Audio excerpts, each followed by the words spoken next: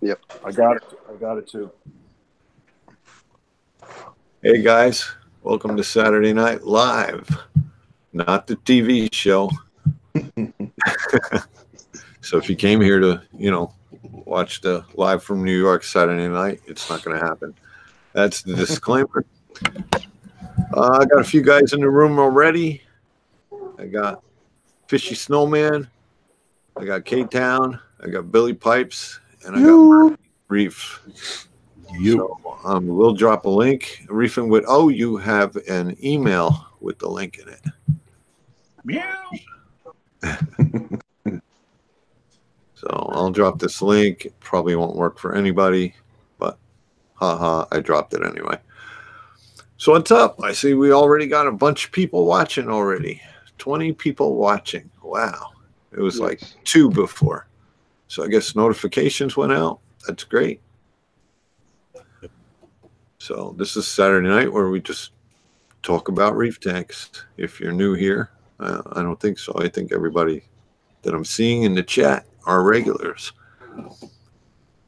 So if you have any questions, try and get our attention in the chat or use one of the links and come in. That's the best way for us to answer questions is one-on-one, not waiting for the reply to come in on the text. What do you do when the link takes me to the Play Store? Awoken. There's 3 little dots in the Play Store. If you press on those 3 little dots and use desktop screen or something like that. It's called desktop. And if you click on that, it should bring you in. Or you just wait until Lisa does magic. There's Bitly there. Hey guys. And Lisa. Hey, bud. Yeah, but it's easier to answer questions. Otherwise, we're just going to gab about whatever's going on. Been a while since I popped in a live stream. Hope everyone's doing well. Well, thank you, Coral. Sherry. Hiron Lee. Hey, Hiron Lee. What's up? What's up, Kevin? Flashcan. All you guys. A whole bunch of names just went by. 31 people watching. Hey, and 13 thumbs up. It's like the same number, but not. Oh, yeah. I got to do the thumbs up. I forgot.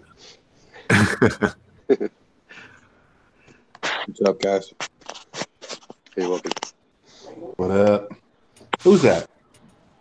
Woken? Woken. What? I didn't know Woken. Woken's a real boy? Yeah. I don't think I've ever been on a stream. I've heard. Wait, say hello again. What up? What? Do we get a face reveal? I used to come in all the time, but then the hangout stopped working for me, so I gave up. Yeah. Okay. So live from Woken's kitchen, you're being presented. I'm not showing anything special. Isn't it nice when you see somebody open up a door and the whole room is glowing? Yeah. I'm refilling my 220. Nice. Well, I rebuilt the stand because the last stand was like 20 inches, so this one's like 42 inches. And I'm filling it with water. I got 50 gallons in there. And all my fish and coral are in holding tanks. Nice. I got this guy. What's that? SpongeBob. Little box fish. He's in quarantine. He's doing great though. Cool. Proof that we're not alone on this planet and aliens have been here. Right. Yeah. Dude, this guy. How many of those can you put in one tank? I have no idea. This is the first one I've ever had. He's sick though. Like he's super smart. I would love to see like those, like instead of my 6 chromas, have 6 of those things. Yeah, my chromas started killing each other. These guys are gigantic. Are they killing each other? When they're in the 220, they all got along fine. As soon as I put them in here, they started killing each other. The hiding spots, probably. Yeah, it was only a 29 gallon, but all my stuff's not doing good because this project was supposed to take me a weekend, and it's taken like 3 months. So nobody's happy. I got 50 more gallons of water to go in, and then that's pretty much it. Hopefully it'll be done by the end of the weekend, but I don't know.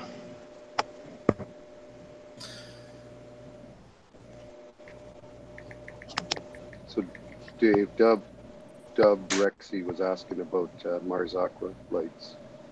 I just asked him what he wanted to know. So, Yep, I run them. If you go look at my channel, you can see what I'm doing with them. I've had them since the beginning. Might not be the best light, but I am growing Acropora with them. Mm-hmm. Dave's tank has made me a true believer in those lights. But just if you're getting Mars Aqua black boxes, make sure they're Mars Aqua.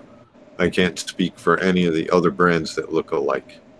And normally you're only saving $10, $15 by going with one of the off-brand black boxes, which sounds really funny. That, you know, people call them shit boxes, and they're just even off-brands. yeah. All right, let me show you guys this rock I've been working on all day. Tell me you guys tell me what you think of it. I saw it already. Oh, getting escape. Yeah, my back is busted from this. I'm going for like let me see if I get the lighting better. Oh, Actually, wow. let me take these clamps. Clamps on it and everything.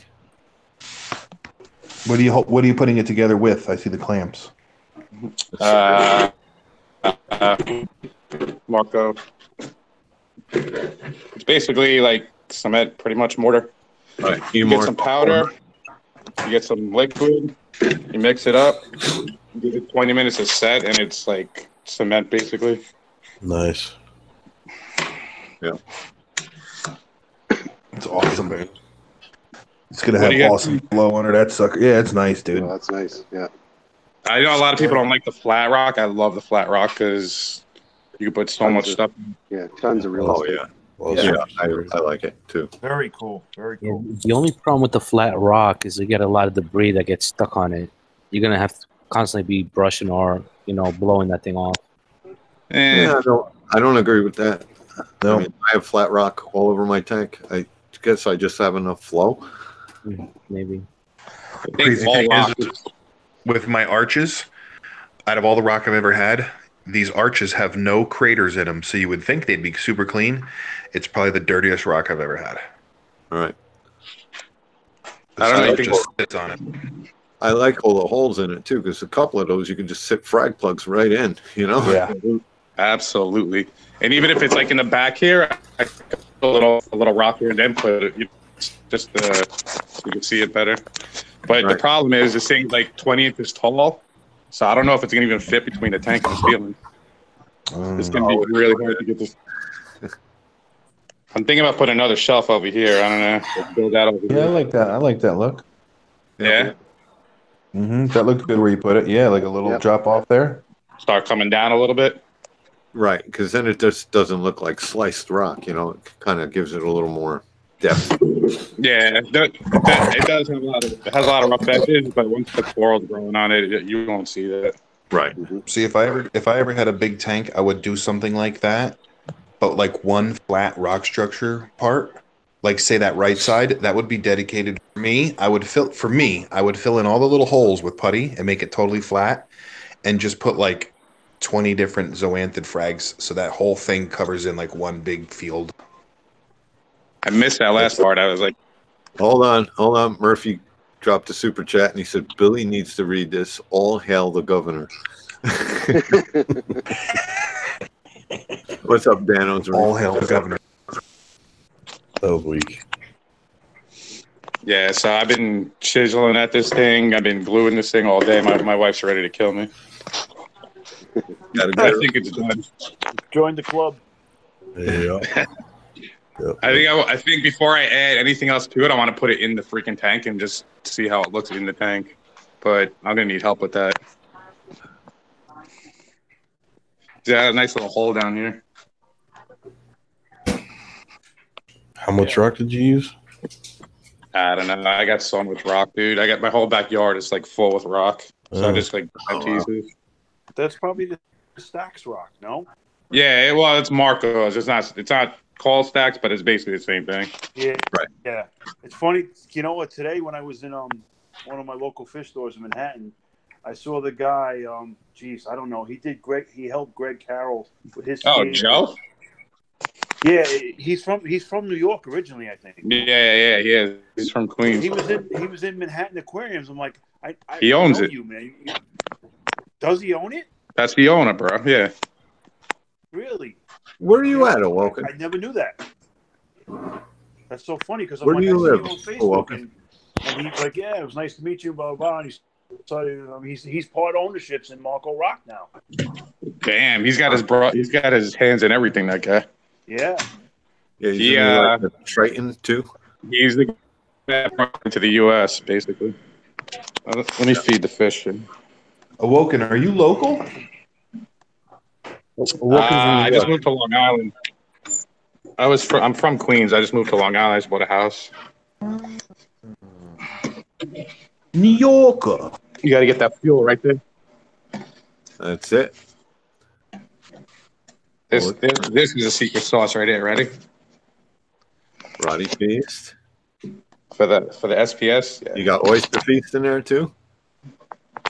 Yep. Yeah. That's my food right there. That's good stuff. Yeah, the roe, I've never seen a fish that doesn't love roe. Like, right. I've never even seen that roe, huh? Yeah. Just little eggs. I just squirt this on top of the frozen food. It's making gourmet stuff here. But it ain't so cheap, man. Nah, this stuff's expensive, bro. And the worst part about it, I know it is. The worst part about it is there's an expiration date on the bottom. You better check before you spend the money on it. No, once it's past the expiration, I use it to cycle tanks. Yeah. Seriously, don't buy this stuff unless you check the expiration. Right, because it does last a long time.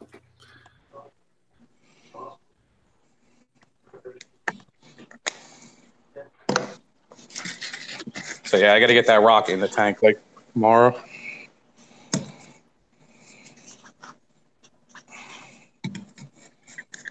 I'll pour some fuel right in here too.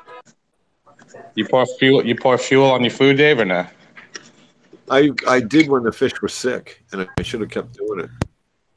It's got so many vitamins in it. You know, it's good stuff. Yep. Oh, very sparing, very sparing.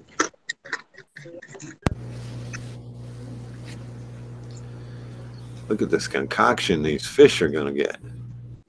Well, my hippo tang, since I took the tank down, I left him at the LFS for 2 months, and now he's real sick. He's not doing good. But, I mean, they'll pull through, but, like, my nasal tank died there, which pissed me off, but I couldn't blame the guy. I told the guy, hold my fish for a weekend, and it's been 2 months. So, I mean, he might have even sold them. I don't know. Hey, Billy, what's the swap coming up in Long Island? Maybe Walken knows about it. The Reef Chats one. Let me look at the name of it. Nah, I don't. That's Lyra, right? I'll definitely go. That's in May. Hold on, I forget the Yeah, he didn't know where in Long Island. I told him that's important for us. You know. Yeah, you're coming from Jersey. It's a long island, you know. Yeah. Okay. Let's see. Here's the attachment. Okay, second annual Lyra frag swap. It is Walt Whitman High School. May 8th, Saturday, May 8th, Huntington Station. Oh yeah, that's kind of out on the island, but it's not that bad. For me, it's not bad. For you guys, I don't know. Oh, I'm gonna go. I went to the first one and they had some really good deals. Right. I got a Melanera's Ras from Pets Warehouse for $10. I mean, I could be on the GW in 15 minutes from my house. So then across Bronx and then basically in Long Island. But then how far into Long Island would you say? An hour? I'm not sure. I don't really know. Okay. I don't know. I usually look Look for a tripod. Give me a sec. All right. So what's up? Anybody else new in here want to show us something? Yavo's in here. Hey, Yavo. Hey, yeah, I'm not new, but here's the tank as it currently is. And if you hear some TV in the background, that's my daughter's watching The Princess Bride. So anybody want a peanut? No, but I got my 8-foot frag tank cycled finally. It's downstairs. I can run downstairs and show you what I got set up so far. If you'd like. If you're willing, I'm gonna do it. All right. That'll get us 2 hours. TV. It's 2 hours for me, Dave. So it's probably like an hour tops for you. I'm thinking. Right. That's I'd probably just meet Fishy here, and then head up to you, and then pick you up, and then go. Yep. And when is that one? May 18th. May 18th. Hang on a second. Frag tank. Oh. Okay, here we go. Look at that. Wow. That's serious. Hey, Pat, that look familiar? Yep. Yep. And there's my fuge right now. It literally just the nitrates, everything just finally came into cycle yesterday, and I've got my little sacrificial damsels in there right now who are proving the point. But there's my fuge. It's a 85-gallon fuge with a Kessel H380. Right. And it has a sump too. Yeah. I've basically what it's doing is it's flowing from the frag tank to the fuge into the sump, and that's a Crystal Reef Aquatics. You guys know Tristan's Reef? Yep. It's a same self sump that he had. So got a roller mat in there and everything, huh? Yeah, I got this is the British X filter. Yep. And it's been running perfectly. I've had zero issues with it whatsoever. It's super easy to plug in, and it works. I mean, it just plain works. That's all I can really say about it. My return pumps, it's just a little Jabo DCP 20,000, and I'm literally running it off of its lowest setting right now. If I try to run it any higher, it's gonna overflow. It's gonna be too much for the system. Right. The reason why I got the big one is because ultimately I'm going to be having my 150 up in the dining room upstairs, which is going to drain into the frag tank. And so I needed the head pressure at the time, but Got it. So anyway, what happened was I just it's a pump I've got, and it works for now, and hopefully it'll be able to make the head pressure to get it upstairs, and I have a sneaking suspicion we'll be able to do that, but So what are happens. your plans? What are your plans? Why do you need or want an 8-foot frag tank? Because Brian from Lazy's Frag House had it up for sale, and it was a good deal, and I am one of those impulse buy guys, and Okay. yeah, I mean, it just... you don't have to explain yourself to us. We've all got the same illness. I was just curious, are you planning on becoming a basement guy or a frag dealer? I honestly, no, I mean, maybe someday, yes, maybe, I would like to, but honestly, at this point, the reason why I got this guy up right here is because, it was in my garage, just like my 150, but I had all the stuff to get it going. Right. And, I kind of went kind of crazy on Black Friday, and I was just sitting there looking at all the stuff that I had, and I did not have everything that I needed to get going for my 150 up in the dining room, and also, permission from the wife yet. Right. And, it was like, look, I need more room than my Nano upstairs, and I've been having, little issues with the Nano upstairs, just with the salinity changes to where I can keep my clam going, but my acros, they're great one day, a week later, they're fine. Give it 2 weeks, and then there's just one day I forget to change the filter socks out, and they start to recede a little. I change the filter socks out, and then they start growing back, and then they're okay. Right. And I mean, it's just the cycles on the Nano with acros. It's just especially with a total water volume of 25 gallons. It's just a nightmare to try to deal with, and I just want more water volume. Hey, I decided to go to bed early one night, and so I think maybe this gives me some more water volume, a little bit, A little bit. Just a little bit, yeah. So what's the dimension of that? I could see it's 8 feet, but how tall and how deep? It's 8 feet by 14 high by 14 deep. Okay, that's So nice. it's roughly 130-ish or so. Right. And before anybody freaks out on this, if my pump ever shuts off, it's not going to back siphon into the sump. I did put little drain holes up there, Gotcha. siphon, back, so just before anybody comments. So roughly with the systems, with the sump, the fuge, and the tank, right, and the actual frag tank itself, I've got maybe, I don't know, 250 gallons-ish or so. Right. So, I mean, it's I would say it's a little bit of a step up from where I was with the 25-gallon Nano. James said it's going to cost 5 figures to fill that with coral. Well, I mean, I've got a little bit upstairs, and it's going to fill about maybe that right there, right? Yep. I'll give you a Hollywood stunner. We'll fill that right in. You can become a dealer. I will. Corals. I work for corals, so just remember that if you're a basement dealer. Well, you happen to have one of my favorite acros growing in your system up there, so I will be more than willing to make a trade at some point in the future once the system's stable. Thank you. Please drop the super chat. Yep. I'll say it out loud. I've said it before. This hobby is also an investment. If you're successful in the hobby, eventually you don't have to pay for corals. You meet somebody online. Oh, yeah, you live 20 miles away. Let's trade. Yep.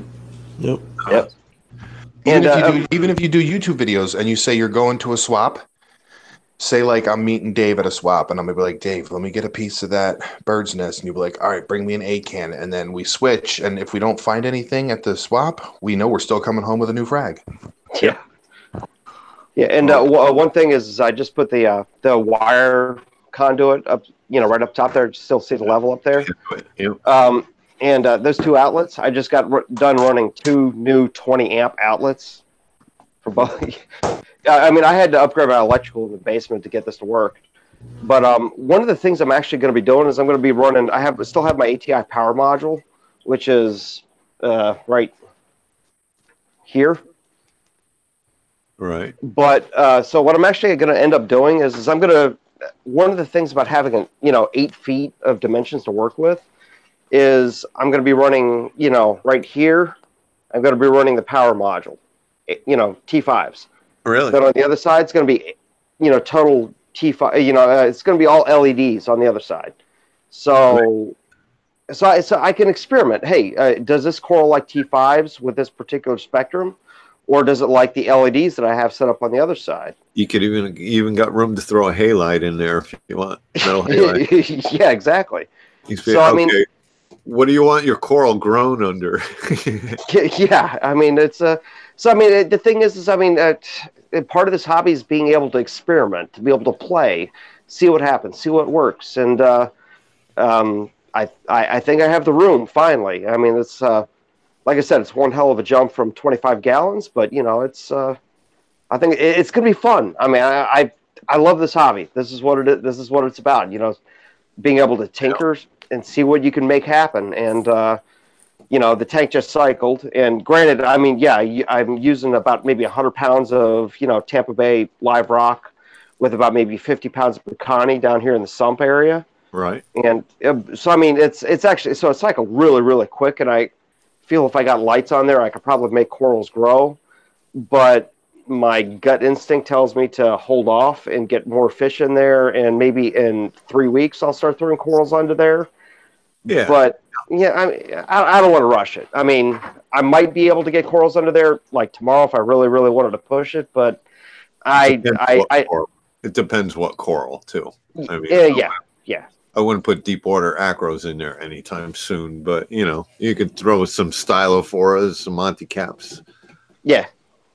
But you know, I mean, I right now I'm just happy I got water flowing, you know. So, but anyway, my daughters are, you know, they're pestering me right now. I got to go upstairs and, you know, watch The Princess Bride, and you know, like I said earlier, anybody want a peanut? Yeah, it's been a while since I saw that, but I'm sure that's really funny if you watch that movie. Well, with an 11-year-old and a 9-year-old, it makes it even better. Yep. So, so all right, anyway, guys, peace out. Oh, dude, thanks for letting me geek out. It's I appreciate the company. Seriously. I was going to really about not getting a 90 set up. I was like, doesn't this guy have a 90 in his garage forever? And then here you go, and you got this beautiful frag system set up. Well, actually, that's the 90 that was in my garage that became huge. It was going to turn into something. That's it. But anyway, guys, peace out. I appreciate it, and I'll see you next week. All right. Thanks, Alva. Yep. Oh.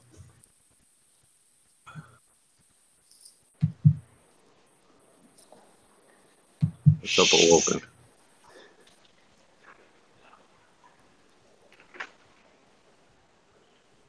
We missed the feeding. Yeah, we missed the feeding. Awoken poured that special food down. Everybody looks happy, though. Yeah, I'm trying to get the lobster to come out. This male Antius won't let him come out of the cave. He's like, we won't let him eat. He's under here. See, Your Antius doing okay? You had him a while? Yeah, I've had these guys like 3 years. Oh, that's great. They get used to you. I mean, the male's a beast. See, like, he beats up the females, but as long as they get somewhere to hide. I thank you too, please, for another super chat. You're awesome, buddy. All right, let's feed SpongeBob. He's the best. Like, this is one of those fish when you're in the room, he's always watching you, like, no matter what you're doing. Yep. I always, you know, look at them at the LFS. I always think they're cool because they're like, take me home. Come on, dude, take me home. Is that fish reef safe? Yeah, he's not safe. Yeah. Yeah. They might detect corals, but they shouldn't. The 23rd, so hopefully as soon as I get that other tank going, it's ready. He's going in. Yeah. But when I first got him, he hated me. Like, every time I came around, he'd go hide. But like 3 days later, he's the friendliest fish. You realize you're the food guy. Yep. He's smart though. Like, I don't know. He seems smarter than like your average fish for some reason. Yeah, but a lot of people relate them to like dogs because they like know when you're in the room and stuff. Yeah. That's how my dog-faced puffer was too. Yeah, right. Same thing. So awkward. It's amazing that they can go in with flow. And this guy's in jail because he tried to kill the clownfish. Yeah, they're aggressive little wrasses. 6 lines. Yep. I put the little male in. He started beating him up. I put the female in. It was a really good fight. The female's big. They were going at it. I just threw him here with this guy. Now he's in jail. Oh. Brittle Star gel. There he comes. There he comes. He wants food. Things are cool. Now, which color Brittle Star eats fish? Is it the green one? Yeah, it's just this guy's nuts.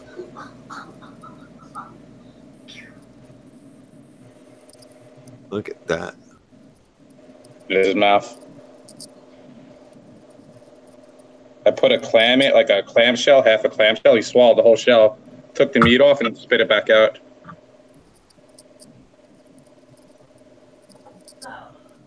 Who's all in Hangouts? Well, it's Awoken. We got a new guy in here. He's been in the chat before. How do we say your name? Hyun? Hyun. Hyun. and he's local to me because we were talking about it in the comments section about Absolutely Fish. All right, let's check out the sick hippo. I honestly think this guy has flatworms on him. Like flukes? Kind of, yeah, basically. You see that black spot by like his face right there? It's hard to see. Yeah, it's hard to see with the lighting. Yeah, but like I said, my LFS a lot. If you've seen K-Town's LFS video, mine's a lot like that. That sucks. I was going to say a cleaner ass might fix him right up. Yeah, probably. He looks to be breathing okay and everything, though. Yeah, nah, he's real strong. Like he's not gonna die, but right. he's eating right now. He's tearing stuff up. Yeah, he's all right. Are you treating him with anything or? Yeah, Prozi Pro and Paraguard right now. Okay. As soon as I put him in, stuff started falling off him, so I know it's definitely like external parasite. So that's not hard to fix. I'm not going to do copper yet because I don't think it's going to be necessary. I wrote copper on this tank because I've used copper in this tank. It's the only tank I have that I've used copper in. Yeah. So I don't want to confuse it with the other tanks. Right. But looks strong. Yeah, he's a strong guy, so I'm sure I'll be fine. He used to bully me. Probably like 5-inch. Yeah. He's not too big. He's not too small either, though. Nah. He used to bully my nasal tang, though. My nasal tang was like 8 inches. EDK Reef Meister's here. Wow. How you doing, Ed?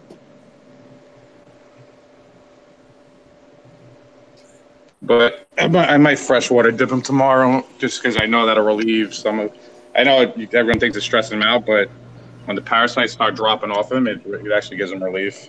Right. Especially if they're in their gills, you know? Yeah, exactly. I did that, though. I had a NASA thing. I had flukes. Got them into my tank. But like you said, I was just feeding heavy, and I got a cleaner wrasse. And everybody's fine now. And yeah, that's the thing. If the big tank was set up, it'd be a lot easier. But right, there's still got a lot of work to do.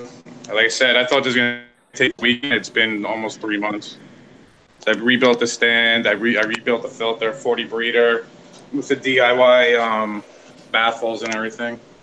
I drilled the side of the tank with the overflow, blah blah blah. I don't know if can you guys see it or is it too dark?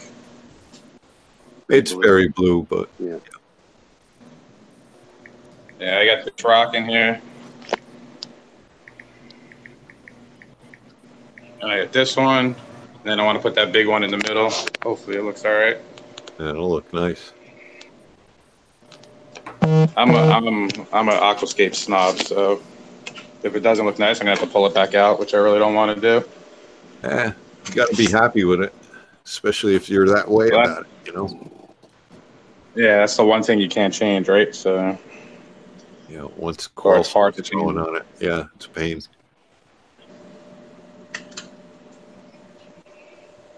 AL and Billy caught me. Oh yeah. Yeah.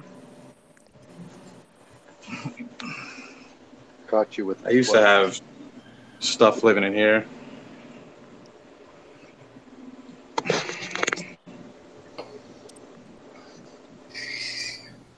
You were caught. Right.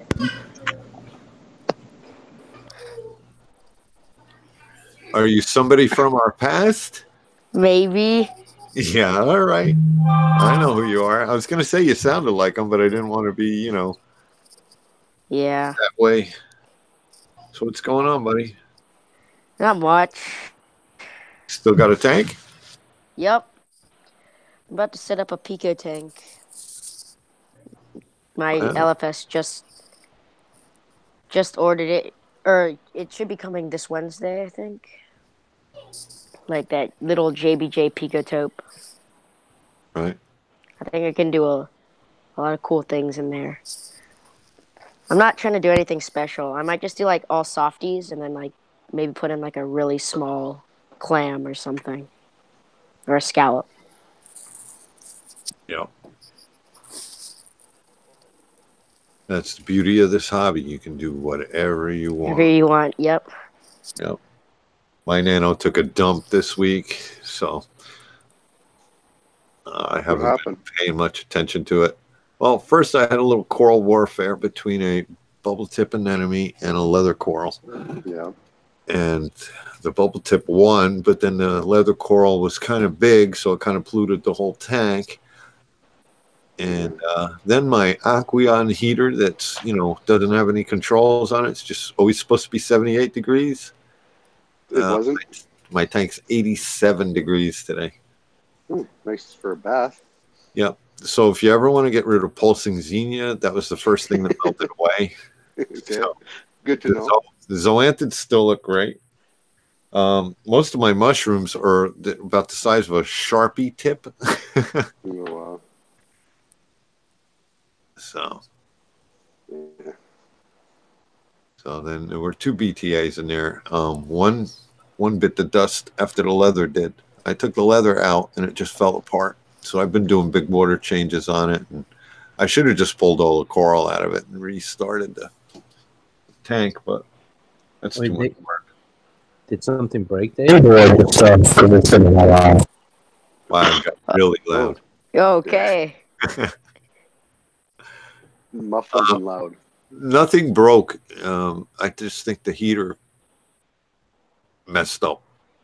You know what I mean? It's one of those heaters that has no control on it. It's just, I forget what they call it, but they have them at Petco's. Yeah. Like the really cheap Aqueon heaters or whatever.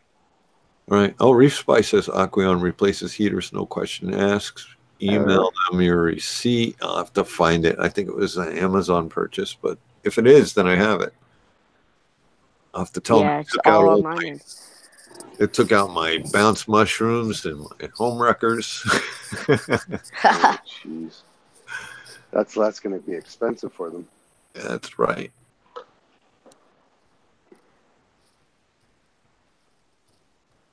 So is it still awoken? Awoken, if you're talking, you're muted. Yeah. No, I was just okay. My battery on the way out. I gotta find the charger. Well, I'll chill you guys for that. Like I said, I don't really have much to look at right now. Well, that's a lot of RODI stuff going on. Yeah. You must have crappy water there. little little R2D2 as well.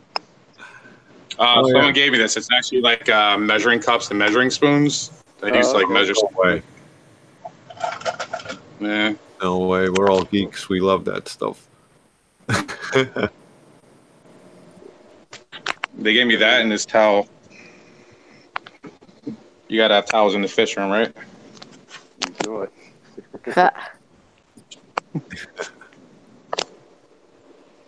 Definitely. Nice fish room, by the way. I must say. Nice big. I'm just hoping to think. My wife put in the extra big one because she wants to wash the dog in it, but we don't even have a dog. But I wasn't going to. But you're ready. Yeah, we're ready for it. She's planning for it. Just don't get a St. Bernard. That ain't gonna fit in here. Yeah. Yeah. I need 5 more gallons, and I'm gonna put this in the tank. Nice setup. This isn't my first fish room. Yeah. I got so much stuff in my parents' basement. It's like this sump is the original Miracle Mud sup from like the 90s. Oh, really? And I just threw it together basically because I didn't want to go out and buy one. But I'm a little worried because I could see there's air bubbles in between the freaking acrylic. You think I should worry about that? On the seams or on the baffles? Everywhere. The baffles are really bad. The seams are pretty bad too, though. This thing's like 20 years old. I don't know. Little bubbles. It looks. I wouldn't warranty it.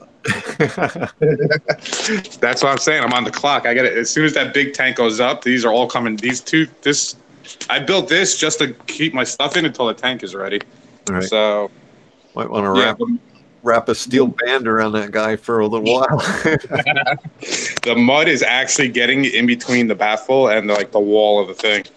Oh wow. It's bad. It's bad, bro. Trust me. So I gotta get this done.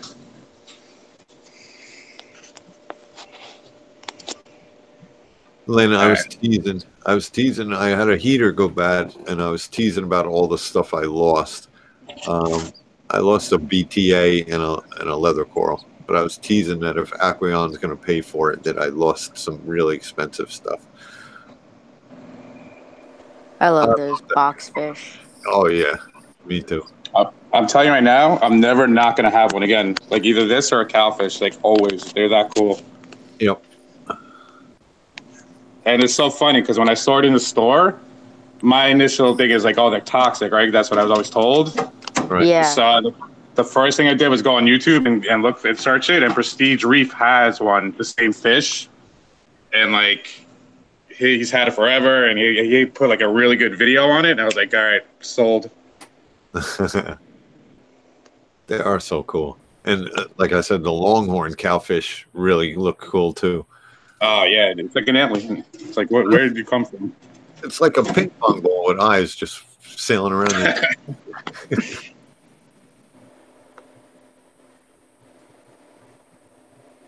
Yeah, Steve, it was a preset Aqueon. It's still preset. It's preset to about 87 degrees now. I never had luck with those. I had one in here in this mixing vat. It never worked right. Yeah. Ever. I have. This is the third one, and like I said, just every time I saw them on sale, I'd be like Petco or on Amazon, I see a good deal on it, I'd just grab another one. Just peace of mind, you know. Right. Yeah, definitely. Victoria's asking, are the box fish reef safe? I'll let you answer that. Yeah, they don't bother anything. They're totally safe. First of all, they're slow as hell. What are they going to do? They can't catch anything. Right. Nah, I'm just kidding. I'm just kidding. Nah, they don't. As far as I know, this is my first one. But like I said, Prestige Reef has a good video on it. I think the hardest thing for him is going to be competing with like the Antheus and the Chromis to get food. So I'm going to have to babysit him and make sure he's eating, you know. I'll have to hold it there, put something on a clip for him. I'd worry about, wrasses messing with him, that he can't swim that good, like he might get picked on a little bit. But other than that, that could be a problem because if he's stressed, he will probably release something. Right. That's definitely an issue. Yeah, if you have aggressive stuff that's going to mess with him, then yeah, that's dangerous in my opinion. I don't know for a fact, but that's what I would say. I have 4 wrasses, and my 6 line's the lightweight. There's 2 more bigger than him that would pick on him. So yeah, that's scary. That's a scary situation. Yeah, I got an electric wrasse, and that guy's like, I call him Flipper, because when I feed, he usually kicks water out of the tank. This guy started spitting water at me the other day when I begging for more food. But I've seen that wrasse in your videos. I like that. That guy is cool looking. I don't see that guy very often. Yeah, but I found out they get a foot long. So. Oh. Yeah. Really? Yeah. That's. Not electric. He's called a lightning wrasse. That's what it is. Yeah. I know what you're talking about. Similar, right?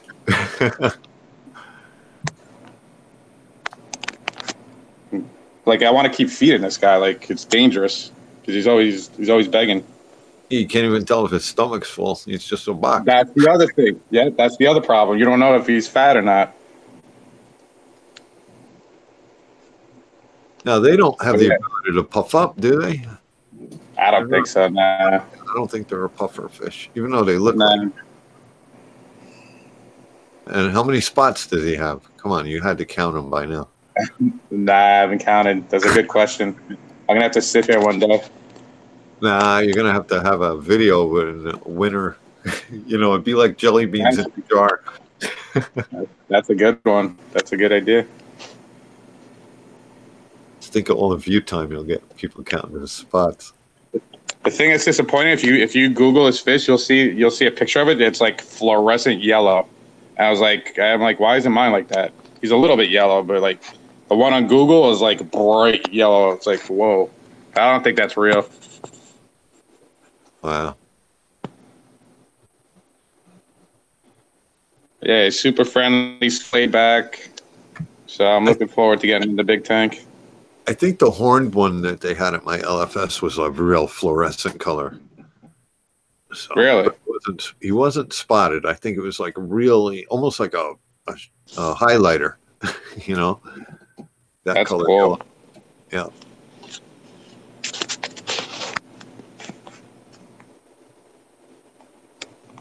Yeah, he's cool. I like him.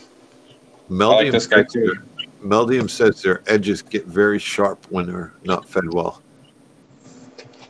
This guy eats like crazy. You don't have to worry about that. Yep.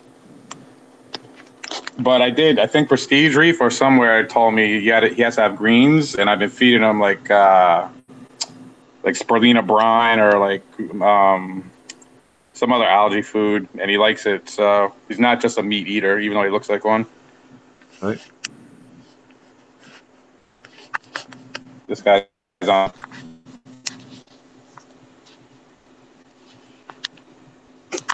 This guy's tiny though. Usually you see these, they're like, 12 inches. This guy's like 4 inches. Just a little baby. Yeah. You can see that shell right there. That's the shell that he swallowed and spit back out. Oh, wow. Yeah, I couldn't believe it. I thought he was going to die. Google blocked what Lisa said because she spelled how wrong. All right, let's go upstairs.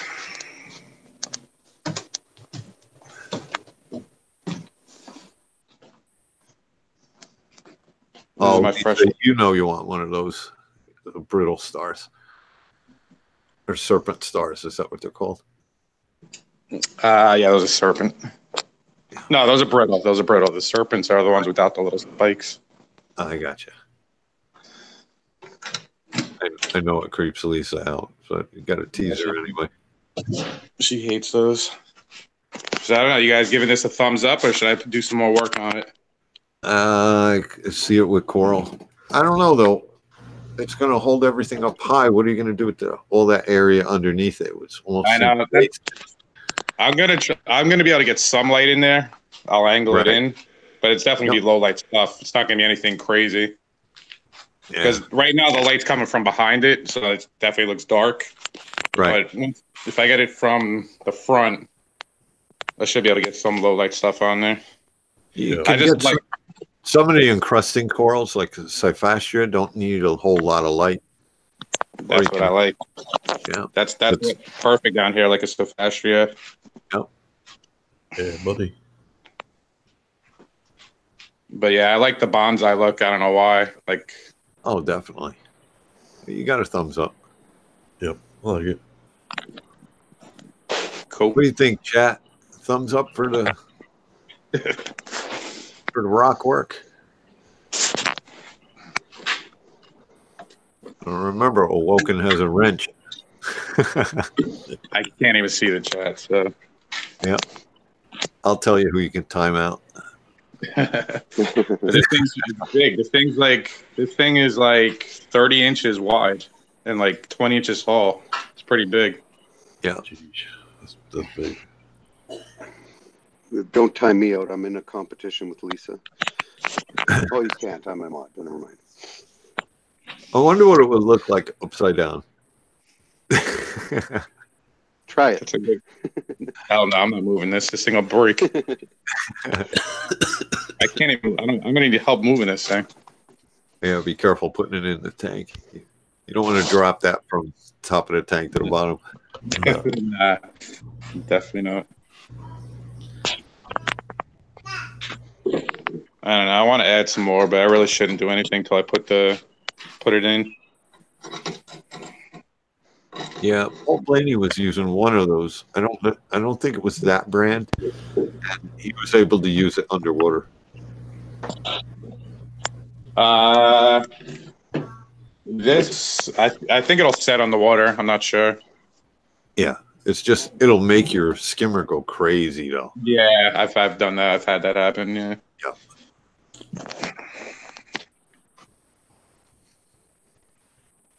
All right. Well, that's tomorrow's project is to get this in the tank and get another 100 gallons of water in there, and they'll be rocking and rolling. Cool, man. Sounds cool. You feeling any better, Murph? Nah, not really. You sound really congested. Where'd Billy Pipes go? I thought he was going to make some kind of announcement about the meetup in Levittown.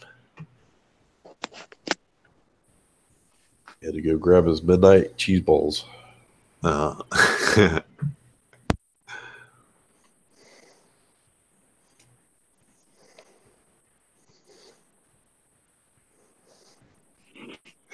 Call me Nemo. Have you ever used the eMarco cement, right? Welcome. What was that? You use the eMarco stuff? Yeah. Have you ever heard bad reports of people having issues with it in their tanks? No, but I haven't really looked into it. Why? What are people saying? No, I just wondered. Bad timing. It's a little late now, so I guess we're going to find out. Hey, Reef Spy, Billy Pipes is doing a meetup at the Hidden Reef in Levittown, Pennsylvania. Video to come. And thank you, Bubba, for the super chat. Heck yeah. I'll drink to that. Yeah, I got to go get a drink. I'll be right back. All right.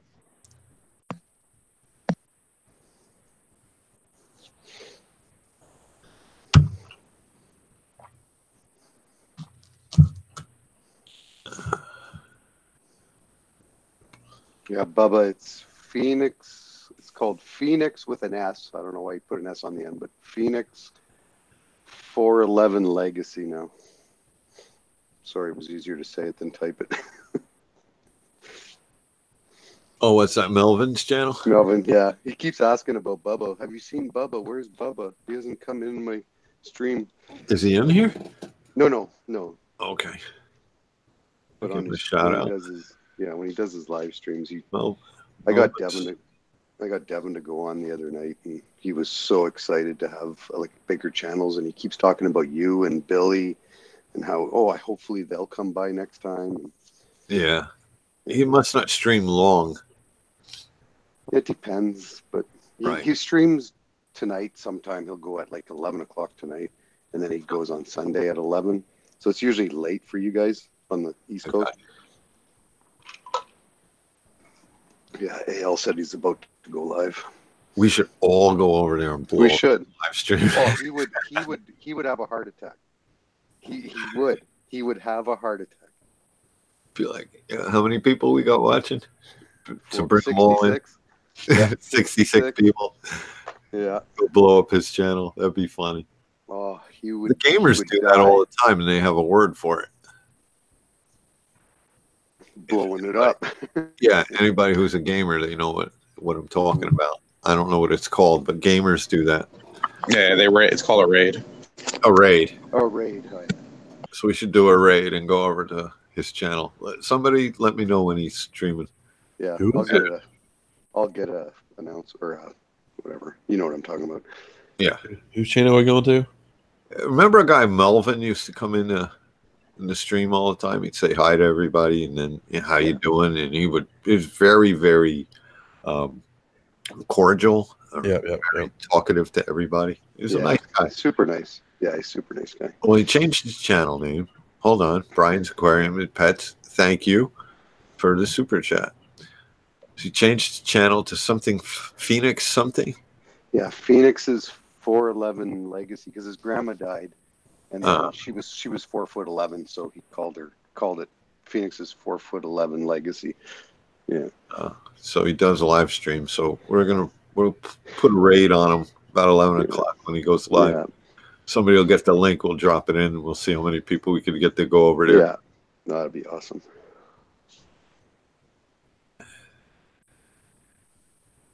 Billy Pipes. Any announcements, Billy Pipes, that you'd like to make on our live stream? I know there's a video coming for a particular event, but I just thought maybe a little teaser. Want to talk about it? Okay, yeah, for anybody listening. So I'm doing the meetup at the Hidden Reef in Levittown, Pennsylvania next Saturday, February 16th. I did get, I actually came up with a full itinerary. It's going to be from 10 a.m. till whenever, but the itinerary starts as there's a lot of big companies have donated a lot of big items. And just for showing up, you get raffle tickets. And they are, it's not going to be like tickets for sale. So it's going to be like, I think, 10 tickets per person. Right. And I'm coming out with a video on all this info. But so there's going to be raffles. Lunch. Catered lunch, pizza and soft drinks, discounts throughout the store. They're going to have some special hidden discounts. I'm not going to talk about it on the show, on the channel, but you'll see it if you go. I mean, things that, like, for an example, 180-gallon, half-inch thick, non-tempered tanks are going to be around $500.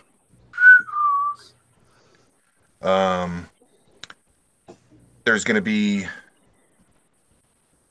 so I'm not going to say this on my video, but if you're watching now, there's going to be items in the store that are prepaid, meaning like as you're browsing through the store, if you pick up an item and you happen to pick up the right item, on the backside, it might have a sticker that says, "This item has been paid for by Billy Pipes."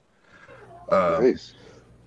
So you never know what it could be. I'm not 100%. I have to go over it with the owner, but it might even be a freaking sump or a protein skimmer. Who knows? Right. So it's gonna be lots of fun. So definitely gonna be good. February 16th. Right. But you have to see Billy when you get there. Yeah, if you want raffle tickets, and even the discounts for that day are gonna be for people going to the event only. You don't have to have a YouTube channel to go. You don't have to have a channel. However, we are doing a secret grand prize that will be announced at the event. So if you make a video and you post it within a week, and it's titled Billy Pipes Meetup at the Hidden Reef, the staff at the Hidden Reef are going to pick out their favorite video, and they're going to win a special prize from them. So, out of all the meetups I've done so far, this one seems to be pretty good. Pretty good.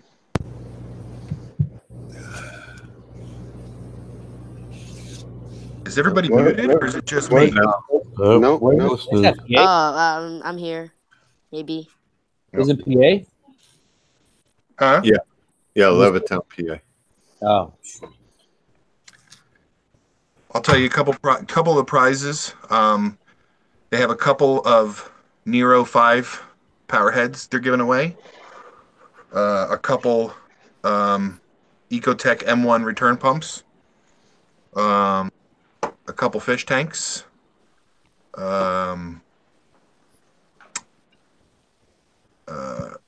Frag tanks. Specific LED that people have been freaking out over the past year. So, yep. It's going to be a good one. Falcon asked if you're going to have pancakes. No, And Italian pancakes. Bubba, Tell you I what, just wanted to hug Falcon, Bubba. I'm in charge of handing out the raffle tickets. So if I don't have pancakes, I'll give you an extra raffle ticket. And that might be worth more. You can get your own pancakes.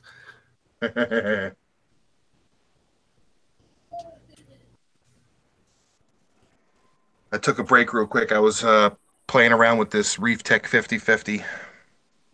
Oh, thank you, Call Me Nemo. He puts the address in there and everything. And he's in Japan. Oh Yeah. wait, yeah, Call Me Nemo's going, I think. right? I don't know. I thought he was from Japan. He's from Australia, but living in Japan. Yeah. Exactly. That's what I meant. Really? So, Oh, you know who I'm thinking of? Just the bubble tip. oh, okay. Hmm. Oh, Call Me Nemo would like him. He would, yeah, he'd love him. Yeah.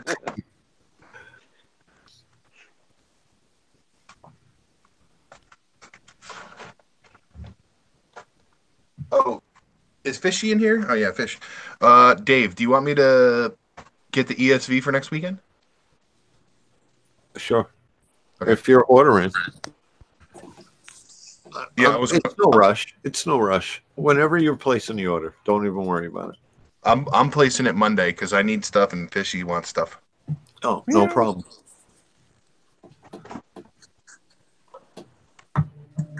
Oh, Dave, look what I found. You found the big bag. I told you they made them. Dude, I'm putting all kinds of cool stuff in these things, man. I told Billy, I gave Billy something in one of those bags, and he's like, I gotta have more of these. These things are Look great. at this thing. It's huge. 2.5 gallons. That's how big your head is.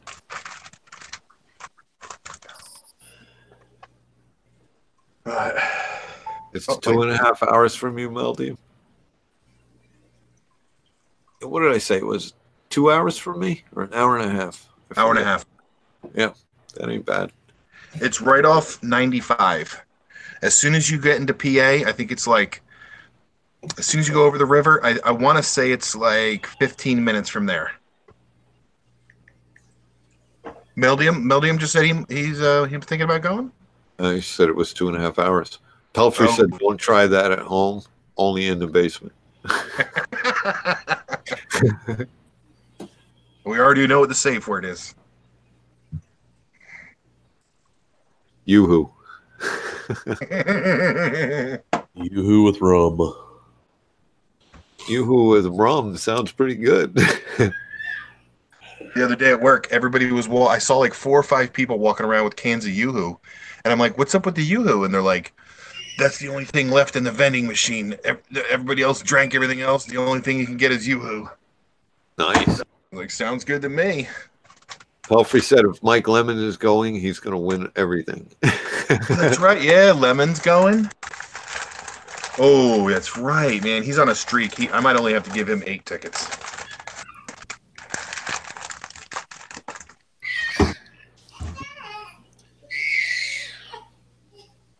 Who's got screaming children? Sorry. Oh, it's all right. You weren't screaming profanity. Let's hope not. They start dropping F-bombs, you're going to have to mute.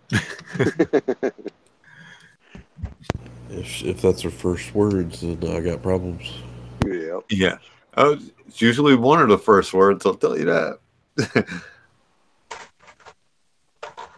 Depends what they hear at home.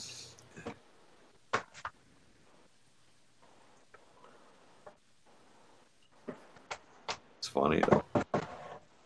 It's kind of hard getting used to that. Not even, you get in the parent mode where you're not even listening to it sometimes. I put this in the downstairs tank the other day. I'm not fully impressed. No? Why? Mystery Reef Carbon? Well, I wouldn't use anything with mystery in it in my reef tank. Is that because it came in a mystery box? No. Well, yeah, it came in the mystery box, but it's the larger granulars, the bigger granulars. Oh, okay. But I'm not 100% sure because I just took out a bunch of stuff from the tank. So I had a crazy diatom bloom. So I guess I don't want to prejudge it. What's up, Nate? You going next weekend? He's going to say where. And I'm telling him he's obviously not a subscriber.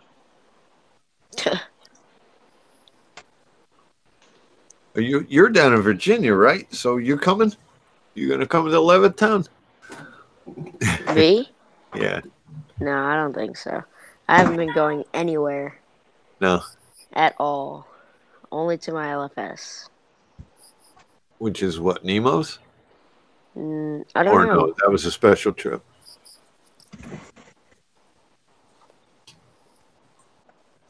I remember you met DC at Nemo's once, right? No, I met at Tiki Corals. Oh, okay, that's right. It was actually at a tiki bar. It looked like a tiki bar. Yeah. They're like the most modern aquarium store in my area. There's barely any local fish stores in my area, and I have the only one that I go to is called Fish World, and it's much more, I would say, like older kind of feel. I don't Right. know. He's had it for like a long time. Um, but yeah, he's the best. Uh, get a ton of cool deals there. I don't know, like my parents just like drop me off there and they just stay forever. Stay for like 3 or 4 hours, just talk. Yeah. So, Billy, John, can you show us a frag tank or something? Who, me? Yeah. Lights are out. Oh, okay. I was just saying, nobody's got anything Oh, I on. can show. I can. All right. Here you can see how it looks with no lights on. Looks pretty. Yeah. Looks like There's a blue tab. there's your frag rack. It's starting to get Coraline on it again. Yeah. It's your frag rack now. Yeah. I have a whole bunch of them. Oh, I got to bring this for you too. Okay. Yep. I made a Billy lens, but I'll try it out. It's good to have two. Good to have backup. When all my lights are on at my high noon setting, I don't even need a filter because I got 10K T5s that kick on for 2 hours a day.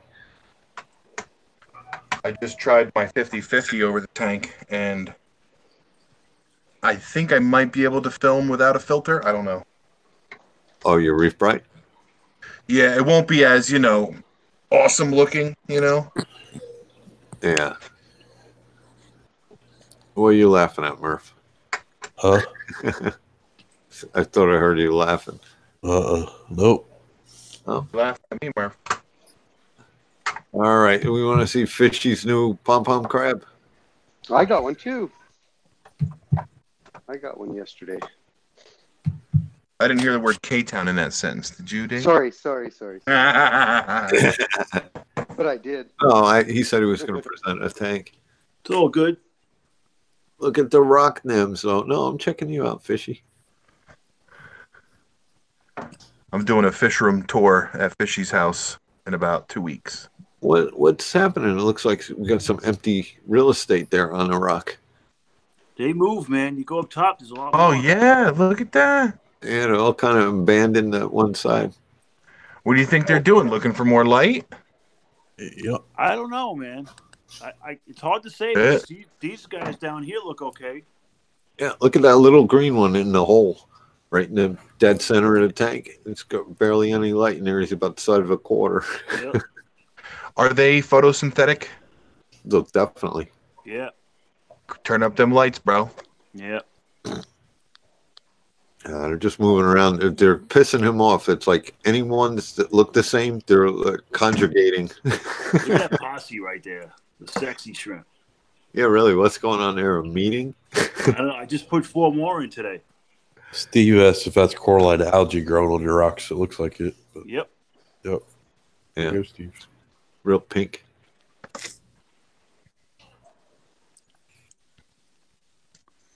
I don't know. The crab was just there. I don't know where he went. Oh, I got it. I see what they're doing. They're moving up or down to get more light. The middle's shadowed. Huh. Right. So that green guy's just on the move. Yeah, probably. He's hiding out or something. He's the runt. He probably ate one of the shrimp. He ate that new crab. I just saw him too. Where the hell did he go? I don't know. Oh well. Cool. That's really cool how all the sexy shrimp are hanging out together like that. I mean, when you only had 3 of them, we had to play like, "Where's Waldo?" Yeah. Yeah, I know. Now it's like, get out of the way. You're photobombing. I don't see a pom-pom crab though. No, I don't see him either. I just saw him where I saw him, he's not there no more. So How Dave just said he saw him in the mouth of that green nem. Yeah. Yeah, rock nems eat them, bro. They're okay with bubble tips. I seen a video on it. Fishy. Yeah, I know. Oh, we're just messing with you. It's like, those are the worst. Like what you were doing to Lisa that night. Yeah, I know. Yeah. You got to come up with some better shit than me, bro. Splitting, Lisa. It's still splitting.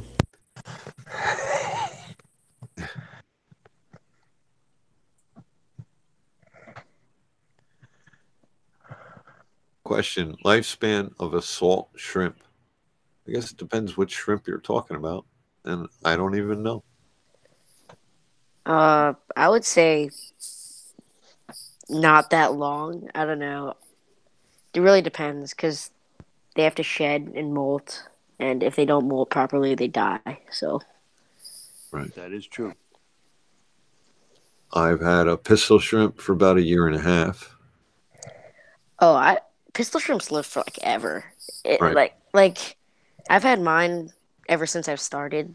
So, and like sometimes I like feel like he's gonna die and he doesn't die. So, like I'll be like, oh, that doesn't look like he's gonna be doing so well, and then the next thing I know, I just hear him clicking in the tank, and I'm like, well, I guess he's fine. Yep. All right. You spotted the crab. You see him? He says a question, but Yeah, I know. What's Yeah. acetyls? Acetyls. Been in a very high phosphate environment. I have a question. If I have a bunch of acinals, been in a very high phosphate environment. Don't know what acetyls are. Vicky wants to know who is talking. Fishy? Vicky. I know, but fishy maybe? I don't know. No, the new guy. The kid. Talking about the new guy. The kid. Yeah. What do you want us to call you, buddy? I don't know. Hey, it's 2019, bro. It's all good. You want to go old school? Go old school. You're in Dave's stream. This is a safe zone. That's right. You never did me wrong. You're welcome here. Yeah, I don't know. Hey. Hyun? Oh, he had a bunch of sand in a high phosphate environment. So what are you saying? Could you reuse it? If you like rinse it, I guess. Mm-hmm. Yeah, if you really clean it out. Is it really live sand, though? Maybe you want to keep it. If you're going to use it in a refugium, sounds like a good thing.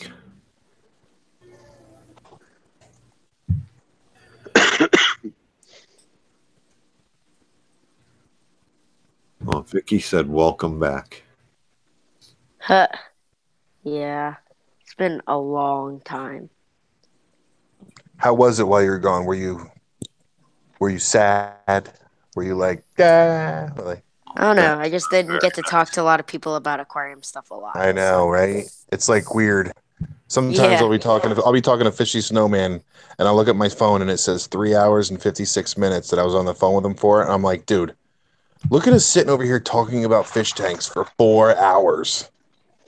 Who does that? Like, I don't know. And it's the crazy thing is about reef tanks is you can do that every day because every day is different with a reef tank. Yeah. Like every day. It's crazy. There's a fishing channel who just there's a fishing channel who goes, he's like, I just uploaded a new vid in the chat, and he's a fishing channel. That's all right. The funny thing is I know who he is, so I don't know how he got here. I don't know how he got here. Yeah, if you want to come in and talk about your channel or talk about something, that's fine. Yeah. But if you're just Yeah. here to get views on your channel or subs, that's No, not he what already we do he has here. plenty of subs. Actually, I like his videos. He has Okay. like 6,000. There you go. I But need subs. I've never seen him in here before, and he's just asking people to go watch his video. It's kind Yeah, I of know. Yeah, it's kind of weird. I don't know. yeah, Hey, The I funny need, thing is, I don't know how he came upon this. it's very popular live stream. Yeah, obviously, this is like Saturday Night the Live. #1 spot. He probably wanted to watch reruns of Saturday Night Live and came here. Yeah. Yeah, this is so popular. I think I'm going to switch to Saturday night. O says he needs more subs. You got to make videos, bro. bro. Oh, I see need, more He's MIA. in. I need subs. What's up, black redneck? I'm not the black redneck. No, Uh, you're not a redneck. You're the black Jamaican guy. okay, gotcha. I thought I was about to say, Dave. I thought we was cool, man. That was Nah, perfect you ain't a timing. redneck. I thought we was cool. Can you imagine, Dave? As soon as I got in and I said, "What's up?" You said, "What's up, black redneck?" Damn, Dave. Timing couldn't have been Yeah. more perfect. Oh, damn. Sorry, my good friend O, who's like 6.5 feet tall. Hey, Carlos said, "O's awake." Listen. Hey, it's Saturday night, man. Bedtime is early on Saturdays. Oh, Tristan's in here. Tristan's Reef. When is your store going to start shipping? Anybody else here want to know that? To Canada. We want to know. Pat and I talk about it all the time. We're like, dude, when is he going to start shipping stuff? When is he going to start shipping stuff? So come on, bro. Give us an answer. I think you should ship me a frag pack, and then I'll let you come on and talk about it. You're gonna have those gold torches. I want some of I'm just kidding. If he wants to come in, he can have the floor, talk about his business. I don't care. I wanted to see a video of the swap that he had. Dang it. Yeah. 78 people watching. Be a good time to talk about it. March 1st. I want Early to access. I got to do Saturday Just signed up to the newsletter. We do Saturday shipping. I can't do Monday through Friday anymore. That's funny. The guy who's like a fishing channel, he says that he came here because he's trying to set up a fish tank. Oh, That's so unexpected. I never think I'd ever see someone like that. what size tank do I need for bass? Well, if you're a wild caught bass, I would say it's as big as you can have. I mean, are you going to keep them to eat them, or are you going to? No. He's probably gonna keep them because like in the fishing industry, like I like the aquarium and the fishing industry. I like fish all around. I go fishing all the time. My uncle's a professional fisherman, so like I don't know, but like for bass, a lot of times you want to like do a pond or 300 plus gallons because he's talking about like largemouth bass. So. Right. I know. So that's what I was saying. If you want to keep it comfortable, you got to give it room, and it's kind of cool to catch an adult bass and put it in a fish tank. I did that to a Sunny once. I kept them for about a week, and then I released them. Yeah, I love doing it with like tiny fish. Like I go down to a creek, catch some minnows or something. It's a very small bass.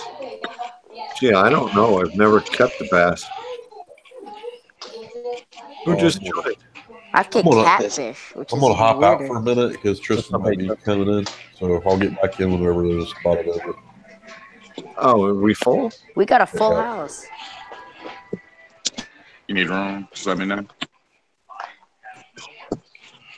No, I don't think we got 10. 1, 2, 3, 4, 5, 6, 7, 8, 9. We're close. Oh yeah, Murphy just left. Oh, okay. Pat Murphy. There you just go, left. Tristan. Murphy made room for you.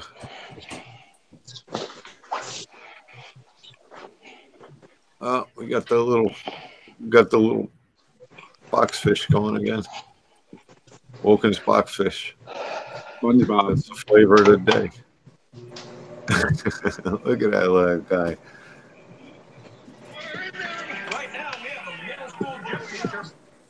You get interested? Yeah, I think I'm in. Yep. Yep. I hear you. What's going on, guys? We're watching the boxfish. What up?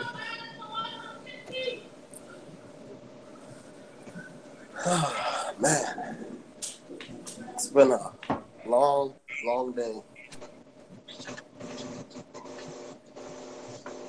Tristan, did you guys make a video of the swap? Yeah, we did. It's actually a kind of a combo. It's a swap video with You guys hear me? with a hype video for I hear you, Billy. for the launch. Let me turn up my radio on real quick. Hold on 1 second.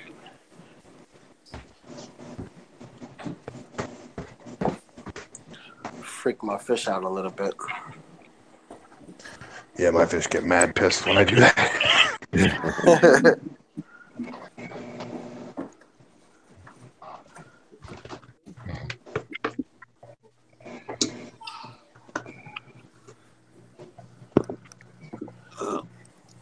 That's the kid in the chat, Hiron Lee.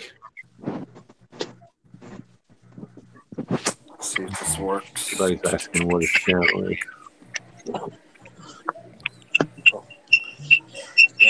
Turn it off first.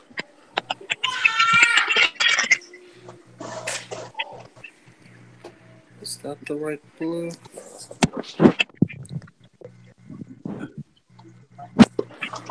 So Tristan, a coral, it's not on your location, right? It's not at your house. Or is it? No. Okay.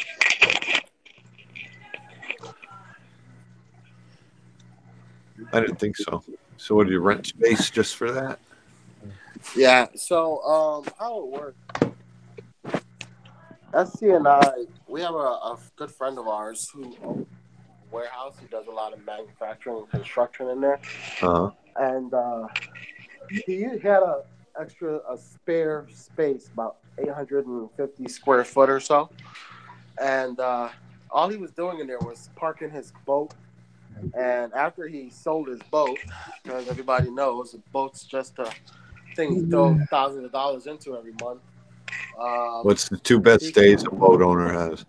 The day you buy it and the day you sell it. There you go. So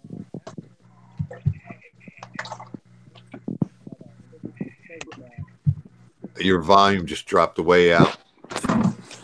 can you hear me now? Yep. Okay. So after he sold his boat, he had this big open space that he really couldn't sell because the other part of the building is where he's using to store all of his other stuff that he's selling. He's one of these guys that does a lot of like online sales, and so he stocks a lot of products and he kind of sells them. So we asked him if we could rent out that unit, and he said yeah. And he's a good friend of the family, so he gave it to us really cheap, and we figured, hey, why not do something cool, where we could start a little business there and sell some corals. So we started about 8 months ago. Actually, when Rico came down, when he had visited us here. I remember. A couple of guys went. A couple of guys went. Yeah. I think Salty John was there too. Yeah, nobody knew. Basically, if anybody had walked back to my shed in the backyard, they would have seen like 6 lowboys stacked inside of the shed.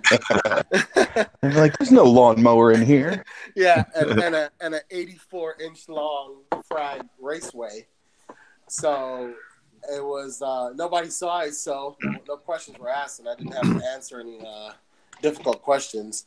Right. So 8 months after, once we were licensed and set up with the taxes and CPAs and all that crap, we decided it was a good time to launch. We kind of wanted to launch in the springtime over the summer, where shipping would be a lot easier on a lot of people.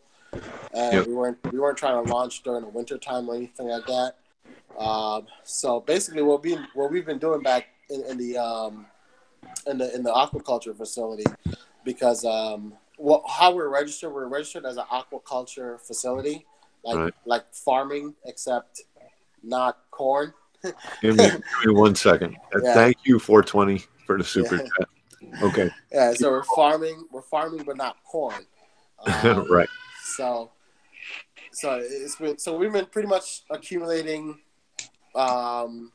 stock and materials and tanks. So I think we're right around 2,500 gallons total, in terms of volume in there.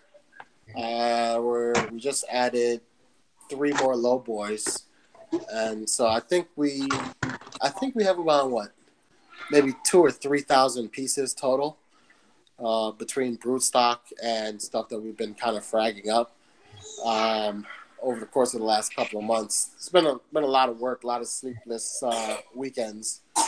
Not a lot of times to make videos, I can tell you that much. Right. But what are you eating? Give me that. Oh, you're eating crackers. Here, take your cracker back. I'm sorry, I thought you were eating paper, Billy Goat. Right. Sorry, this animal here is investigating what I'm doing. But yeah, so we've been kind of getting everything set up over there, and yeah, we just think it's pretty cool. You know, one of the things that SC and I both hated about online sales in general was it's very rare that you could go to a website these days with $100 and walk away with 4 or 5 corals shipped. Right. And we actually tried to do that a couple of times. We went to some of the big sites, some of the small sites, and other than hobbyists or forums, we really couldn't find anybody who was able to do stuff like that. So yeah, so one of our major goals is to kind of make reefing accessible to everyone. We want to make it so that if all you have is $100, you can still get 2 or 3 pieces of really nice coral and have it shipped. And we did that by lowering our shipping as much as we could. We found really cool ways around getting great shipping rates for everyone, and you only pay what we pay. Basically, that's great. I'd like to talk to you more about that, because I've been thinking about, not to be competition or a store, but just to get rid of some of the frags I have, is to make up some small frag packs. And I was actually going to say, a frag pack for $100 shipped. It's funny that you just mentioned it. Yeah, and the thing about it is, and there's no secret. I mean, we're not trying to be secretive about anything, how to make it accessible. But the best way to think about it is, let's say there's a company out there that ships thousands of packages a day, right? Through one of the major carriers, and they're very close proximity to a major shipper.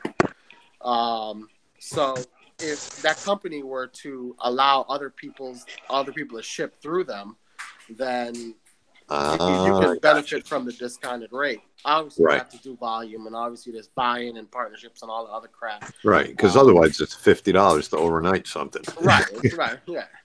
So, I mean, you can get it. I mean, in-state here, we can ship pretty much anything we want to for $20. In-state, what state are you in? North Carolina. I think. Ooh, that's close to me. Yeah, what we town? Can ship Charlotte. Oh, I might come down and get something. I'm in Winston-Salem. Oh, cool. Yeah, and so we can also do a lot of the surrounding states, or pretty much overnight as well, for roughly around the same thing. So shipping I feel is a necessary evil that every reefer understands.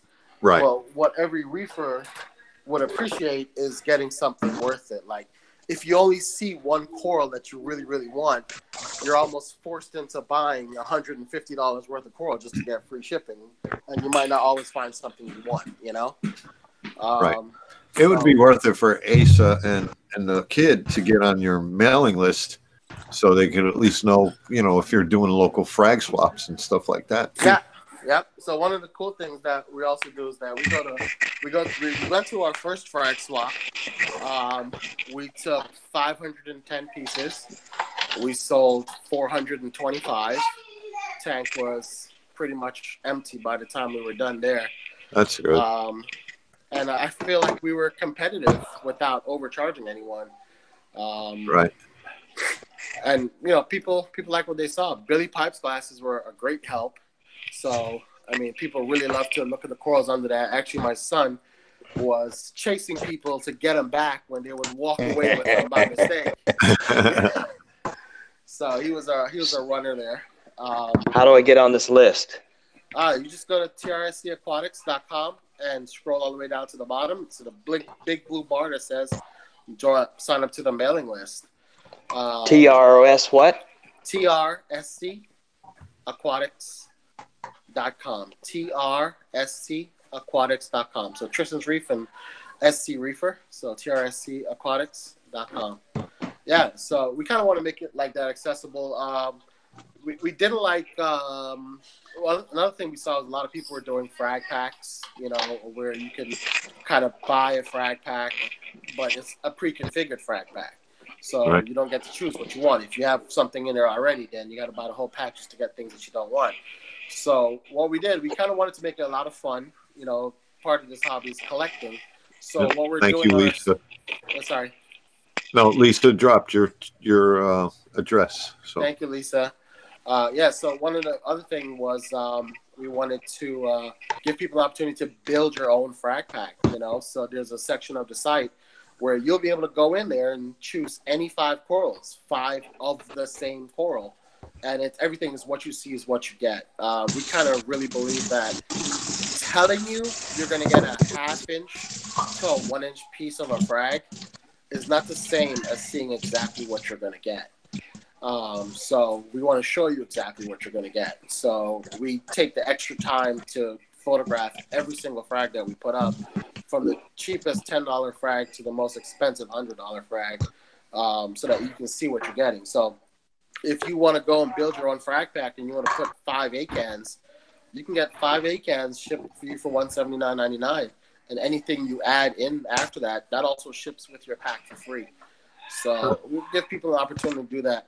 And to make it interesting, we're going to put corals in that DIY section that are in the general population as well. So you might go in there and find one of our signature corals in there, and you'll be able to get it as part of a DIY frag pack, whereas if you were to buy it outside of the DIY frag pack, it would cost significantly more.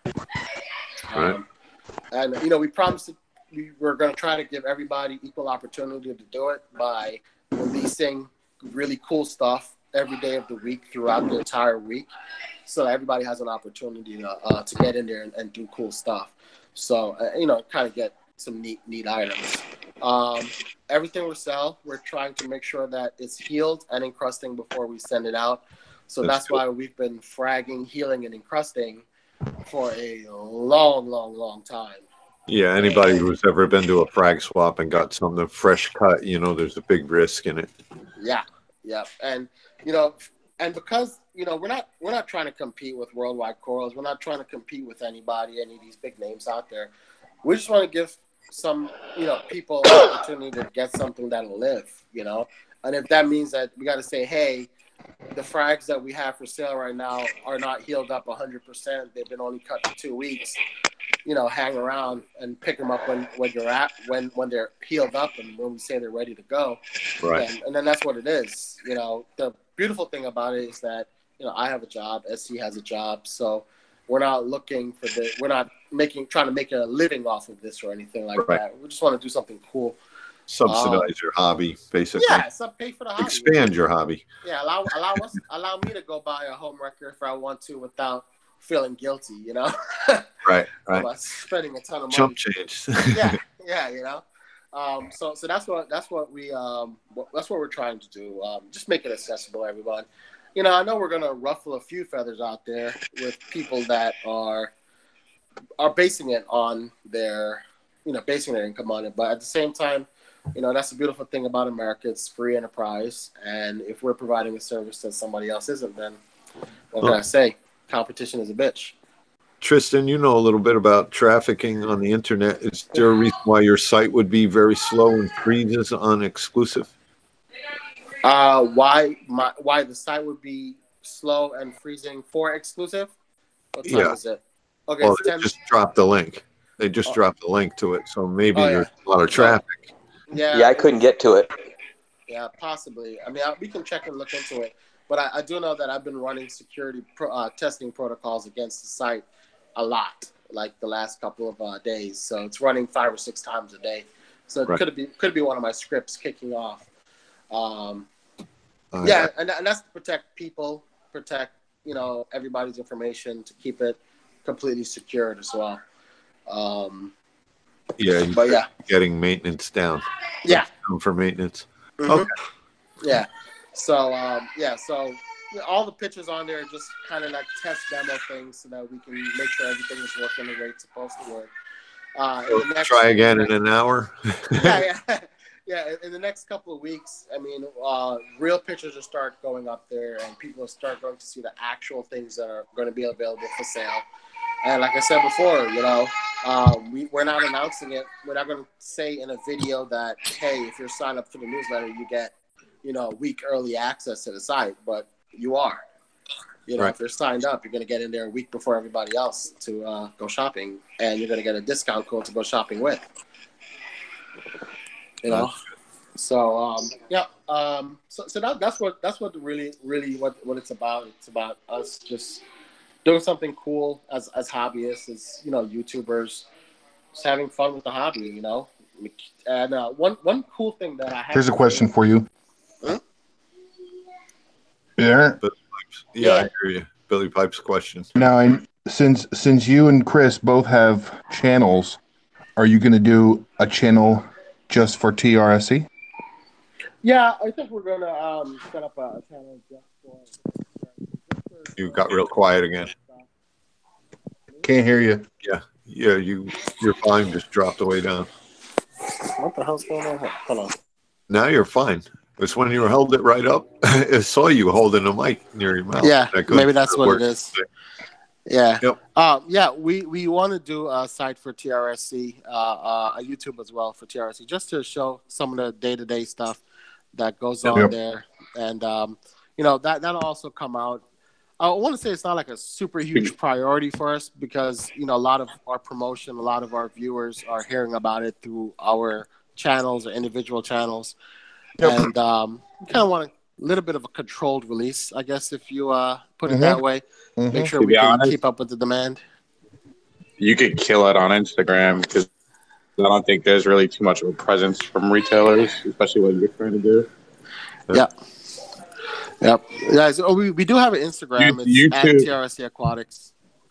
Wait, is that the site name? What's the site name? TRSCAquatics.com. Because just from experience, keeping your stock list updated online is really freaking hard. Yeah. But to do it on Instagram, you'll kill it. Like if you just put out pictures on Instagram, like, and this is what we got, I think it'll do good. But I don't know if you mentioned it, but are the frags coming from like your personal collection, or are you getting them from somewhere? Or? Yeah. So we're about. Whose channel was that original video on? Was it your channel? Mine. It was on mine. Right. First, so it is searchable, and they do talk about the business, and you get to see the frag. I can't find it. It's SC as an SC Reefer. Oh, Sandy Charlie. So TR is for Tristan, and SC is for SC Reefer. I got it. I found it already. Yeah. So so it's a combination actually. A lot of my corals are also getting fragged up and going into our general populace. But what we actually did is right before the endo ban, right when the last bits of endo were shipping out wherever we could, we tried to get as many endo Bali as we could. We tried to get Sri Lanka. We tried to get Bali Nausa and a couple of Aussie colonies. We tried to get them all in. So a lot of mariculture, a lot of wild caught stuff as well. And they've just been sitting in grow out vats for months now under T5s and LEDs. And over the course of the next couple of weeks, as we're uploading them there, we've been fragging them, making sure that they're healthy and ready for fragging, so that we can kind of start releasing to the general populace. So we've kind of been. It's easier to put small amounts of money in at first and collect slowly than it is to try and order 15 or 20 boxes at a time. It's very expensive. I hear you. Yeah. But we do end up with some cool stuff from time to time. And let me show you guys one that we think is really nice. Get that Insta popping, man. If you have mother colonies, put them on Instagram, bro, and then frag them up. Be like, here's what's coming. Yep. So this one here is what we're calling TRST Power Puff. And this is what we're calling TRC Bubbles. All right. And I want to show you the one that Billy Pipes actually named. It's on the TRC site, but this is Goblins After Midnight. Oh, Billy Pipes. And Billy Pipes has full credit for this one on the Instagram post, and that's cool. Expect to see one in his tank. So yeah, so a lot of the stuff is going to come from our own tanks, and we're kind of putting a little bit more care into it. So that means like when I frag something out of my tank, I'm not sticking it in a pea cup and dragging it over to the shop. We're going to be holding it for a while, making sure it's healthy under the same lighting conditions. So as a result, I've had to put some frag tanks in. So that's what I've been plumbing all night tonight. Just a couple of low boys. Got the Radeon system there getting ready to get hung up. But yeah, so I'll be holding stuff here temporarily as they come out of my display into here, and then over to the shop ready to go on the site for sale. Plus, it's a lot easier to photograph here than spending 5 hours at the shop after work. Right. That's sweet. I like it, guys. Really nice.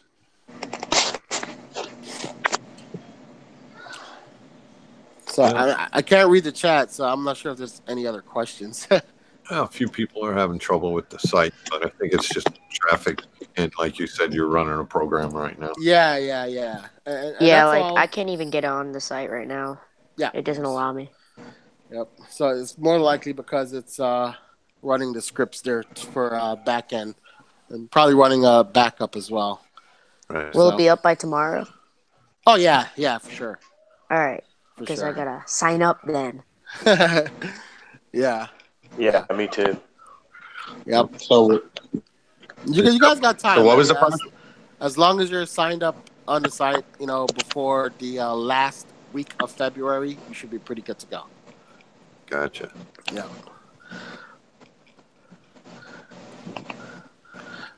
Cool. I wish you guys all the luck. And if you need anything from me, like I got a colony of something that you like, let me know. Oh, absolutely. For sure. I mean, and guys, if there's anything you guys want to see more of, like if there's a lot more LPS guys, or there's more ACAN guys, or you want more mushrooms or something like that. Whatever it is, just drop us a comment on the site. Let us know, and we'll make sure that we source those things to get up in there. I think the other thing I wanted to talk about just a little bit was our quarantine procedures. So we have half of our current volume, which is like 2,500. That's just quarantine. So we have about 1,000 gallons of quarantine. And everything goes through a 3-stage dip. First they come in, they sit there for about 2 weeks, then they're dipped, moved, and then moved, and then when something is fragged, they're finally put into general populace. So we found that even from the wild, we've seen everything. Oh my God! There's things I've seen. I don't even know what it is. In all my years in the Cool. hobby, I've never seen stuff like this. I mean, people forget they're only fish and corals, but they're still wild animals. They're taking it out of the wild, so there's no telling what you're gonna get on there. Oh yeah, oh yeah. It's always amazing for us to do it because when we bring them in wild, we use gloves because I think SC's taken a good snail sting to the finger a couple of times, so we're using gloves now. Oh, really? That's smart, right? Use gloves when you're handling wild caught corals, kids. It's a good Definitely. idea. So You never know. we've both gotten staph infections at least once. So it's been a lot of learning curves going into the coral business, but it's cool. It's definitely a lot of fun, and it's nothing beats opening up a box blind and just pulling out something that you're going to be like, damn, this is the next home wrecker. Or at least you hope that that's what it is. Yep. But we have some cool people, helping us along the way too. Some silent partners that are helping us with contacts in the industry and helping us get ahead. So we have cool sponsors as well. I mean, we have Ecotech, Polyp Lab, Algae Barn, a lot of the cool folks that you guys work with. And we're working with all of those guys to get some awesome stuff to throw in the boxes because, everybody likes free stuff, right? So if we could throw some Reef Roids and Polyp Lab glue in there. So let's see, today. Who sends the Swedish fish? I thought that was cute. It's Algae Barn. Algae Barn. Oh, Yeah, Algae Barn sends it. Those things are good. So when you open it, you can have a good time. Yeah, so we're hoping to include some of this. Let me turn this camera around here. So we got a couple thousand of these guys that we're going to include in some of the boxes. Oh, the new glue. Yep. Yeah, the glue and some Reef Roids. Sample Reef Roids. Yeah, stuff that we use in the store, in the shop. Yep. I know that some places also send dip to little packets of dip, just in case people don't have dip. Yep. I mean, everybody has their own flavor of dip that they like to use. So, yeah, I mean, we're definitely looking into it for sure. Well, look into Emmy Coral. I've never used the dip, but I know that I think it was at Reefapalooza. I got a little nice bottle. That bottle made 1 quart. So it'd be a nice thing to maybe ship with your coral. Oh yeah, for sure. Yeah, so, I mean, oh no, go ahead. No, I was gonna say I think last I checked, we're in some way or shape linked up with 124 companies right now, and they're like us, just waiting for us to launch and to start sending us stuff. And cool stuff like that is what we want to put inside of the boxes. Yeah, make it worth your while. Sounds like you guys have been networking. Yeah, well, 8 months of secrecy is a long time to be doing a lot of networking. I'd say that. Yep, that's good for you. Yeah, and I'll tell you guys, it was really, really tough. That when we shot that video, we were exhausted that day. We had just left the shop. We had come back to SC's house. We were having a beer, and I'm like, "You ready to tell these guys what we've been doing for 8 months?" And he's like, "Yeah, might as well. Let's go do it." So we just shot it, and it's like, "Hey, it is what it is. This is what we're doing." And I know there was some confusion too when we kind of did a little call out. We kind of did a shout out to some of you guys, Dave and Billy and stuff, and there was a confusion of who knew about it and who didn't know about it, and there was only one single person who knew about it, and they found out the day before. The shout out was basically a real just show of respect for what you guys do day in and day out. Running these streams, helping people. You know, I'm not always here, but when I am, I throw my hat in whenever I can to help out. You know, answer questions where people have them. And you know, the reason we didn't tell anybody, to be quite honest, is we wanted this to be something that we did on our own shoulders. Oh, definitely. You know, we didn't want help. We didn't want You don't money. have to weed through everybody giving you Ex- suggestions too. exactly. You Good know, and bad.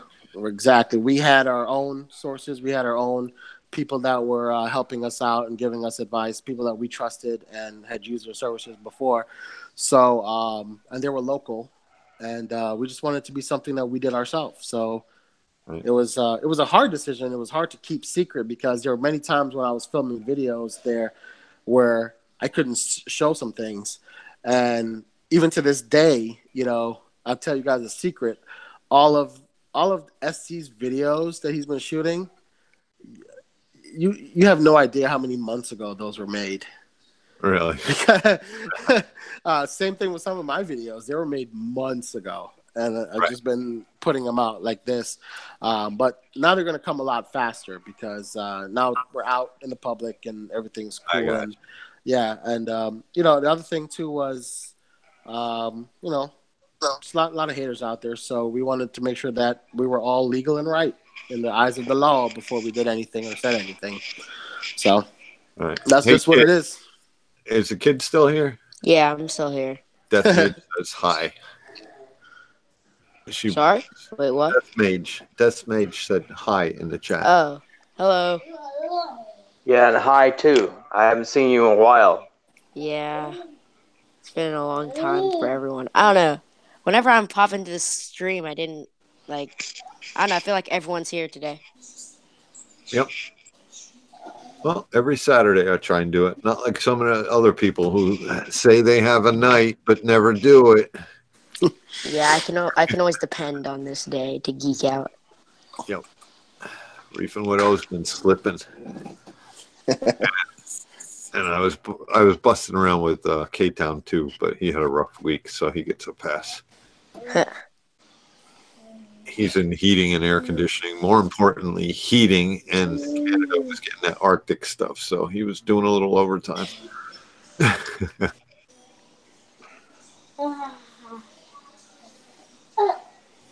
Weren't you, K-Town? There. He's probably out fixing somebody's heat right now. Little guy. This mouth is full of marshmallows. What you eating?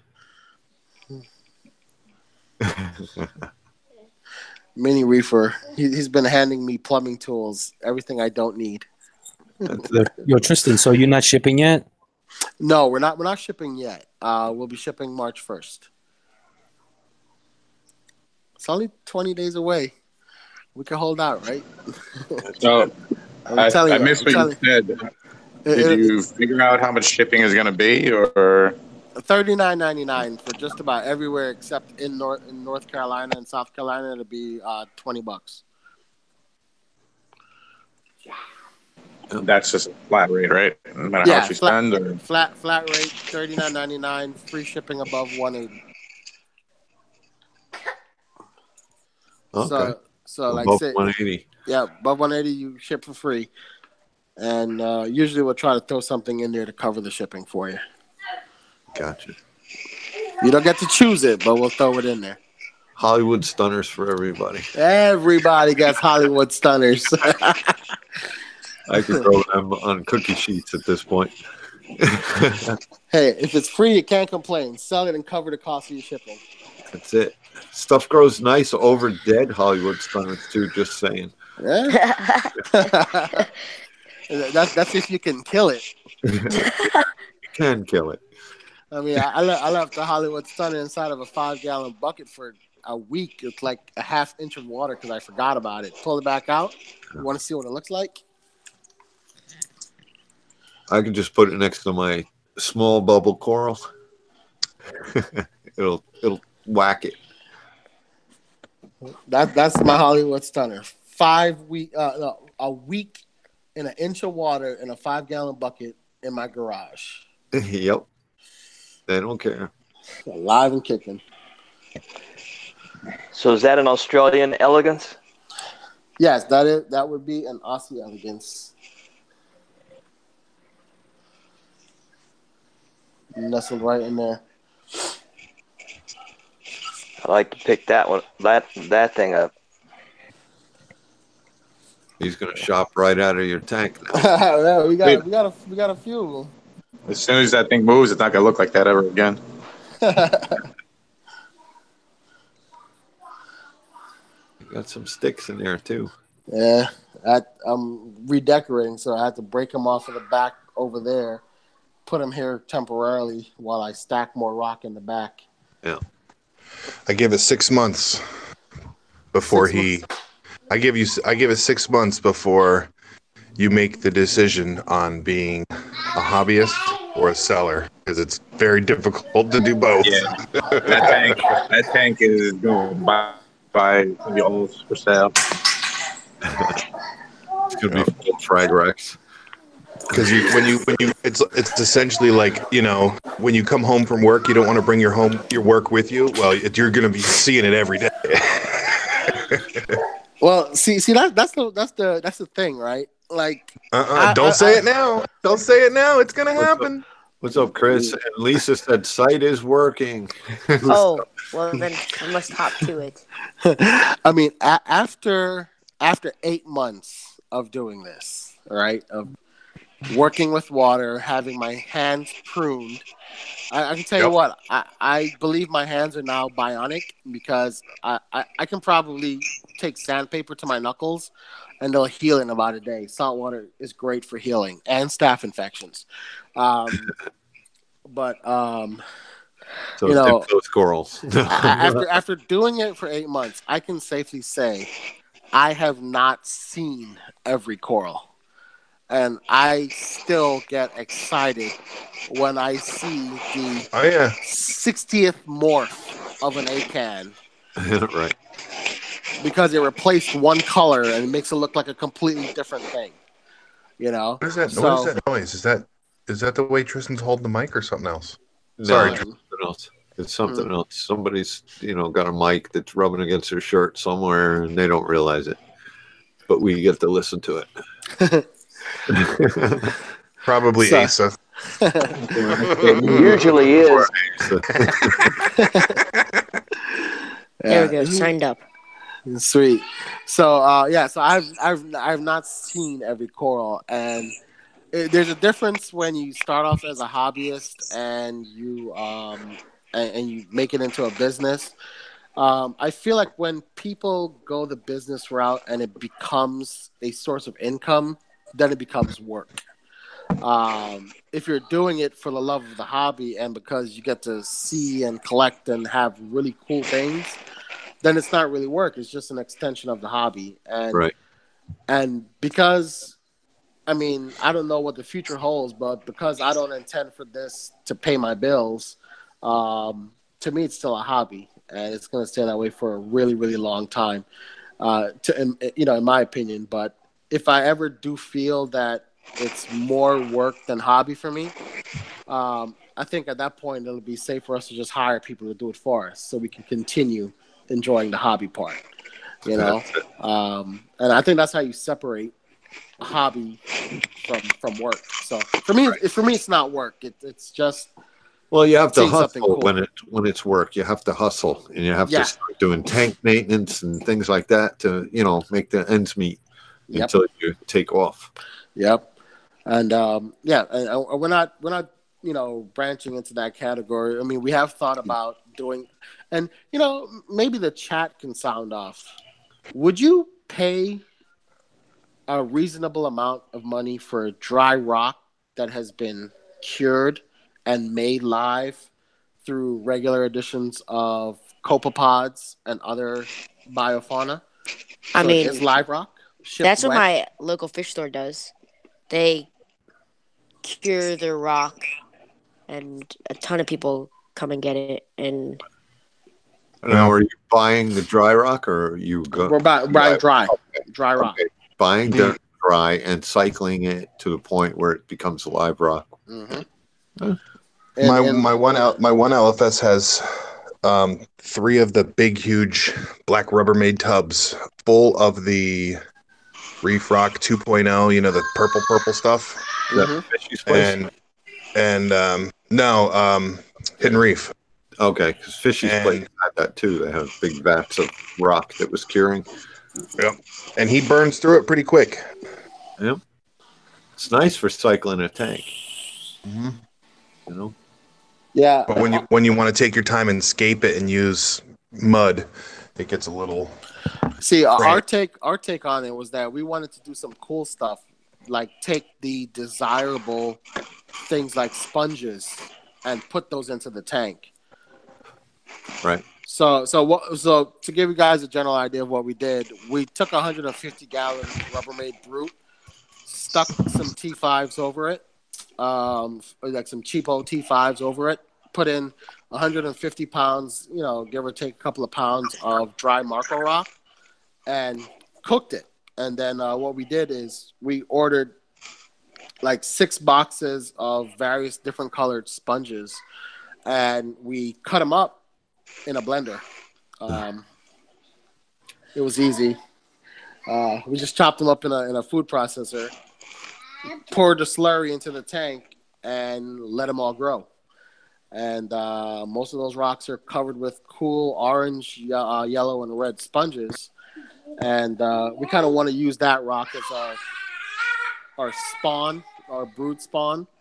But maybe I'll do a video of it so you guys can kind of see what I'm talking about. But it's kind of like my cryptic refugium. I did it around the same time we started. I put that video out. But yeah, so it's pretty damn live, considering it gets about 6 gallons of copepods in a week. Right. So I was just curious if I don't know. I can't see the chat, so maybe somebody could tell me if folks would be interested in doing that. Most of I eat some of that rock when it's done. When it's done cooking. Yeah. Yeah. Mo says either I'm a giant or it's a tiny microphone. It's a jewel. I'm cheating. Yeah. So our goal would be like if somebody really wanted to buy a lot of the rock to I guess to cycle an entire tank or put like a really big tank, that would be very expensive, but we kind of want to make it so that it'll easily ship flat rate so people can use it to seed their tank. So you could buy like 10 pounds of rock shipped flat for $39.99, plus the cost of the rock, but it would be 10 pounds of real clean dry live rock, as close to the ocean as we can get it, at least. I think people would love it because I love rock like that, and like people would like to have rock that they know will not bring any pests into their aquarium. That's why people get dry rock, is to make sure of that.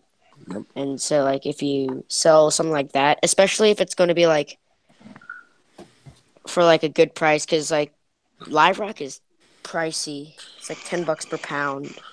Yeah. So I mean, it would be. It's like a small amount, like say, like 10 pounds of rock. Is that like equivalent of about the same weight as like maybe a 20-pound bag of sand, give or take? Because there's some water weight because it is shipped submerged in water. So right now we figured that 3 8-mil thick plastic bags, in a standard FedEx box about this size. Let's see. I got one. Flashkin wanted to know what part of North Carolina is Tristan in. Charlotte. Charlotte. I knew that. So basically, this FedEx large box, 3 8-mil bags, heat packs, whatever, full of live rock, shipped for a standard flat rate. But consider it our version of live rock in a bottle.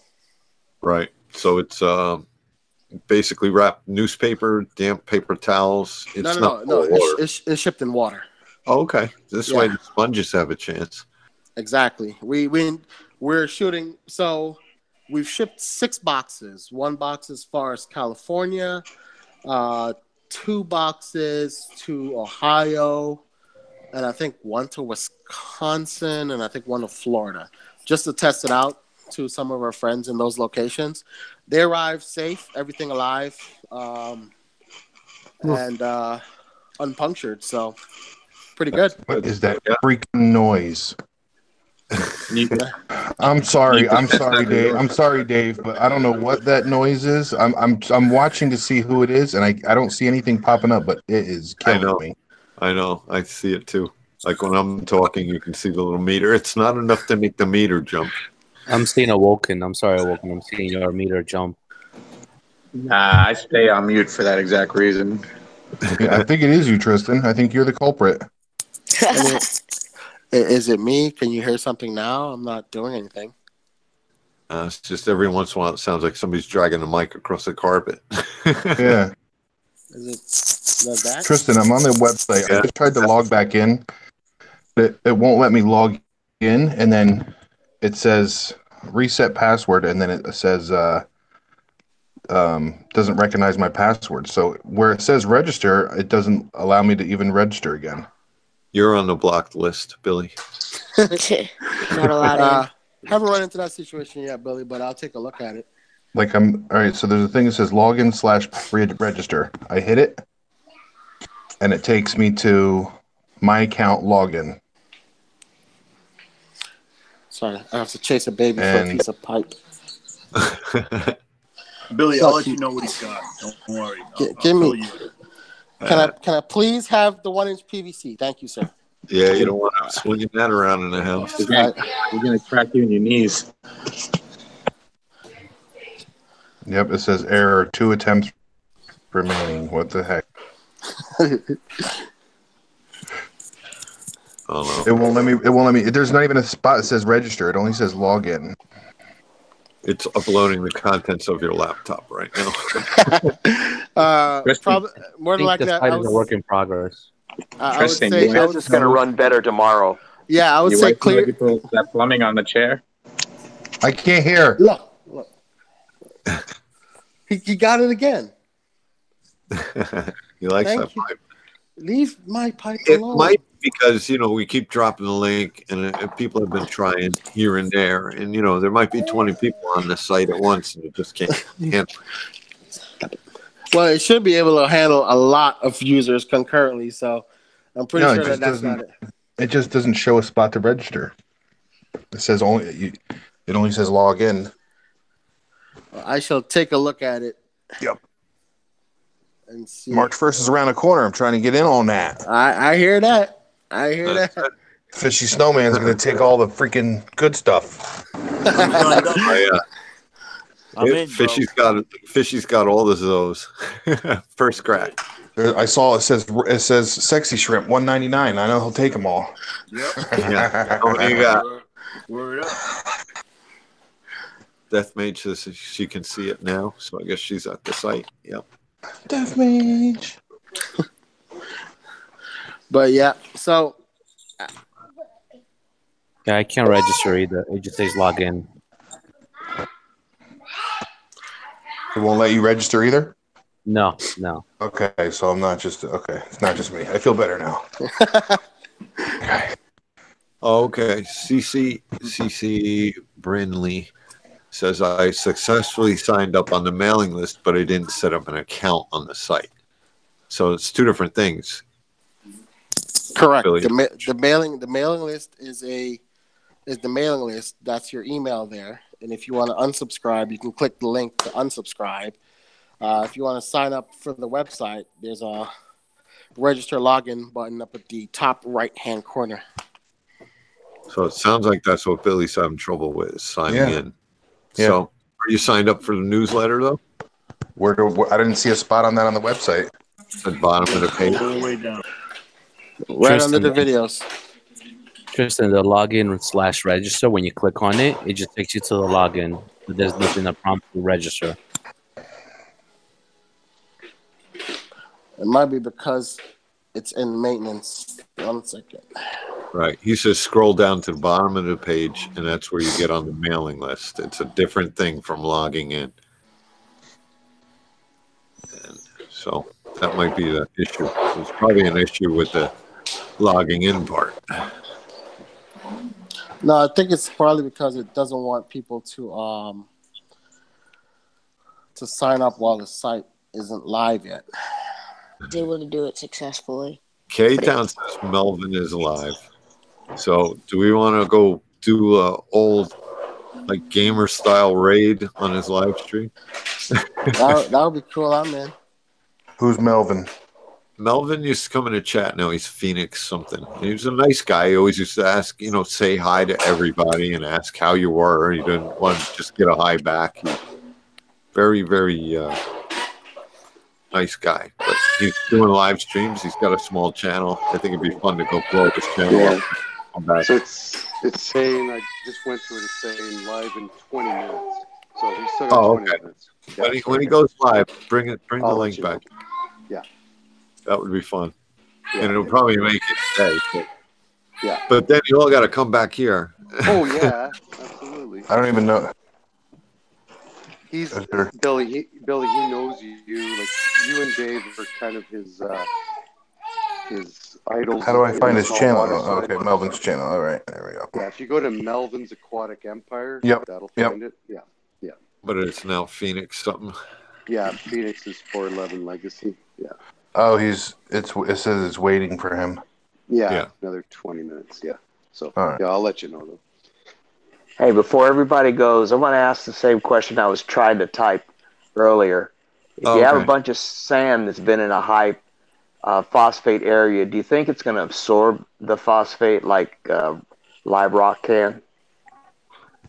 I don't know. Aragonite sand is porous. It's sure it could trap some. But I don't know. I think a good cleaning, you get most of it out.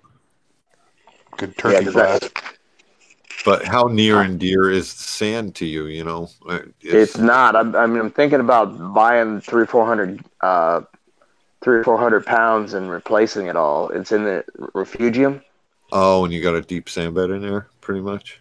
Yeah. Well, it's not that deep, but the thing has just been really high in phosphates for forever. Because I was reusing some stuff that was in a high phosphate environment, and it just seems to instead of bringing my phosphates down, it's bringing them up. Huh.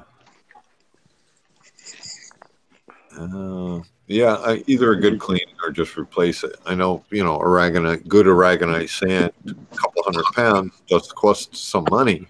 But. Yeah. Where'd you get the sand from?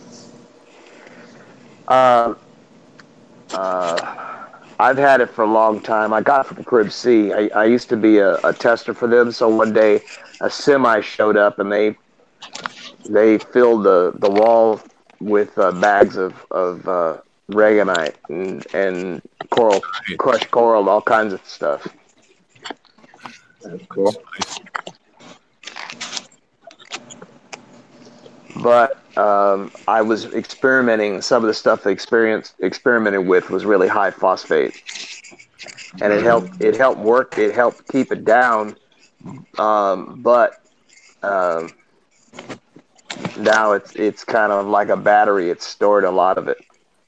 Yeah, I think it more so within each grain of sand. It's probably just the depth of the sand that traps some of it. Yeah. So, either a good cleaning or if you wanted to go over the top of it with new sand, it might lock it in enough to start breaking it down. Yep. I was amazed. I took the sand out and was washing it with a hose, and I was amazed at how much water had to go through before it ran clean. It had tons and tons of detritus. Yeah. It does. Lots of brown water comes out before the water gets clear. Oh man. Yeah. It took me hours of washing. Yeah. Yeah, so guys, like we said, he says he's going live in 20 minutes. Let him get started. Maybe in about a half an hour. K-Town will keep an eye on him. Yeah. This night.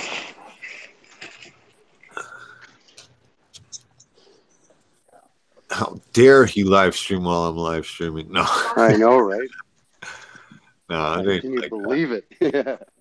It ain't like that. No. One of you guys do it. I pity the fool. No.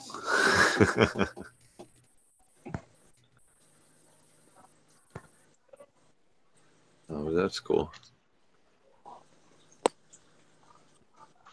I don't mind helping him out. He's a nice guy. He is. He's good-hearted. Just a good kid. Good kid. He's almost my age, but yeah. I think I learned that from you, Death Mage. The raid thing. I didn't remember what it was called, but I think I heard it from you. It was either on one of your gaming things or you were saying it on one of Mad Dog's gaming things. Yeah, rating is really common in gaming type streams. So. Yeah, I don't game, so I don't know about it, but I think it sounds like a cool thing, though. Yeah, it's really awesome when like a big streamer just goes and raids another stream. Yep. Thank you. We go and destroy, right? No, I don't think that's what I wanted to do. No. I think I just want to make everybody aware of the guy. And then when he streams tomorrow, maybe some more people will show up because we all know where he's at. Yeah, exactly. See, I'm trying to be hip, cool with the times. You're hip, Dave. Don't you worry about it. For an old guy, yeah, I'm pretty hip. Yeah, pretty fly for an old guy. Yeah. Built in the '60s and have most of my original parts. Yeah. Well, I turned 48 last week, Dave. I'm catching up.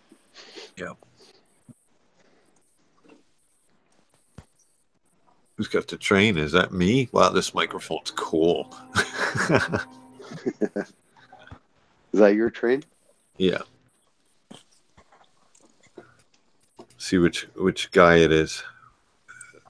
Which engineer? There's one guy who just hits the horn at the lights, and there's another guy or at the cross streets. There's another guy who just blows the horn the entire time. Oh, yeah.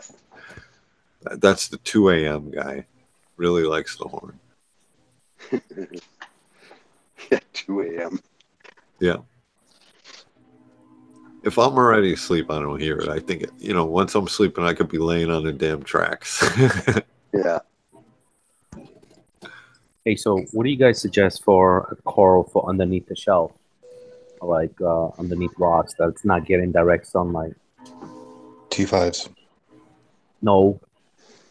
Oh, what coral to place? Coral. Yeah. No, everything is T5s for my answer. Nobody. I mean, what coral? You've got your non-photosynthetic corals, which I always appreciate, like AL said, sun coral. But then you got to be feeding them. Yeah, that kind of tanks parameters. I mean, Scullies. What's that? Scullies? Do they need direct sunlight or direct light, or can I put them? I've never had one. Shade. Yeah, I have one. Shaded. Shaded. Yeah, they can. They prefer indirect light, if you will. Yeah. Which coral? Scullies. Scolomenia. Everyone I like is like $400, so I've never gotten one. Yeah. Bleeding apples and war paints. Yeah. The bleeding apples and war paints have actually gone down in price recently. Right. Like they're not. In my experience, the scullies need to be fed a lot too. Okay. They have a big mouth. Yeah. When they get hungry, it looks so cool. All their feeding tentacles are out. Oh, really? Yeah, Dan from Tattle Gardens has a video of him feeding them, and it's really cool. It's wicked. It's insane.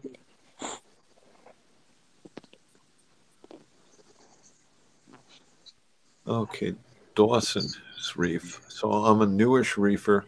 Been using LEDs for the last 3 years. So I bought a bunch of metal halides 6 months ago with 20K bulbs, and man, do my corals sure grow faster. Wonder why people hate them. Because they're big, heavy, and they put out a lot of heat. Yeah, I think that's mostly the heat and the amount of power that they need to run. Yeah, but they're like Yeah, the sun. They're literally they're like the sun. expensive. They're expensive to buy and they're expensive to run. That's basically the issue. The bulbs get harder and harder to find. But I yeah, think like ATI is making them right now, so some big companies are making them. Hold on, let me look it up. Kennedy says they're hot and they suck power. That's in 4 words. That's perfect. Yeah, But they yeah. do work, and a lot of people believe on them. Does Mellow's Reef still run metal halide? Yeah, I think so. I think he's got like two channel bulbs too, where they do two different things. Yeah, the twin arc, those are pretty cool. Little gimmicky, but they're cool. But the thing is also, if you have one tank, it's a lot different than if you have like 5 tanks. You're not going to put metal halides on all of them. Right. You know, funny thing, last week I went away on vacation, so I was away for roughly about 5 days, and I left my ATO filled about 5 gallons worth of water, and I have a 45-gallon JBJ. Let me tell you, I kept my camera on it, and I saw that the water line was okay, but the all-in-ones, when I got home, my ATO had no water.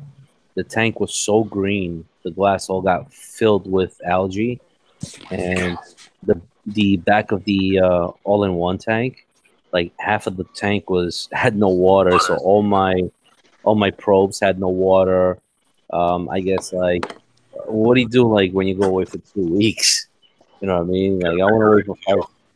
Yeah, I went away for 5 days, and the tank was a complete mess. But the funny thing is that all the corals look great, and all I did was just basically cleaned out the glass, and everything was good. The water's clear, everything was good to go. Because the water was low, you probably didn't have the right amount of flow going through the whatever you have in the back. So, you know, it got a little dirty. So you got a little algae. But I would just get a big Rubbermaid or brew can. Next time you go on vacation, just put more water. Have more water. Yeah, but Dave, just 2 days before I left on vacation, the ATO started acting up on me, where I got stuck on, and I had to clean the valve, and I was a little paranoid about that. So instead of filling our ATO, I was like, shoot, what do I do? So I kind of left the tank, with enough water that if it got stuck on, then it would not overflow my tank. Sure, that's a good point if your ATO is acting funny, but it's a hard question to answer if you're going to go back and forth.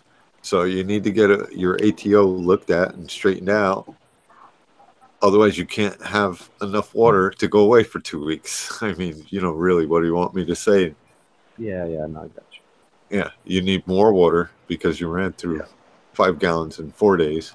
So you're going to need at least 3 times that much to go away for 2 weeks. So here's what I do. When I go camping for a week, which is actually more like 13 days. Pardon me. I fill up.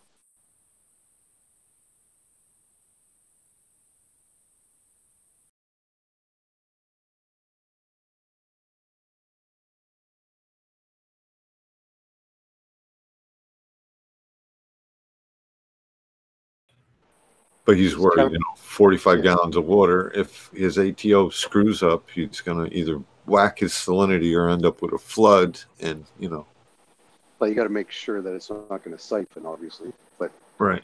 Other than that, that should be okay. I mean, it's just going to top off. I have the, the Hydrofill, Innovative Marine. Yeah. And that thing has never overfilled my tank.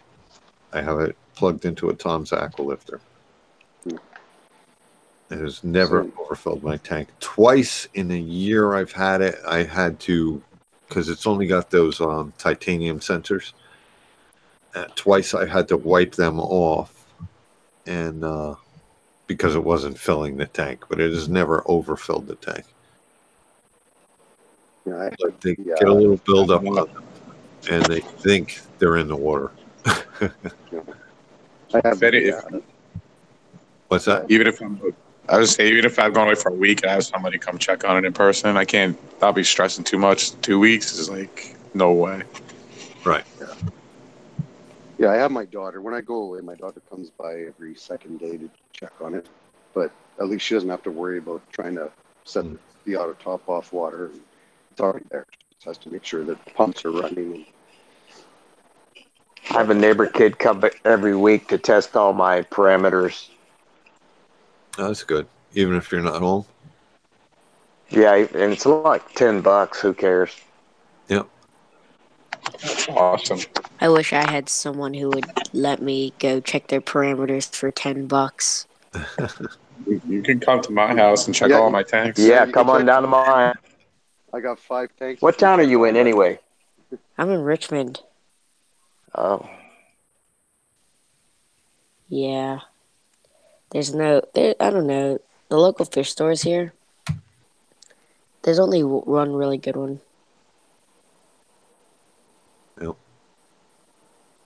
So Ras Reef Channel's asking, I know I came in late, but if you run halides, do you need a chiller? Well, it depends. Yeah. Smaller the aquarium, more likely you need a chiller.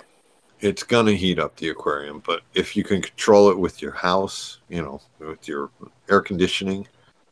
Yep, and a fan. Right. I ran one for years, for 20 years with metal halide, and didn't have a chiller. Right. I ran metal halides on my 25, and I had a chiller, but whenever the chiller broke at one point because it was old. I got it from one of my dad's old friends, and nothing really happened, and I just kept on running it. So. Yep. Yeah, Ras Reef Channel. It probably will if you don't have AC. If you don't have air conditioning in your house in the summer, it will. The temperature will climb, I'm sure. Yeah, that's the question. Do you have AC?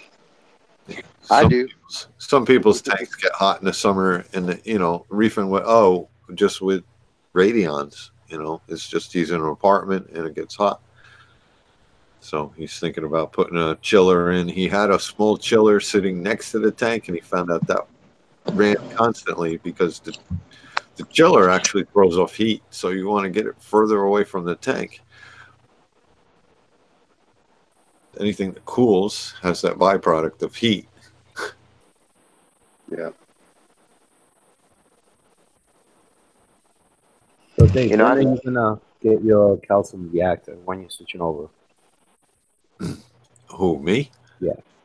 When somebody donates one. No way I'm spending all that money. If someone gives me $1,200.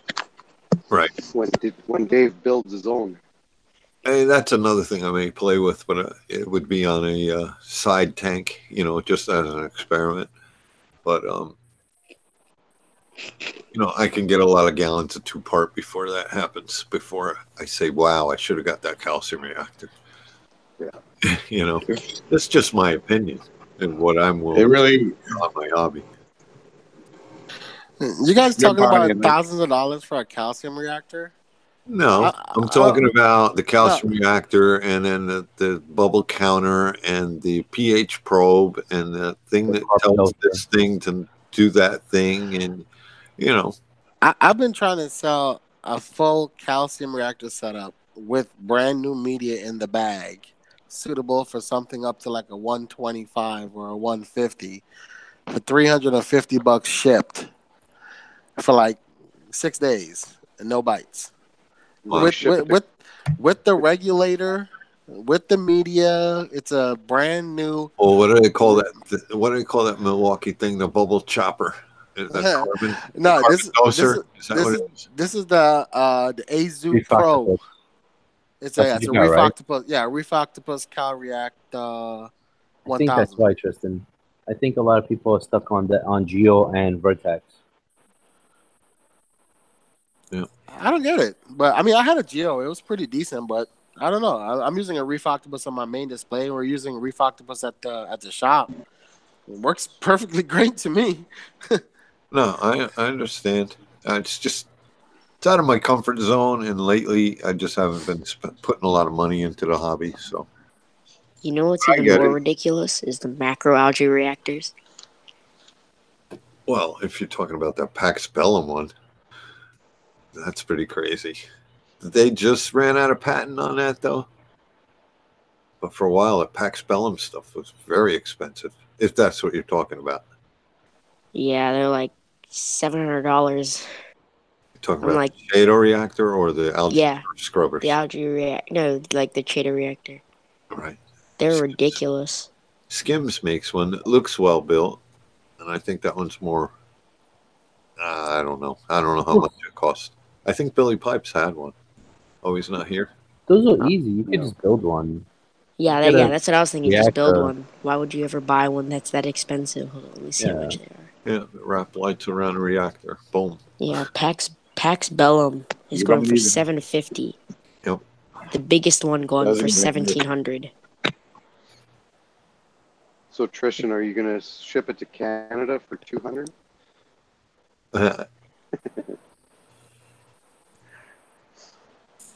Canada is the country. Yeah, I think so. Last time I checked. He's got a U.S. address. Don't tell him that. Why? I thought you wanted to get. Who saw that video of? Who saw the video of Canadian road rage? Here. Wait, I'm hearing two people talk, and I didn't hear either one of you. Well, I was just saying that. Then I got to pay to ship it from there to here. Oh, is that how it works? Yeah. Oh, I thought you snuck across the border like Reef Girl.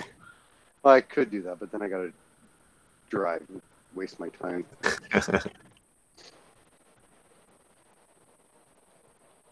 Sorry, who else was talking over when I was talking? I think Awoken was talking at the same sorry, time. Awoken. But he kind of sounded strange, like, I don't know. I couldn't make it out. I can't listen to two things at once. My brain won't allow it. I'm the same. It happens with age, I think, because I'm feeling the same way. Yep. And especially in Hangouts, because the way it buffers down one so you can hear the other.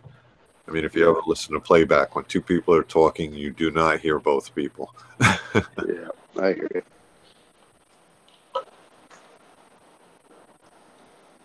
Tristan, that reactor is new. Brand spanking new. What's the pump that's on it? A high door water blaster.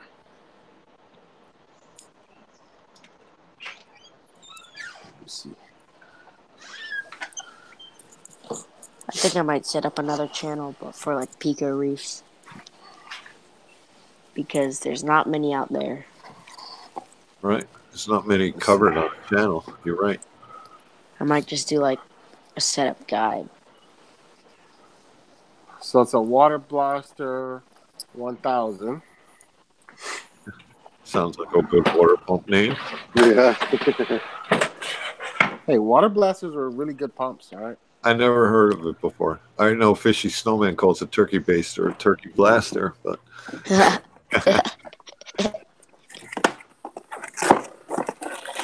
This is the regulator.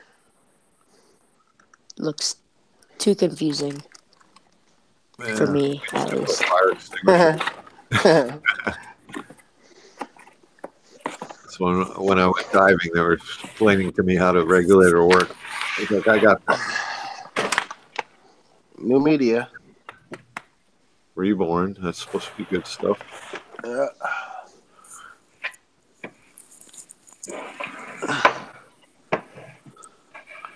So why does everybody say you need the carbon doser counter thing? Oh, because they have $300 to spend. Okay. Reactor. Never seen the water. Okay. That's a good deal. It's DOS feed pump. the tubes.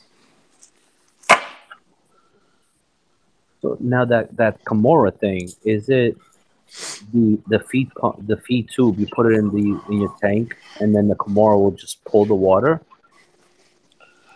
Is that how it works? Yeah, well, they're all set up to drip or have an affluent line out. The Kimura line just allows you to. It's basically a doser, but it's made as a medical doser, so it's made better.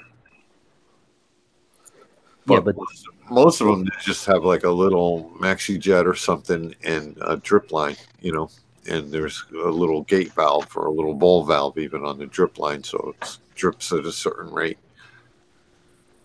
right, Dave. But so you need a pump that's going to feed the water into your reactor. Yeah. I thought that that Kimura was a pull, so you just put the pipe or like the tubing in your tank, and then when you turn on the Kimura, it pulls like it sucks the Right. water. You can Right. put for a pole, but yeah, that's the Yeah. idea.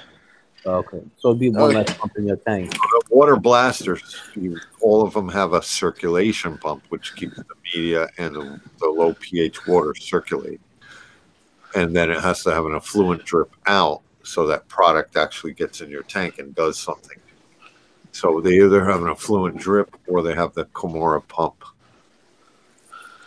Correcto mundo. So I use a Kimura in the pull configuration. So I basically have a line that's in my sump, and the Kimura will pull the water through the reactors by pulling all the air out of the reactors and pull the water all the way through and then put it back in after passing through the media and getting chopped up with the circulation pump.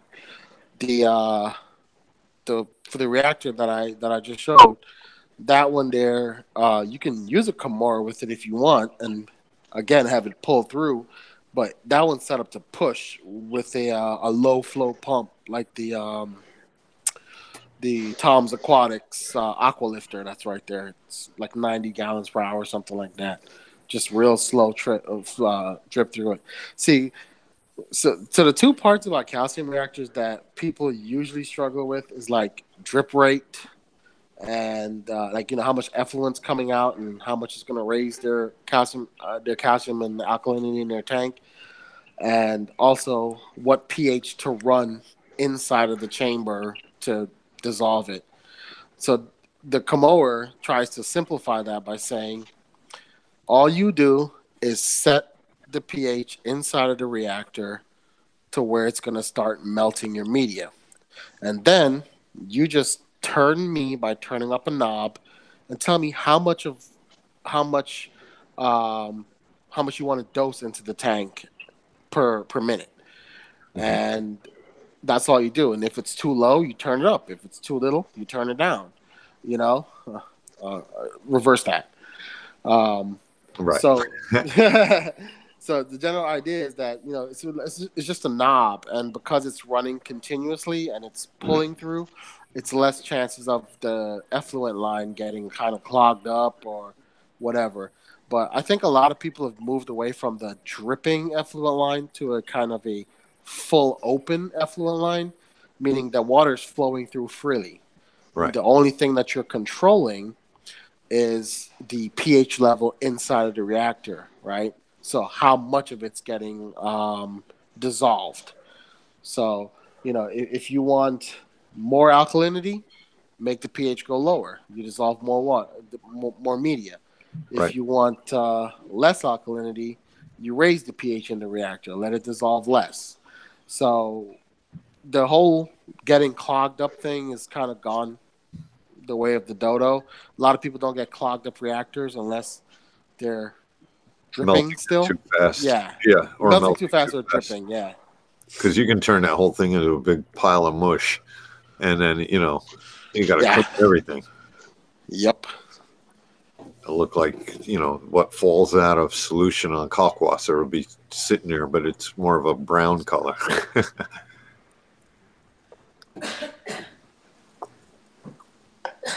And just do you find more stability using the calcium reactor over two-part? Absolutely, especially in a system like this where my colonies are kind of like, they're growing at a steady rate. So I don't need to be messing around with them. I know that I would need to dose like 500 mils of various different things every day if I wasn't um, using a calcium reactor. I just find that it's just very stable all the time. I still check my alkalinity once a week, um, but I'll probably go somewhere about a month or so before, if ever, I have to make an adjustment, and that's only because I've either added or removed things. At the shop, we actually use a combination of the calcium reactor and a doser. So, in order to maintain stability in that much water, we use calcium reactors to set a baseline. So, our baseline is 7.5 DKH, and we use dosers that we can quickly adjust depending on stock coming in and stock going out. So, let's say we switch 50 colonies from one tank to another tank on a different system. That's 50 less colonies taking up alkalinity and nutrients in there. We can just go over to that doser and turn it down. Right. Or But at the say you do a lot of cuts in one system too. The cuts have to heal. right, we can turn it up. So Exactly. we have an Alcatronic running that's on both systems that are testing the systems on a daily basis, so we can kind of see the trends.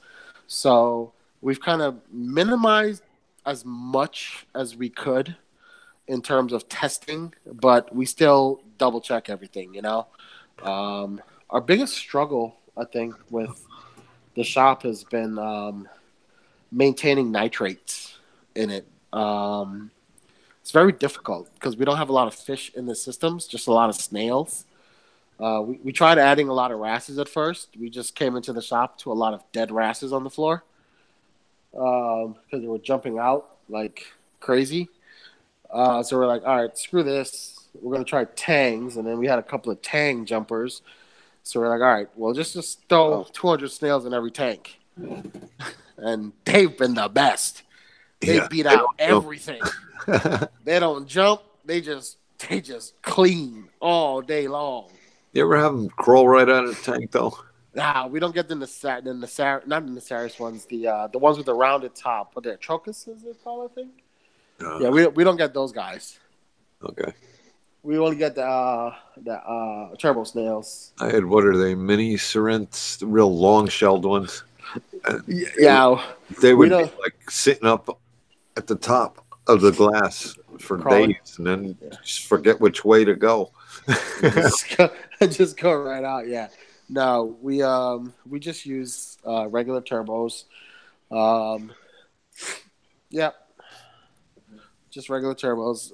We tried to stay away from any snails that breed prolifically. Yep. Otherwise, we're gonna have a lot of dead snails in equipments and pumps. Yeah, Jeff Kennedy says the star snails are champs, and yeah, I like them too. I call them ninja stars. I've heard good things about bumblebee snails. I haven't tried them out though. I saw them on Billy Pipes' site. Supposedly they go after the fermented snails, which would be nice for a frag setup. I think bumblebees are more meat eaters than algae eaters, kind of like Nasarius. Yeah, they like go for like apparently they also eat a lot of like copepods and stuff in your aquarium. And featherworms. Yeah, they're like big meat eaters. Yeah, so it'd be good to have a couple in the system.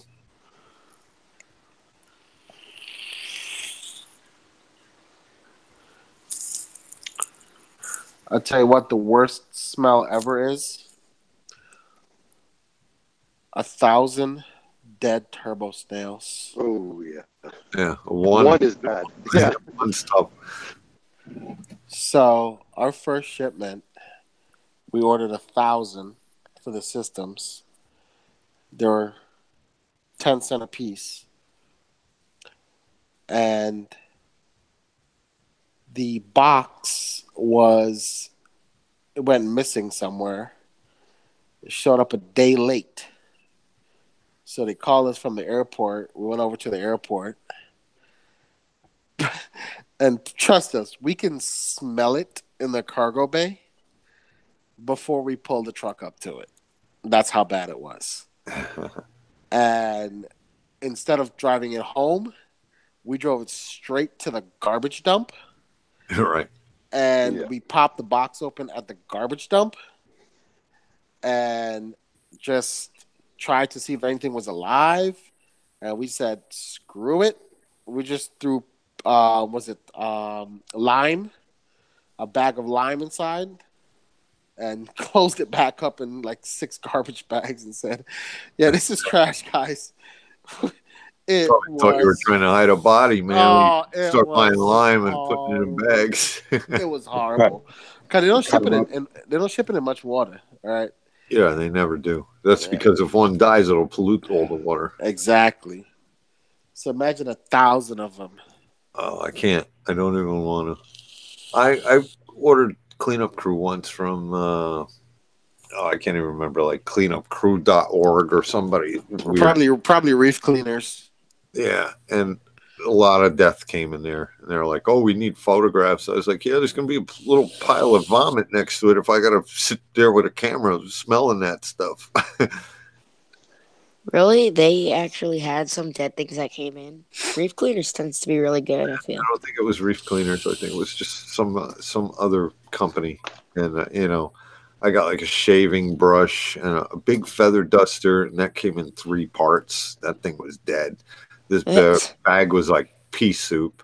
It was the crown, the worm, and the snail in pea soup water.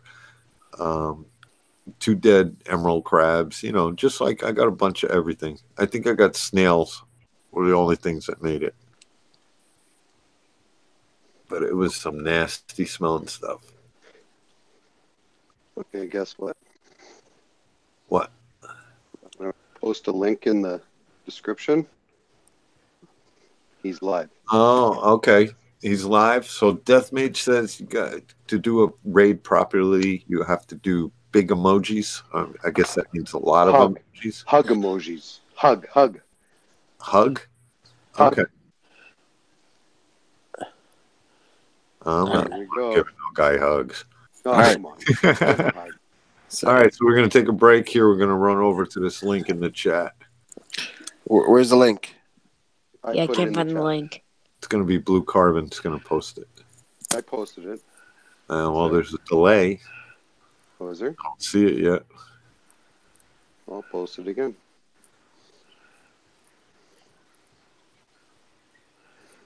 You see it that time? Nope. You posted it in his chat or my chat? Yours. Oh, I posted it in his. There you go. Oh, my God. Okay, here. Hang on. Is that Lisa? Lisa, is that the one? Oh, she got it. I'm going to do it, too. Can't let Lisa beat me on this one.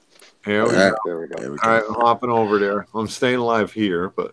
Yeah, we'll come back, obviously. Oh, my computer's running so slow. Oh, that was just to his channel. Here's his live, though, right there. Yeah, he's live.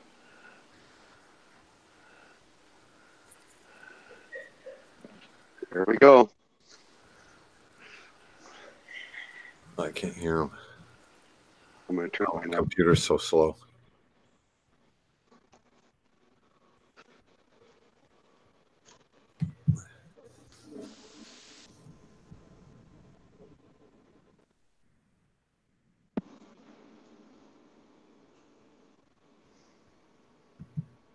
What's up?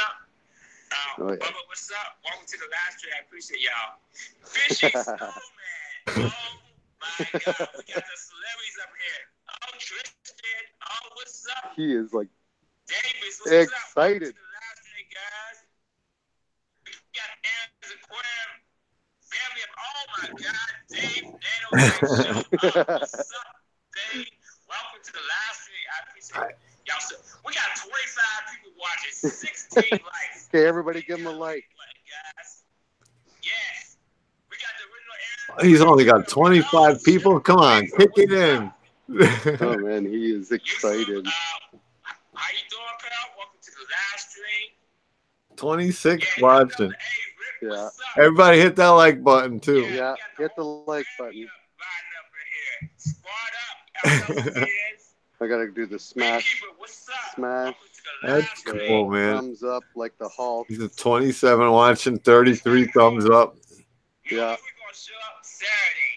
That's cool. Oh, he's so excited. Oh, wait a minute. Like, he can't be that impressed if he doesn't know I live stream on Saturday. No, he doesn't know, but he's in your, except for Saturday night. He comments on all your videos. He's on there.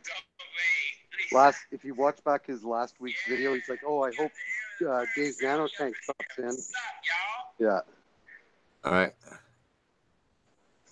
I'm the OG here, Melvin. Yeah, that's right. You Phil is the oldest G. Yeah. Man, we got 29. Oh, he's freaking out. We got 29 people watching. 33. Yeah, and Bubba, he keeps asking about Bubba, and like Bubba and I are the only mods on his channel, because Bubba and I used to get on like way in the beginning, like almost a year ago. Just made history. Yeah. Mm-hmm. Fishy Snowman, power to the people. Yeah, it's like Fishy Snowman. 32 watching, 34 likes. So how long do we raid for? Oh, just a few more minutes. I gotta go back to my my own life. Yeah, to your chat. Yeah. Everybody didn't get in here, so I don't want to leave everybody hanging. But that was really cool. No. Oh, that's awesome. It made his night. Yeah. Oh, totally. That's cool for him. Yeah. We all show up on Saturday. That's what. That's right. We got 35 likes up here. We got 35 likes here. That's good. Yeah. No, he's always been a nice guy. I don't know what he does over there. I'll have to check him out tomorrow. Yeah. Right. Dave just had everybody go to his. Dave just had everybody go to his live stream. Yeah, so he's freaking out right now. That page is always kid. He's making little noises. Yeah. That was fun. That was fun. He's gonna see Billy in there. He's gonna freak out. All right, guys. That was really cool. Is somebody still playing it on a speaker? Oh, that's me. Sorry. That's all right. It was tough when I was in there listening and hearing it twice. Yeah. I'll turn it down. I'm turning it down. Yeah, that's cool. Yeah. No, that was fun. So maybe, that's next awesome. time BRS is live streaming, they'll raid me with exactly. people. Yeah. That would be cool. It would. Oh, hey, I only got 26 people watching now, man. They'll come back. They'll got come more back. than me. He's got 28. Melvin's beat me. That's all right. That's fun. How many hours have I been streaming already, man? Almost 3. A little while. Yeah, almost 3.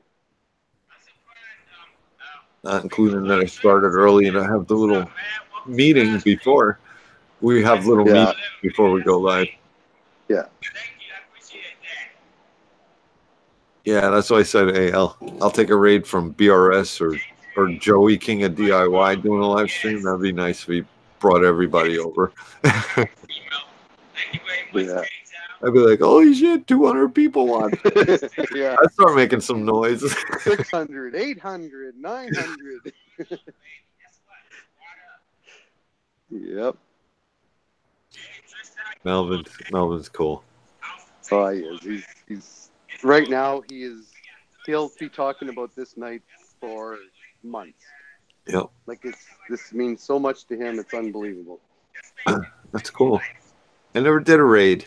I'd like to check it Yeah. out from the other end at one point, but that was fun. Yeah, yeah. Same here. I'm glad I, was in a position.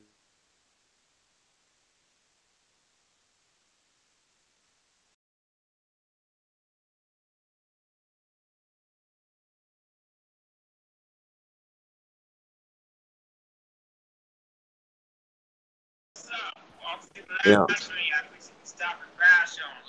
Okay, so how many you got now? Well, that's it. Don't.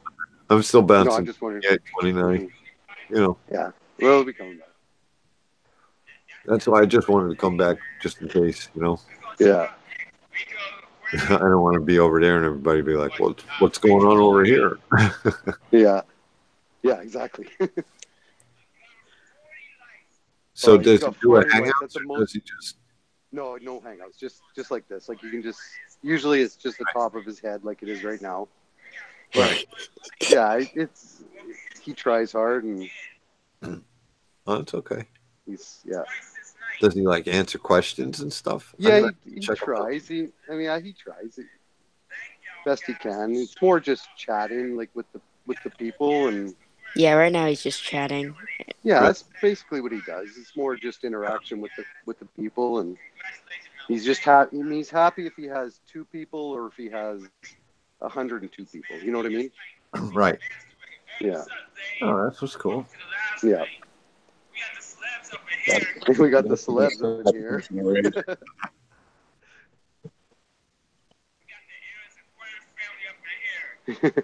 Aaron's aquarium. Well, it's one of his biggest whatever. He looks up to Aaron's because Aaron got him to start a YouTube channel. Yeah. Oh yeah, Michael's cool. Yeah, and that's where Bubba found him.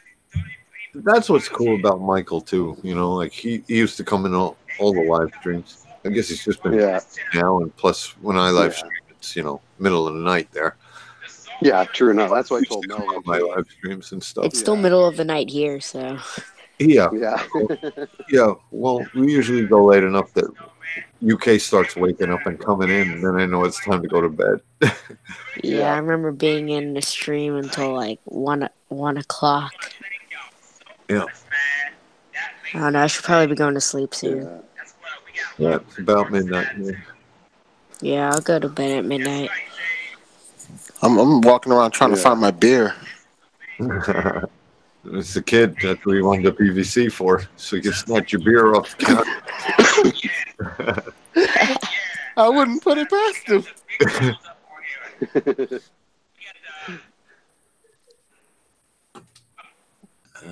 So what does he got? He's got 42. So the most he's ever gotten. The most he's ever gotten was like I think 30 likes, and he's at 43. Cool. Yeah, he's probably gonna get more than me. Yeah, that's good for him. No, that's awesome. Find my beer. That's awesome. Douglas said beer. Someone say beer. Yeah, I found mine. I just have to go take it back from the baby's crib. We've got vodka paralyzers here. I still hear him saying my name over there. So. Oh no! Yeah. That's cool. I'm gonna put in here that you brought. So Dave's. Oops. Not Fabe's. Dave's. Yeah. That was cool. Who else is live streaming? Yeah. I'm sure you might.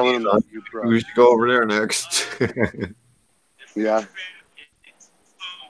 I'm just telling him that Dave's Nanotanks brought everyone over. Just so he knows that. That's maybe he can raid me next week. Yeah, exactly. All right, guys, we're gonna head out. All right, buddy. Good catching up. Nice chatting with you tonight. All right, Stop in. see you guys anytime. next. All right, see you guys next week. The Reef Spy's in there. Good job, Reef Spy. Where's Reefing with O? He's asking. Oh, now he's getting picky. Wait a minute. That guy didn't come over. Reefing with O's sleeping. Anybody who knows Reefing with O. I'm going to tell him that. Reefing with... He's either sleeping or doing dishes. With O. Sleeping or doing dishes. Reefing with O will come on in about 2 a.m.? Something like that, your time. And then what do you mean you're going to stop now? What are you going to end the stream for? I just woke up. Yeah, Reef Dudes will be on in an hour. Yeah.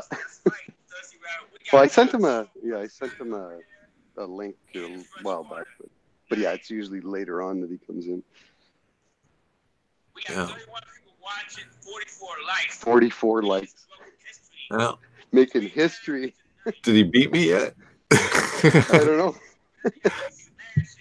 We got your whole gang over there right now, so everybody's just showing them love. I know my live stream sucks now. No, I your got live stream is 68 epic. thumbs up. Your live stream's epic right now, buddy. That's cool. I got 2 thumbs down too. I gotta love it. Oh, it don't bother me or not. Oh, Lisa's trying to outdo my emojis, so I gotta show her up. I didn't do any emojis, but you said hug emojis, and I don't do like, emojis to any guy. That's what Mage said. Mage said hug emojis. I read big emojis. Oh, you think Pelfrey's in there? Good job, Pelfrey.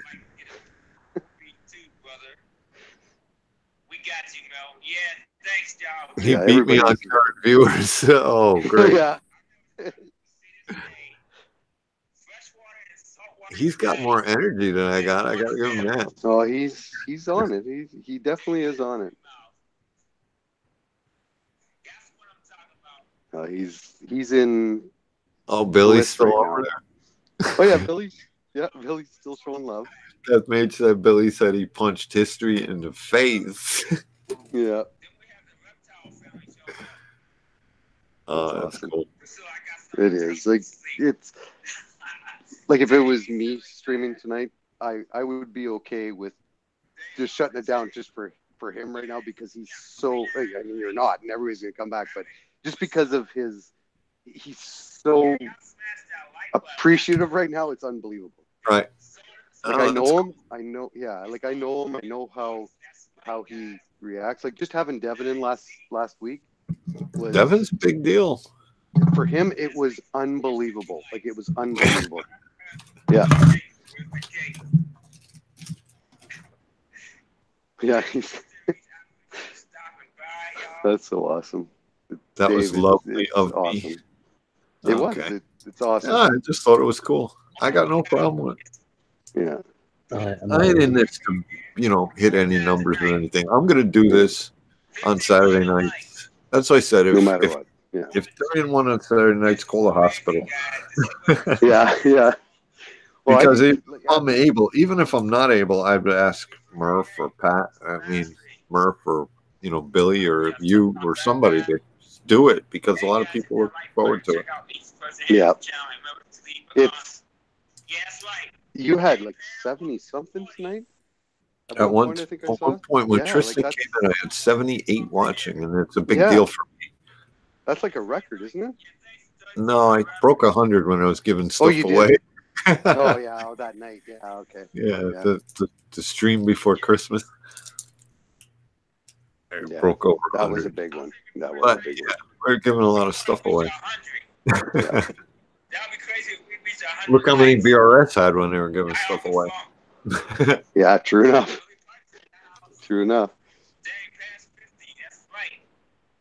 Con Squirrel, I'm going to be on, I don't know, an hour or two more. Yeah. Might give Kate down the controls and go get a cup of coffee. I better hook up on my computer then. I'm going to do that right now. Oh, not an emergency. No, but I'll do it so that I'm ready. I just popped a Jolly Rancher, so I'm not going to want coffee anytime soon. Yeah.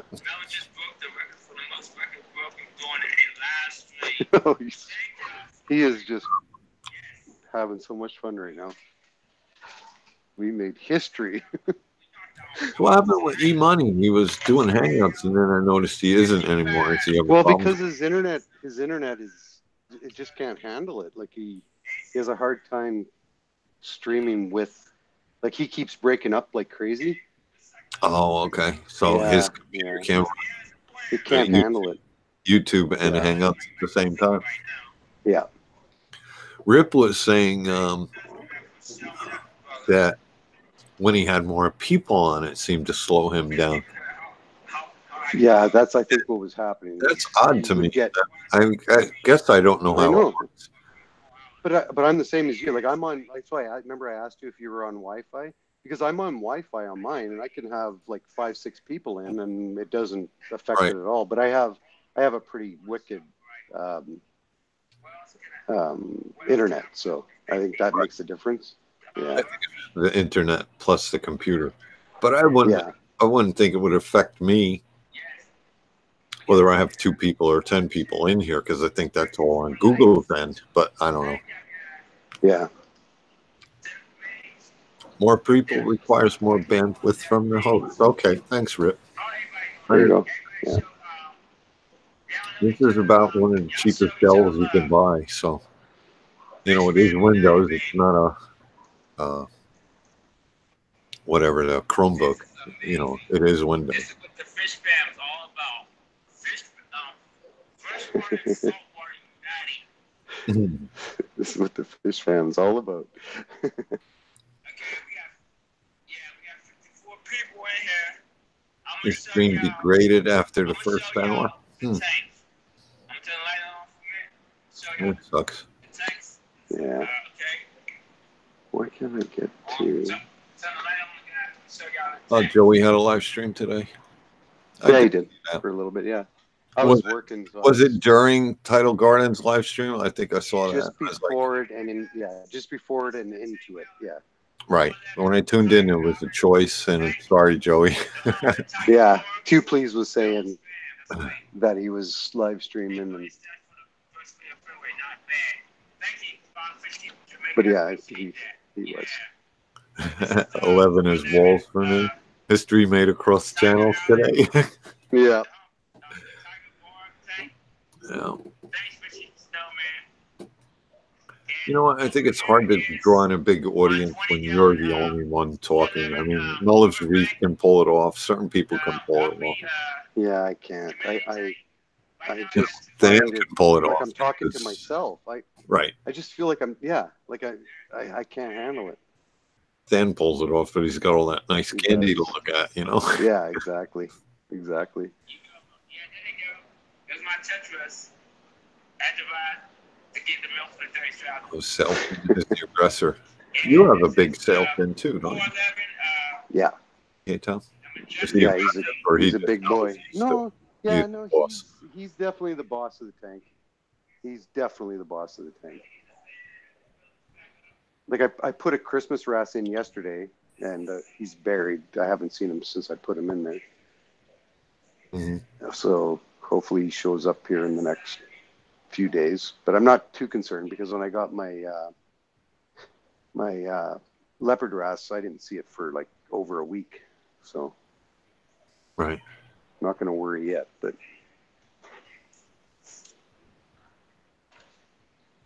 okay, why can't I get to?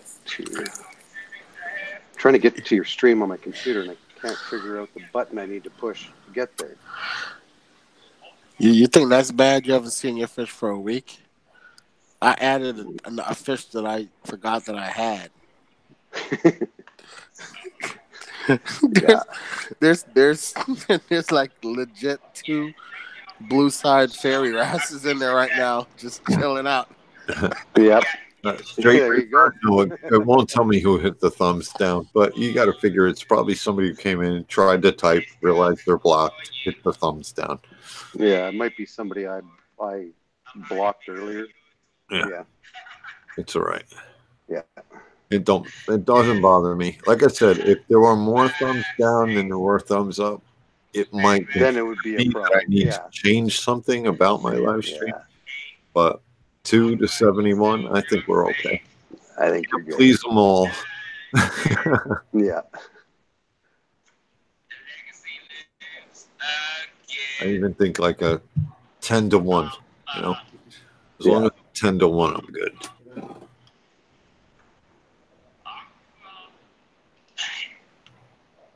Oh. Okay, so now I finally found your stream on my computer. Oh, you couldn't find your stream? I couldn't find your stream. Like I had to close and reopen. Okay. I So can't if you go share over. controls. I could have dropped the link in the chat. No, no, it wasn't. Yeah, I guess Right. you could have. Yeah. That's a joke. But if you share the controls now, then I'm good. You can go in whenever you want. Just let me know, and I'll be good to go.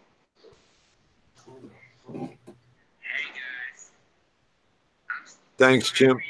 That was fun. Yeah. I can still hear him in my ear. Oh, that's K-Town. That's me. Yeah. I try to hear him say, "We made history tonight." Oh, he's excited. That's cool. Oh man, it's awesome.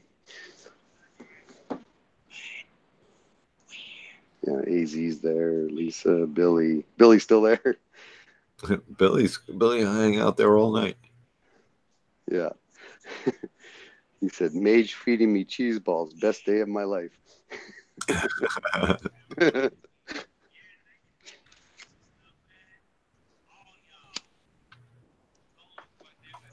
That was cool. You gamer guys really know how to party. Yeah.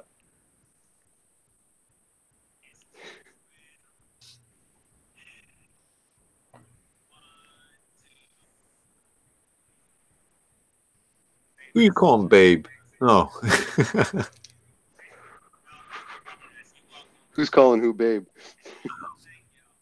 Lisa. No worries, babe. Oh, okay. I think she's talking to Death Mage. Okay.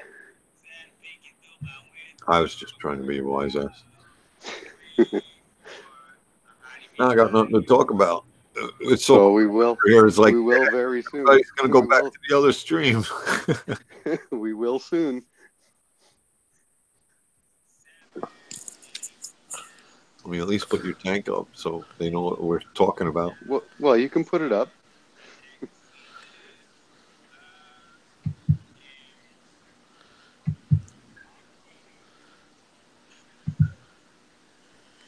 Got to have people in a different time zone to show their tank off. It's key to any live stream. Exactly. Oops. I'm going to post your channel in here. It's really nice.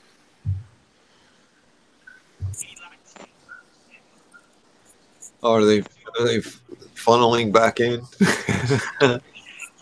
Well, I'm being thanked, and I just want people to know that it's your stream. So I'm saying it's really Dave's Nano Tanks that made this happen. Doesn't matter. No, but it does to me. Okay. It may not to you, but it does to me. So now I got to grab your. You hear Melvin in the background. Yeah, Kate Down got him on. Yeah. Got a new sub from the raid. That's good.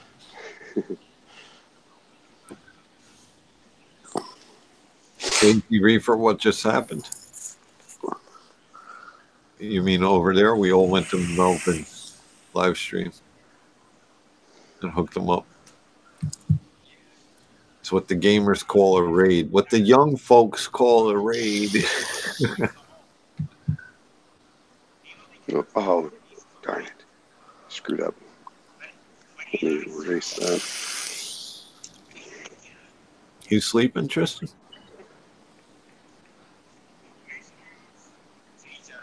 Nope. Okay. I'm looking at this pump here and losing the urge to finish plumbing it. Yeah, I hear you there. Well, it's midnight there too, right? Oh, yep. Well, guess who just stopped in? Oh, Rico. Where? He must have been watching your stream at Melvin's. Oh, okay, that's cool. Yeah, he's gonna love that. Rico's big time. Yeah. Oh my God. Oh, Murphy's in. Oh my God, Murphy's Aquatics. That's awesome.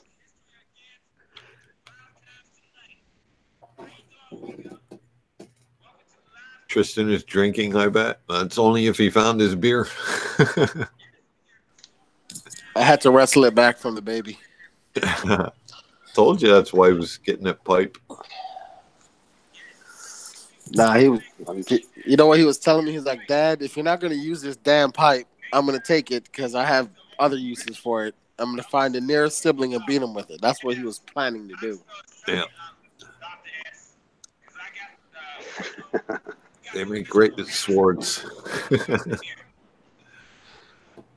Tomorrow, I'm gonna have him go find all the plumbing pieces he stole. What's up, Jeff? How's it going today? Okay, go say hi again, Dave. He's talking about you. So, guys, anybody know the going rate of a Indo gold torch? Murphy, the guy to ask. He's got a bunch of them. Murph is sitting on a freaking gold mine. I know. Mm-hmm. I just looked at mine, and it's got 6 heads on it, and 400 a head. Good Lord.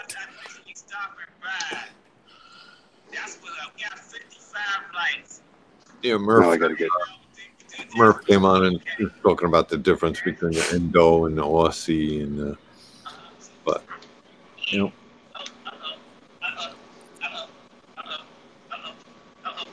What's he doing? He's freaking out right now. No, I gotta go message Devin. Deathmatch said he's dancing now. Oh yeah, he's having a blast. She got split screen.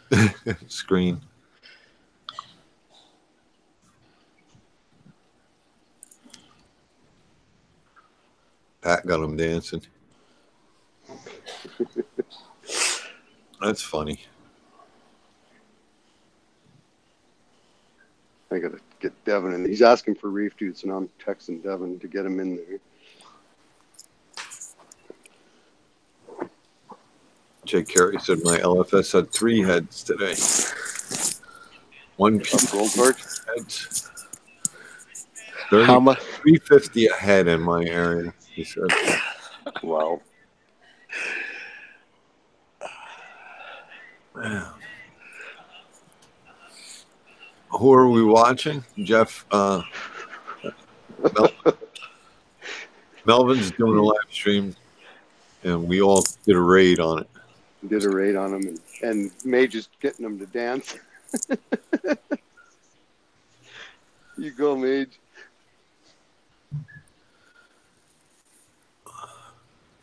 What Jeff Kennedy drop? If you drop links, they need to be approved.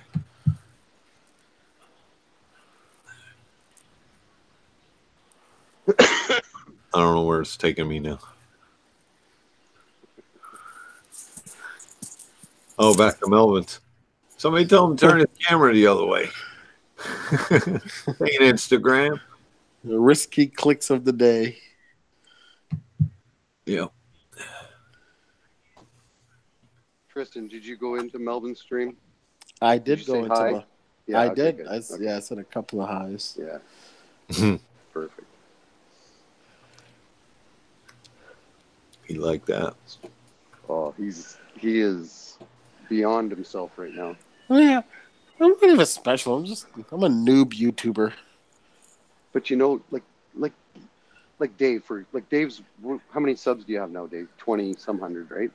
Yep. But to Melvin, he's like an you're like, you might as well have 1 million subs.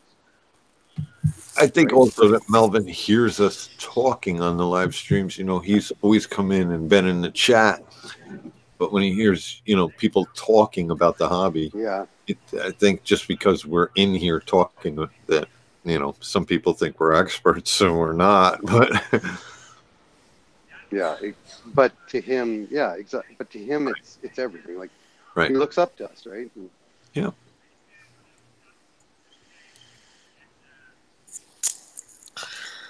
I tell you what, man, I am one YouTuber that does not take myself seriously for a second. Yeah. Me neither.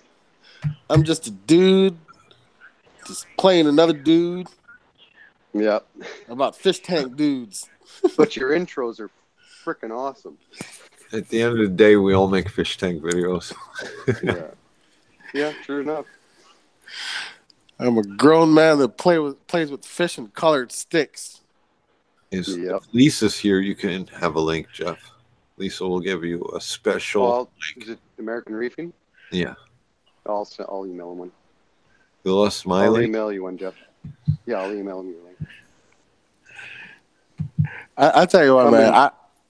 I was gonna say I have so much fun making those intros with the kids because that's awesome. They love it. They love it. Like my parents only watch my YouTube videos if they have intros with the kids inside. Yeah. Kids must love seeing them on the TVs too. Like if you put it on the TV, they're like, "Oh, that's me." Yeah. They insist on showing everybody, "Look, I'm on TV. I made a movie." Well, Cindy's there too. Yeah, Reef Girl's there. That's awesome. That's so awesome.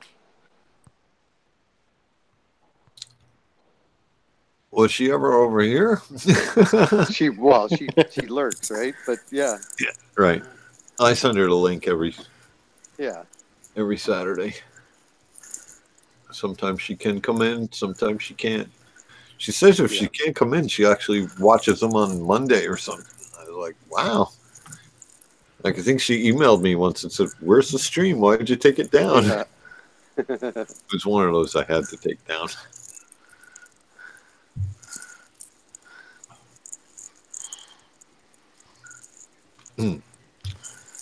Billy got them all riled up. Yeah. Well, Devin's gonna show up here in a second too, so that'll make it worm too. Yeah. But now he's his phone just died, I think, so he's just sitting there spinning his wheels. Yeah, there he is. There's Devin. See, I'm like Death Mage. I lurk a lot. When I see you guys streaming, like usually I'm driving somewhere or doing something. So I'll throw the headphones on, stick the phone in my pocket, and I'll just listen to whatever the hell you guys are talking about. It's like a podcast of things I'm interested in. Anything to drone out Baby Shark or Ryan's Tours reviews. Yeah, exactly. Call Me Nemo says I may have to take this stream down because Billy put a bag over his head. Yeah. That was funny. See, now I could time out Lisa right now. I just realized this. Yeah, you really want to do that? No, but I could. That's the only stream she doesn't have a wrench in, and guess what? She has one everywhere else. I know, so I'm going to threaten her right now. She could time you out all week. You out, Lisa. Oh, I so want to, but I'm not. Don't abuse it. No, I won't. I may just drop your wrench and let her whack you right in here. Don't do it. Don't do it.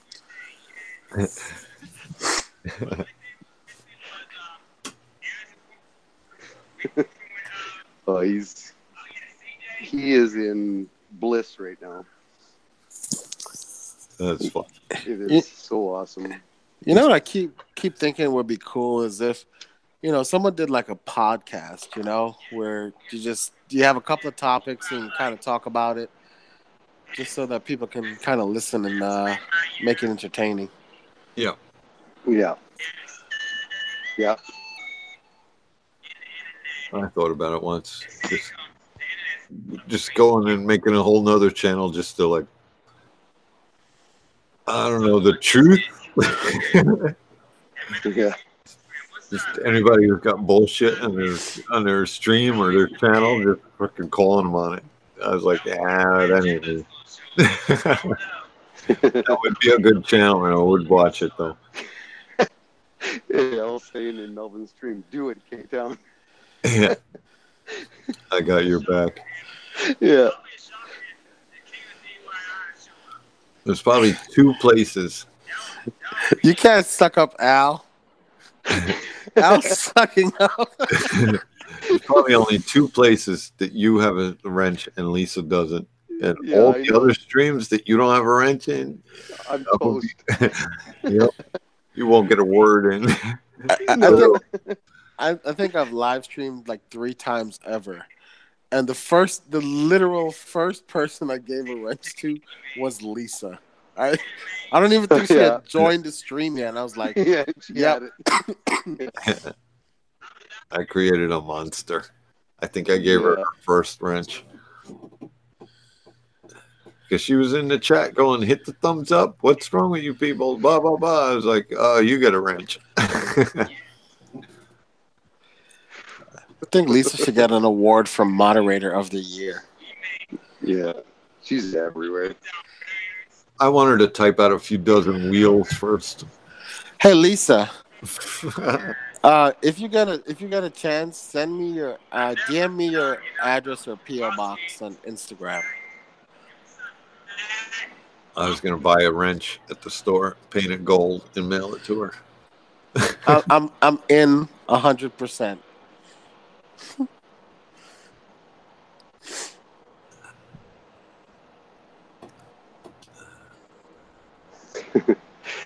I got a guy that can engrave Moderator of the Year on the wrench. Devin just texted me saying history. History. My stream Yeah. sucks now. I only got 33 watching. We'll be back. We'll be back. I just have to put in the chat. Okay, Thanks, it's over, Kevin. boys. Yeah.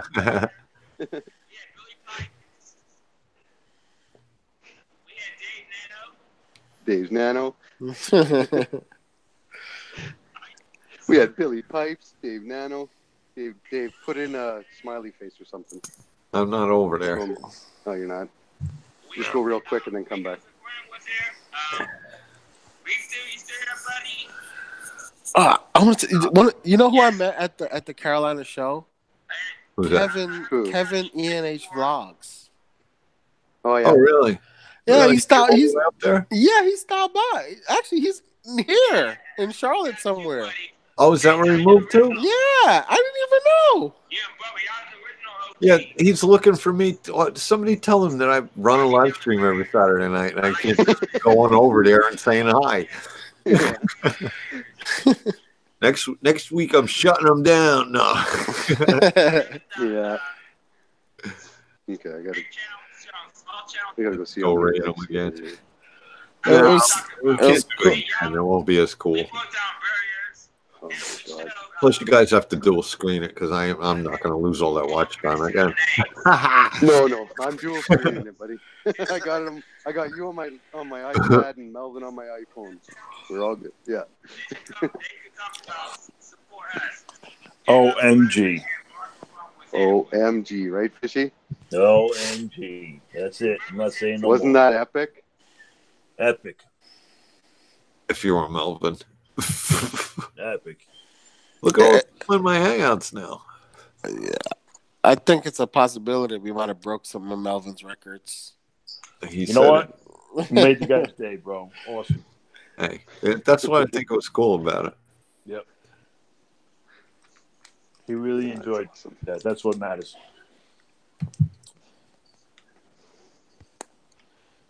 Oh, which one did I? If I share controls with one K-Town, does it automatically put it on the other K-Town? That is a good question. No. That's weird. Jeff, you on your phone?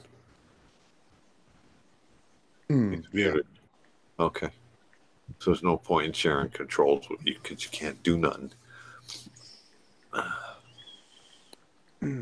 I've actually never been on Hangouts on a laptop. No, it's a lot of fun. Yeah, it's so much fun. You get more buttons. Yeah, that's it. That's it. You get more buttons. You can boot people. You can turn the camera on. I remember kick one you night out. Billy was No, I can't. snoring. I was like, I'm going to turn the camera on. And Pat's like, no, don't. You never know what you'll see. That was funny. Be like, is that Livy or is that Billy? Hey, Uncle Flo, I'm in your shed. I'm in your shed. I'm in the fish shed. What? All right, can you turn it down now? Oh, is it loud? Sorry. Yeah. I'm in your shed. I don't know what that means, but that's Aquafunk shit. He's got a fish shed. I sent him one. Oh, sorry. no, AL. When I give K-Town controls, he only has controls in Hangouts. It doesn't affect his ability to do anything in YouTube. The only one that can make and take mods is me. I can make Dave a mod if I want. Yeah. No, I don't think so. I don't think so either. A mod, maybe. But it sounded good. But it sounded, MAWD. You got to call Google for that one. Yeah. King of the mods. Well, I used to be. I got booted. I saw her live stream the other day, and this is Melinda we're talking about. Yeah. And she read names for 45 minutes on her live stream because I was just fast forwarding, right? It was the one that played already. Yeah. For 45 minutes, she read names of all the people she subscribed to. And everybody in the chat was like, what's going on? Because she didn't say what she was doing until she was done. And then she held up her phone and he goes, that's everybody I'm subscribed to. I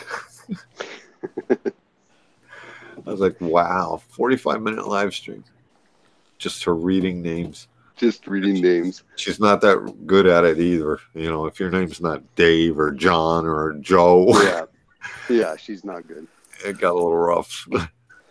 Yeah, well, one of her mods, his name I think is Eaton. Eaton got booted from her stream, but then another one named Sofonda got modded, so we're still in there. It's crazy. People sign up and watch it. Oh, it's amazing. She has like I forget how many subscribers. It's unbelievable. Actually, I can check. But yeah, it's crazy how many subscribers she has in like 3 months. If everybody would be, filling in the days of the week with the Reef Chats and keeping their nights. Yeah. Wouldn't have to go watch Melinda Damon broadcasts.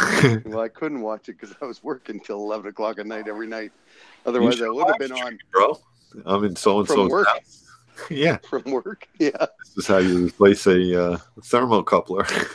This is how you relight a pilot. This is how you change out a blower motor. This is how you change out a circuit board in a furnace. Yeah. So I could have exposed. So it was in Celsius. I don't know what it would be in Fahrenheit because I'm Canadian, but in Celsius it was on Sunday it was minus. Okay, so on Saturday it was above freezing. So I can tell you that it was probably about 38 Fahrenheit. Sunday it was minus 21 Celsius. With the wind chill it was minus 28 Celsius. And then it stayed like that all week. So that's like our 0 degrees. Like pretty much. Lower than that. It was because freaking cold. Minus 40 is the same. So, well, here, so let me see. So I'll doesn't matter. You know what? To me, anything below 0 is just too freaking cold to go outside. So I did not miss that about Jersey, man. It was like 67 today in Charlotte. Oh, that's the thing. It was the beginning of the week. We hit 70 degrees. Yeah, we were at 77. It was 3 days before that, it was 0. So yeah, we'll figure that out. Why don't I have a cold? Half the people around me sniff this and that. It's because you don't know how to dress.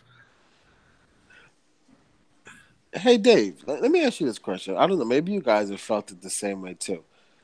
Do you feel like there's only maybe 150 or so real YouTubers that do reef videos?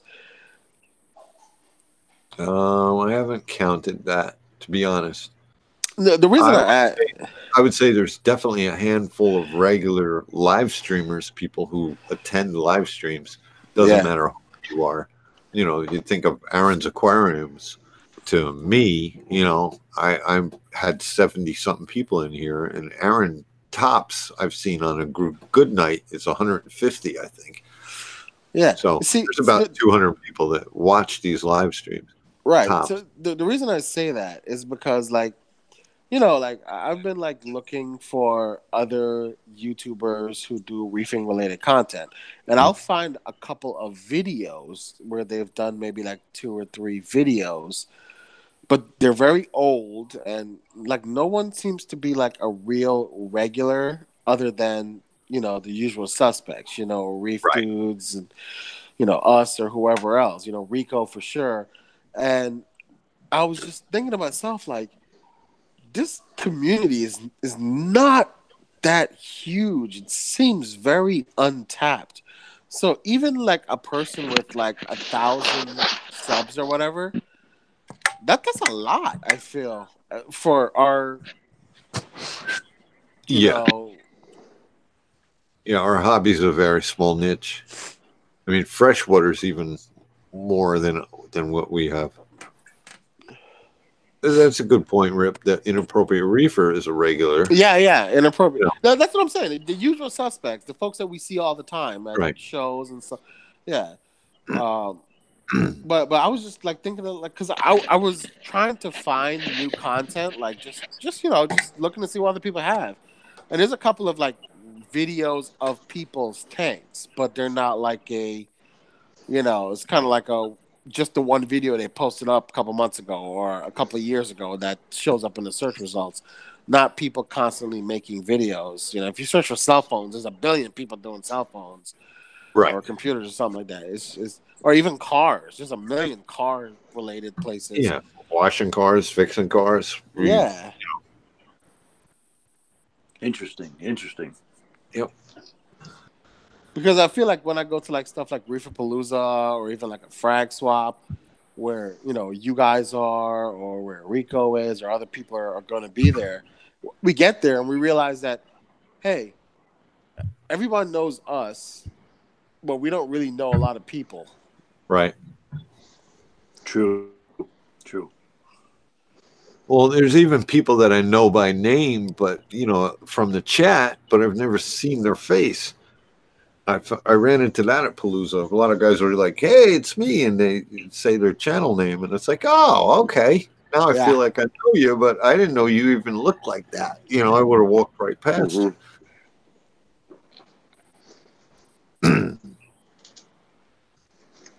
But Billy Pipes is a magnet. I don't know if it's because he's so damn tall, but, you know, when you go to these shows, everybody knows who Billy is. Hey, Billy. But you can spot him from across the freaking venue, you know?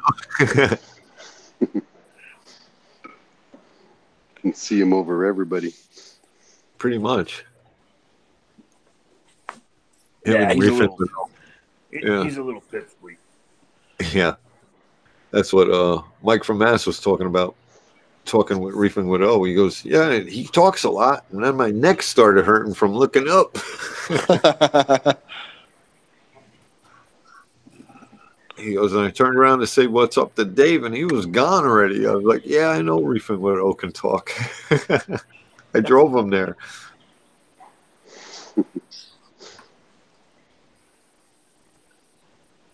It's cool. I don't know. This YouTube community is my reefing club because I really miss my reefing club from Jersey. So you guys are pretty much my reefing club. Yeah. My wife calls you fish people.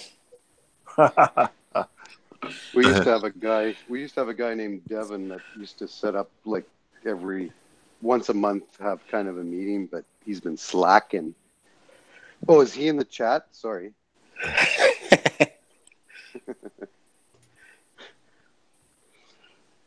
She came over and she's like, "What you doing?" And she's like, "Oh, you're talking to the fish people." I'm like, "Yeah."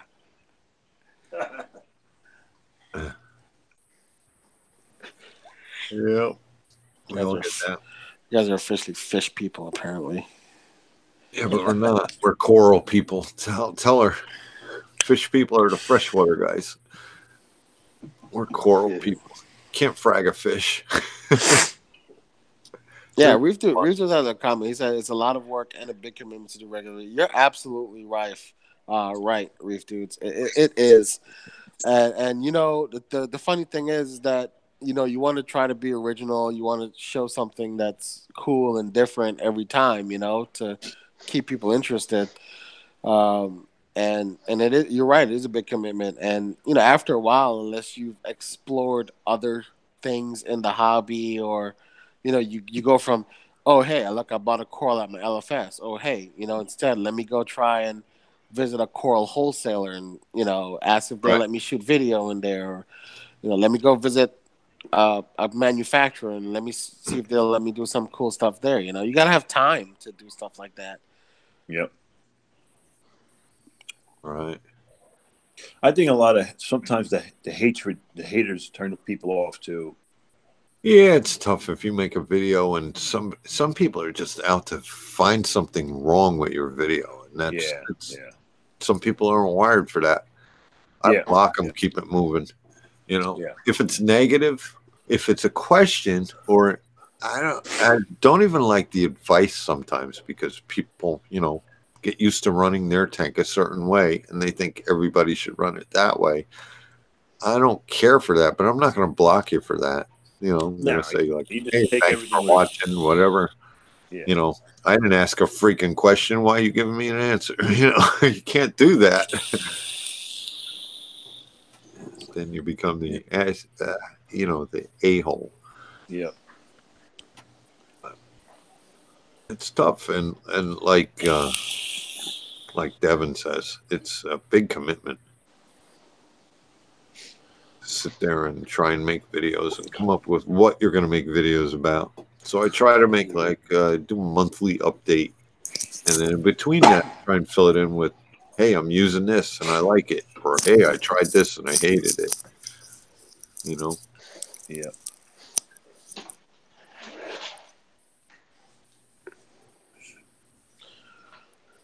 Jeff Kennedy said Gallery Aquatica out of Australia, good stuff. You're absolutely right, Jeff. I've watched all of their videos. They do have some really good stuff there. It's kind of why I kind of wish like the LA Fish guy was still around. I thought it was really interesting seeing it from a maintenance guy's perspective, like when he's working on these people's tanks, and he's like a real old school reefer, you know. And you know, I liked a lot of his setups that he did. You know, like 4 people. I thought it was a pretty cool thing to do. Yeah, I've seen the last 3 Awoken. Pelfrey always said that. He's always got videos waiting, you know, to be published. They're already uploaded.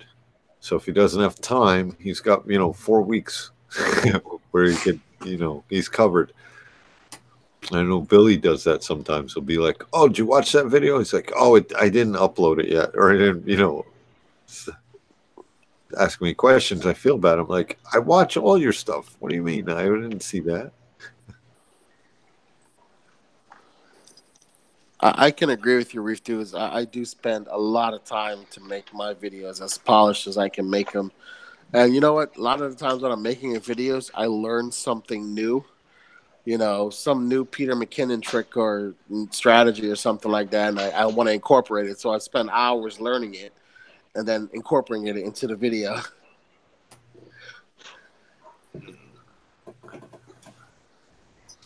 But there aren't a lot of, you know, I go to my subscribers page when I go to YouTube. That's actually, you know, the icon that I click on. It brings me right to my subscribers page, tells me in order of my subscribers what they uploaded.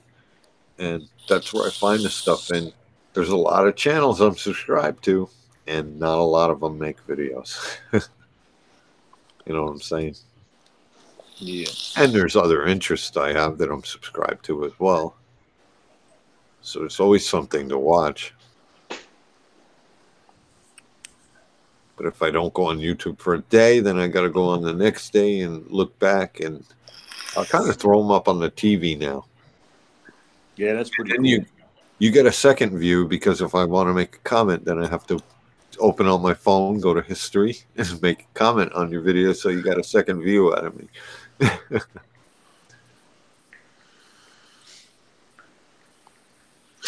See, Joey made a comment. Inappropriate reefer is a perfect example on genuine high energy. The funny thing is, if you've met him, that's just how he is. Like, I don't even think that's a persona or anything. Like, you're exactly right. It just seems like he's just a high energy guy. He makes videos and they're entertaining. So it's entertaining to watch. Timing was everything with that guy. You know, if he came out today, it wouldn't be as good. It was timing. He came in at the right time. Yeah. That's my opinion. I mean, yeah, I love his videos. I met him in person. Nice guy. It's just timing. I think if someone tries to come out and be as big as him, they wouldn't do it. They wouldn't be able to do it. Not with that material. I mean, just not that it's bad or good. It just he's got the audience now. That's it. There's something that draws people to like inappropriate reefer. I mean, even guys like Billy, there's just a draw to them that makes them interesting to us. Not everybody has it. Yep. I'm surprised, how many people watch my videos. I am still to this day. Me too, and I'm nowhere near you, and I just can't believe how many people actually watch. I agree. And some watch the whole thing. I always watch the whole thing, Dave.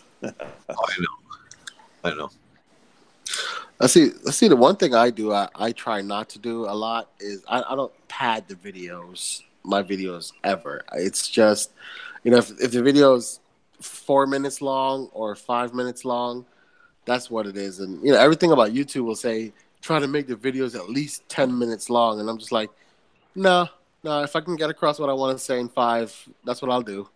I keep it straight to the point. That's fine. I try not to even not that I have a lot, but I try not to even put a time limit on anything. But I think too long it can be a little. It depends on what you got, Yeah. What's the message? How much time do you need to say the message? Yeah, I mean, And if you need too much time, if you're not holding somebody's attention, then you're telling the story the wrong way. I've made mine and watched them afterwards and say, "Oh, I forgot to say 5 things," Right. And if people will ask in the comments, they'll have a question. "Oh, what about this?" And I was like, "Yeah, I wanted to add it, but I just forgot."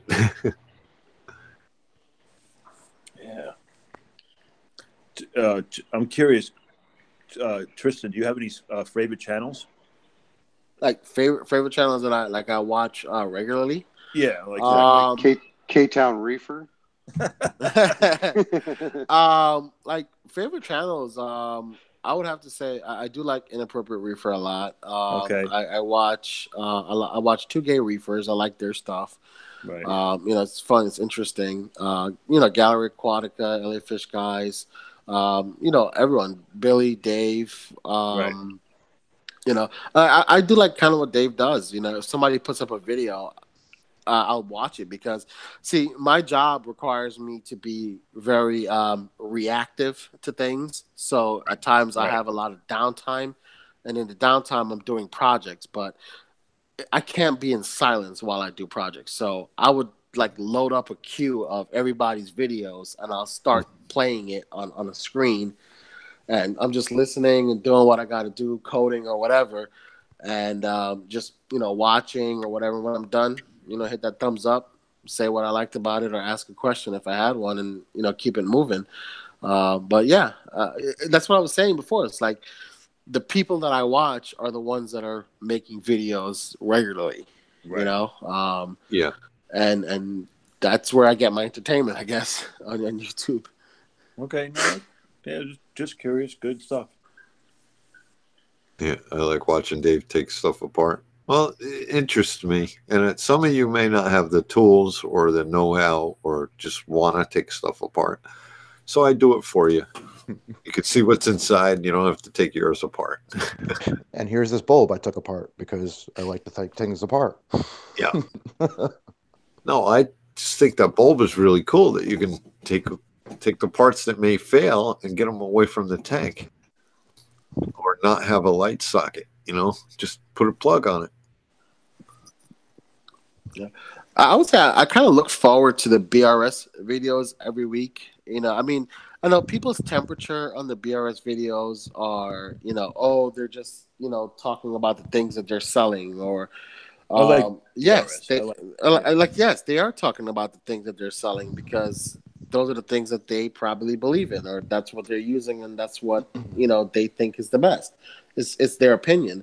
Yeah, I love the new series that they have out. Yeah, the new series they have out is great. Absolutely, and at the same time, I just I like their approach. Like their scientific approach to things.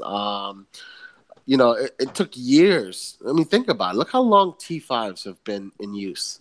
Right. And how they did it in one video, which was completely, knock the fact that you have to change your T5 bulbs every 8 months. And people, there's people out there that'll say, "Hey, I have an 8 bulb T5 unit, and at $25 a bulb, roughly retail.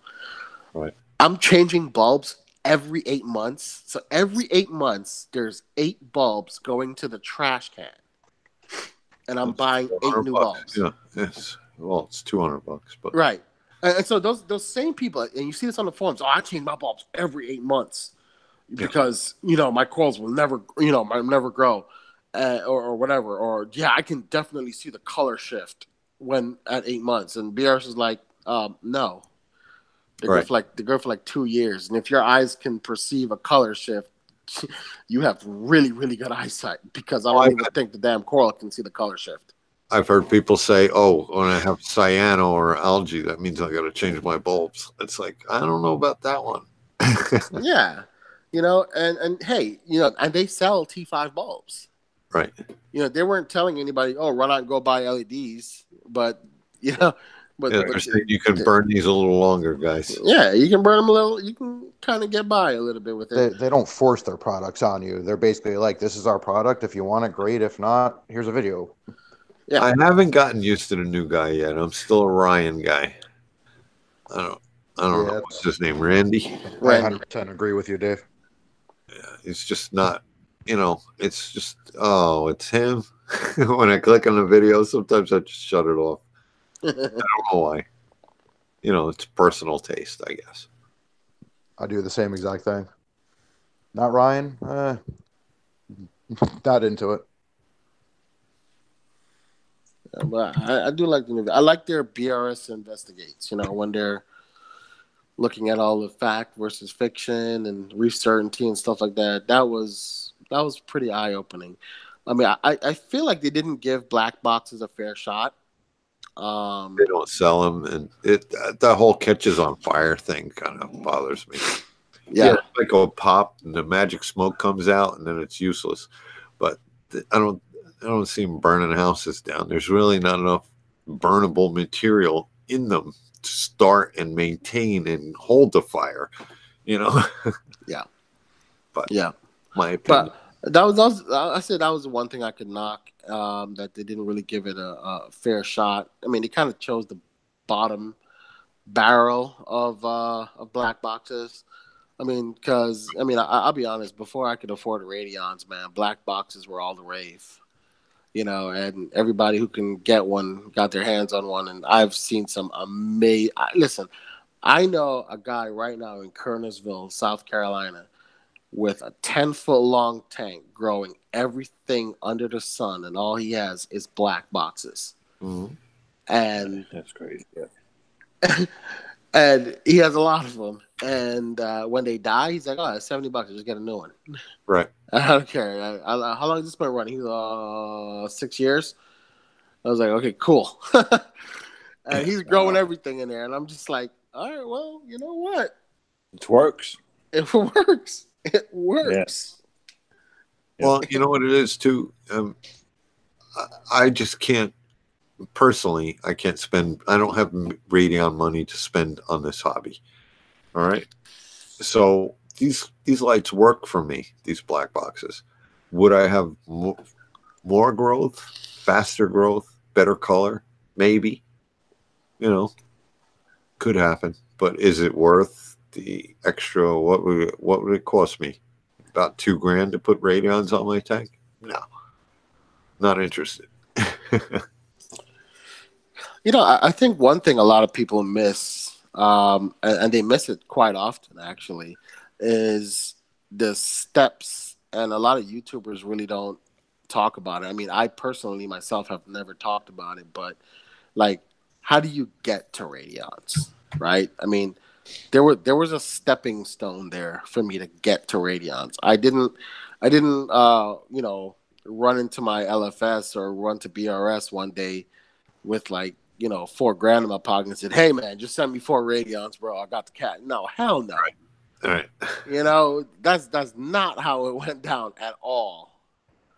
You know, I had to shake for a little piece of change and flip a couple of pieces of equipment here to make that happen. And that's how it is. You start, you know, generic and you move your way up. That's just how it is. I mean, Right. that's how it was for me. I don't know about anybody else. If you had the cash to go and flip for all that cool stuff, then yo, by all means, God bless you. You know, you are blessed. But for me, nah. All of my, you know, quote unquote high end equipment, I sold what I had, added a couple of bucks, and kept it going. You know what I mean? Right. One at a time. Right. Now, don't get me wrong. Some of the tanks you guys have are gorgeous. You know, just the glass boxes themselves. You know, just the way they're built. You know, meaning like I have a 55 and it's got a black frame on the top and a black frame on the bottom. So if you're seeing through that and seeing what's inside, then it's one thing. But some of the tanks you guys have, like Reef Dude's tank and Tristan's new tank, they're beautiful tanks to look at. Especially when you got laser lined up piping on the bottom. If I could do it all again, I would pay somebody to do that piping. I would legitimately pay. Like I don't even know how much it would cost, but I would never do it again. I don't want to ever do that plumbing again. Yep. So much wasted pipe. I like the plumbing part of it.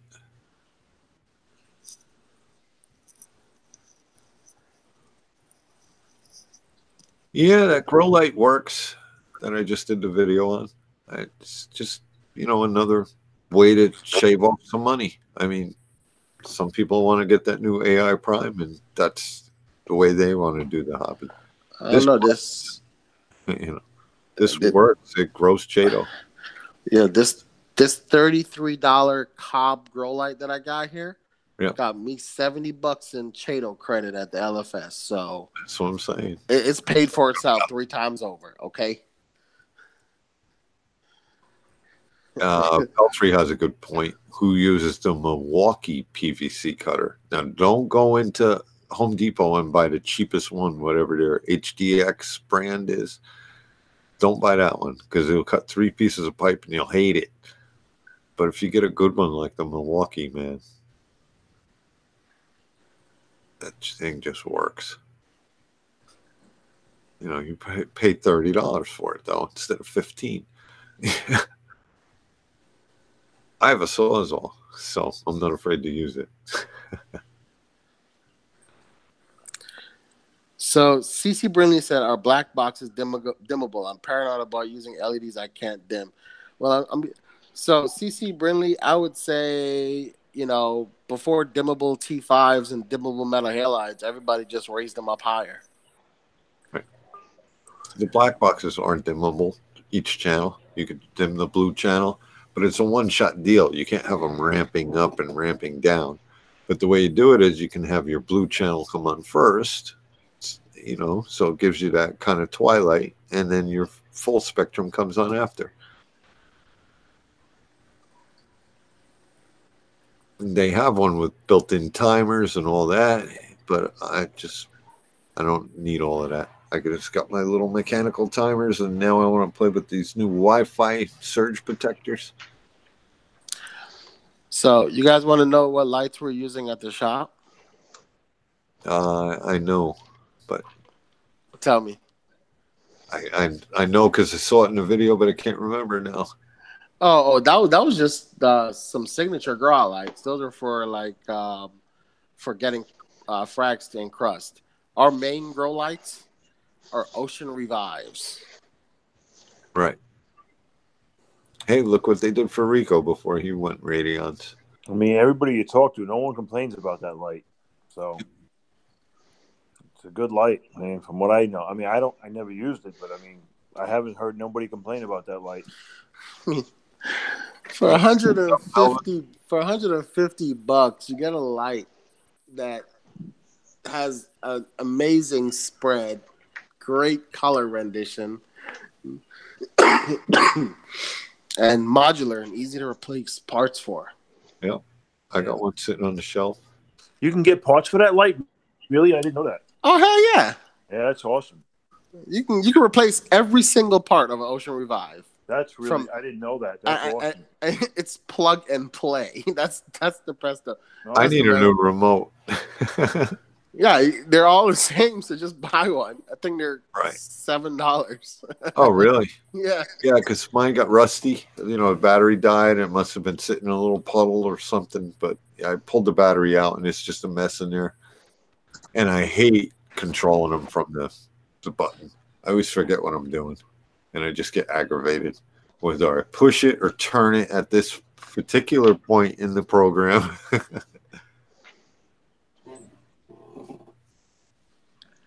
Hey guys, how you doing?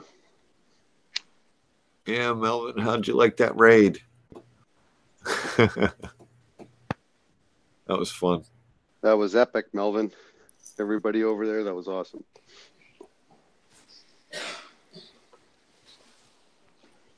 Is Melvin in the chat? Yeah. Yeah, he's Phoenix Aquatic. Oh, yeah. Yeah, I see him. Yep, Reef dudes. You like the fancy stuff? Same here. I always start cheap and end up something high end in the end. Yep. It's like, you know, I'm upgrading my little mechanical dial timers to the Wi-Fi surge protectors for power strips.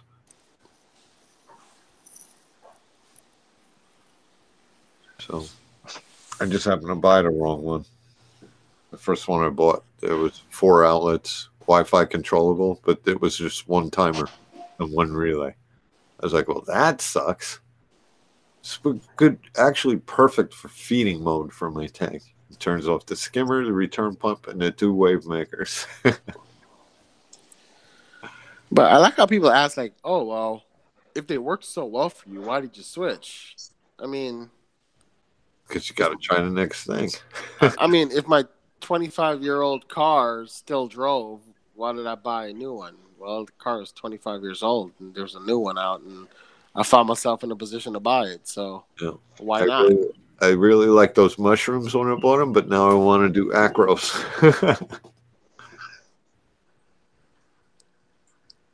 There's a lot to be said of Chinese technology. Like if you look at the electronics, they really find a different way of building, like innovative way of cutting corners and building things in a way that, you know, they sometimes think right out of the box, and it saves money.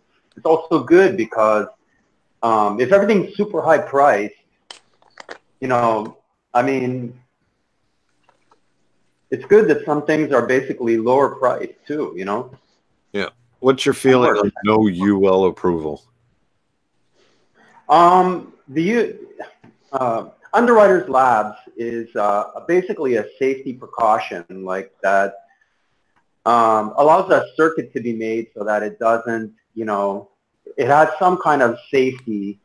In other words, if you have a secondary, I don't know, people don't want to hear this, but too technical, but you want to have a certain amount of separation between the secondary and the primary so that if you have something failing, when, let's say you have like a something simple like a USB charger, you plug it into the wall. You don't Rep, Go I ahead, didn't Dave. ask what is a UL approval. I asked what are your feelings on them not being UL approved, just in case you were Yeah, going that's in the wrong direction for no reason. no, no. I was, Coming I back? was, I you just don't want your device to be plugged into mains, you know? Like when something being approved for security means that there's a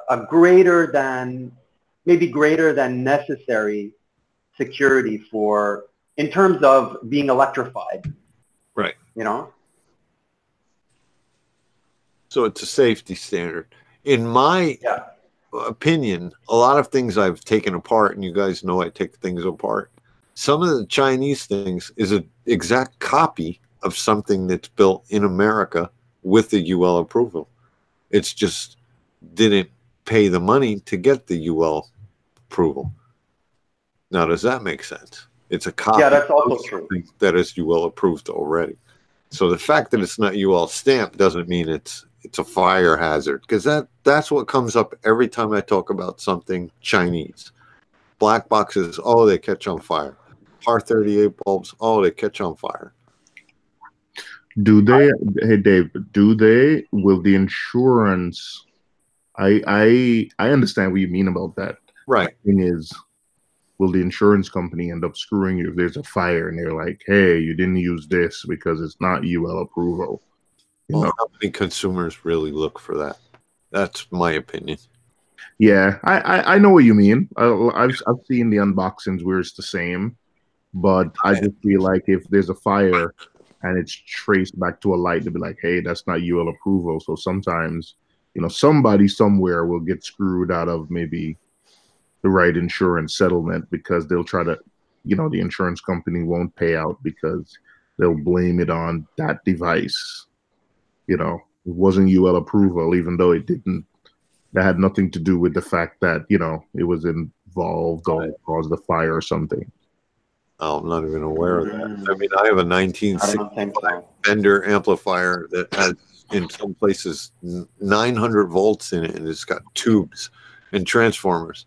So if that burned down my house, you're saying they could say... No, I don't know. I'm just, the cynic in me is just thinking that, Right. I can't imagine that they could say we're not paying you because it wasn't UL approved. I Man, can't. you got to look at a lot of other things in your house, then, boy.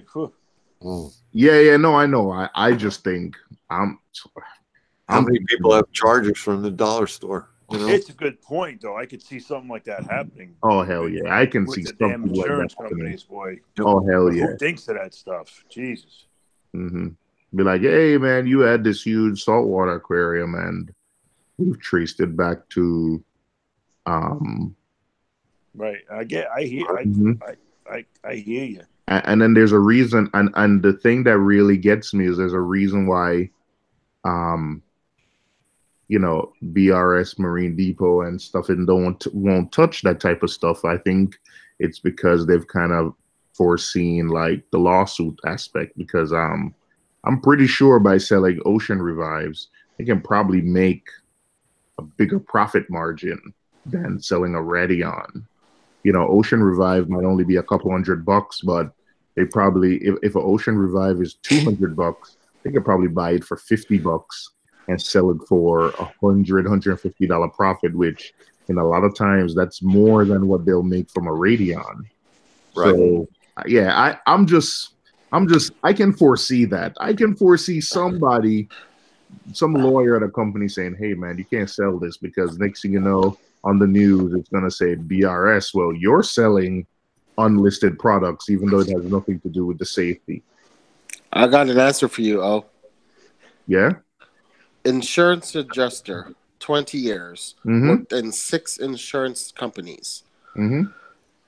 Here's the answer to your exact question. There is no provision in any insurance policy that I have ever seen that even mentions UL listing. The lack of UL listing, homegrown or poorly manufactured equipment, and even prior problems you might have had with a piece of equipment. Herein, you mean a cable amp, any piece of gear, your toaster oven, microwave, computer, space heater, or anything else plugged into the wall would not be grounds for the denial of any claim that would otherwise be covered under the provisions of your first-party insurance policy, period. Mm-hmm. Oh, If a faulty widget was found to be the cause of your returning home from work to find a smoking hole in the ground where your house was, your insurance company would pay your claim, less your deductible, and then bring their considerable resources to bear upon the responsible party in that effort to extract restitution. All right. Gotcha. So they won't, you as the homeowner won't get screwed, but then the business that sold it to you will get screwed. Yep. So that's why BRS or nobody sells it, because they don't want to get screwed. Gotcha. Uh, It's probably why they don't have J-Bo. Yeah, probably. I wasn't even thinking that they would get screwed. I would be like, if I'm a business owner, I don't want to be the one on the news, because that'll also give you a big black eye where if you're on the news, people a lot of times we see these frivolous. I think a lot of times you see these frivolous lawsuits on the news. A lot of times nothing comes of it, but just the fact that it's mentioned on the news gives you a black eye. Like affects your business and your bottom line anyway. But what Tristan just said, yeah, I can see now why BRS. Funny enough, that I can see now why BRS Marine Depot and stuff won't touch that stuff. But the funny thing is, even they would not be liable. It would be the company who manufactured the equipment. They are a distributor. Right. So the person said, case point, if you build your own cables and you are the worst craftsman in the world and they burn down your house and the insurance company can prove that fact with forensic evidence beyond a reasonable doubt, this is damn tough to do, which is why so many arsons are not prosecuted, they'd still have to pay the claim. Case point, we had to pay a claim for $450,000 where a gentleman used a wire hanger to bridge a gap in a circuit board. Oh, come on. We use wire hangers all the time, bro. No. What? Wait. To bridge the gap in a circuit board, somebody used a wire hanger? Yeah, he used a wire hanger. Tristan, you should see what they do here. They jump the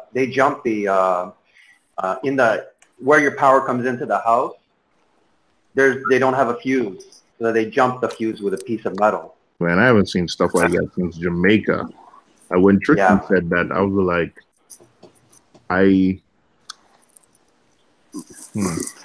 Yep.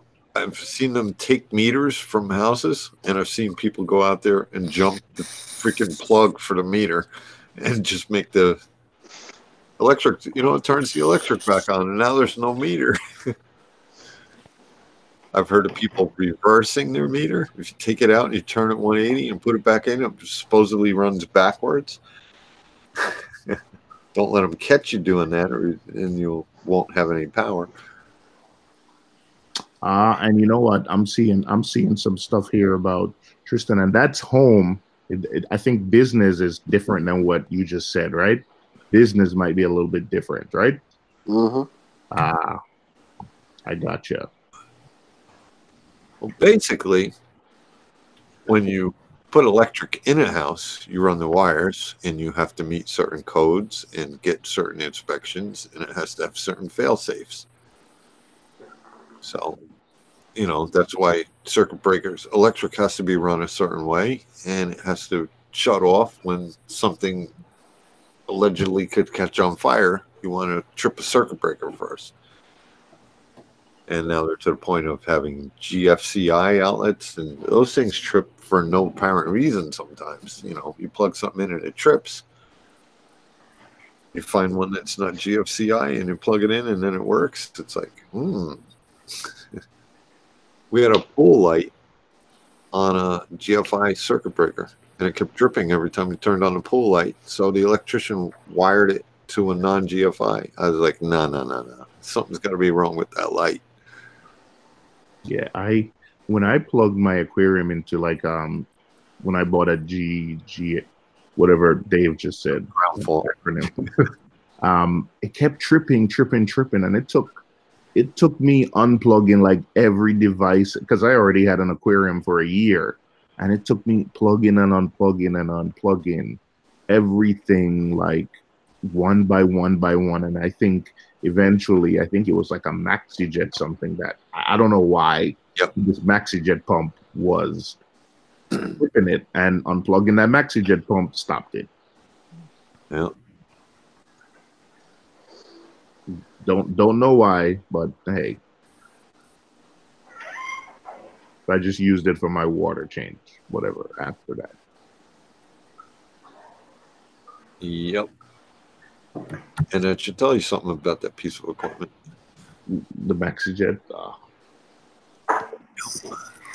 I think that was the cheap. That was not the Cobalt Aquatic ones. I think that was the cheaper. The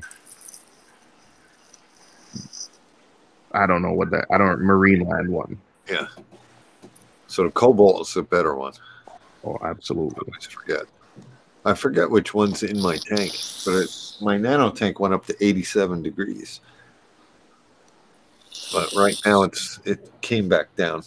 So I gotta run it tomorrow. I have one of those set it and forget it heaters with no dial on it. Wait, you said 87 degrees? Yep. Yeah. You guys ever want to get rid of pulsing xenia? Turn the tank up 87 degrees. They melt right away. Did you boil your fish and just go in there with a spoon? There's no fish. It's just a nano tank. But I lost a few things. Green star polyps won't even open. Bubble corals happier than shit. And sort of zoanthids, they actually look better than they ever have. I'm dealing with like some kind of bacterial infection now. I don't know what it is. So, but yeah, it's that brown jelly. I got like a whole bunch of euphilia, and I think over the last 3 weeks, it's just ravaged. Like, I think I've lost like maybe 60 heads of like everything from frog spawn. It's just devastated the tank, and I've tried to. Sorry to hear that, man. Yeah, cut heads and stuff, dip it, put it in the nano. But like Dave said, I don't know what if the xenia feed on the bacteria, but it's just exploded.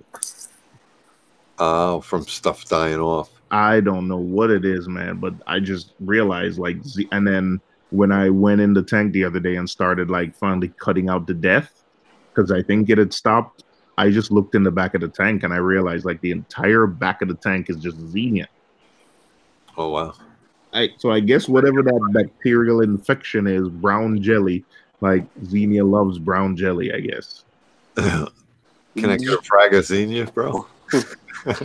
Did you try hydrogen peroxide? Oh, no, I didn't. Nah. That's really effective against brown jelly, man. It's not only affecting euphilia, like Cyphostrea, my candy cane.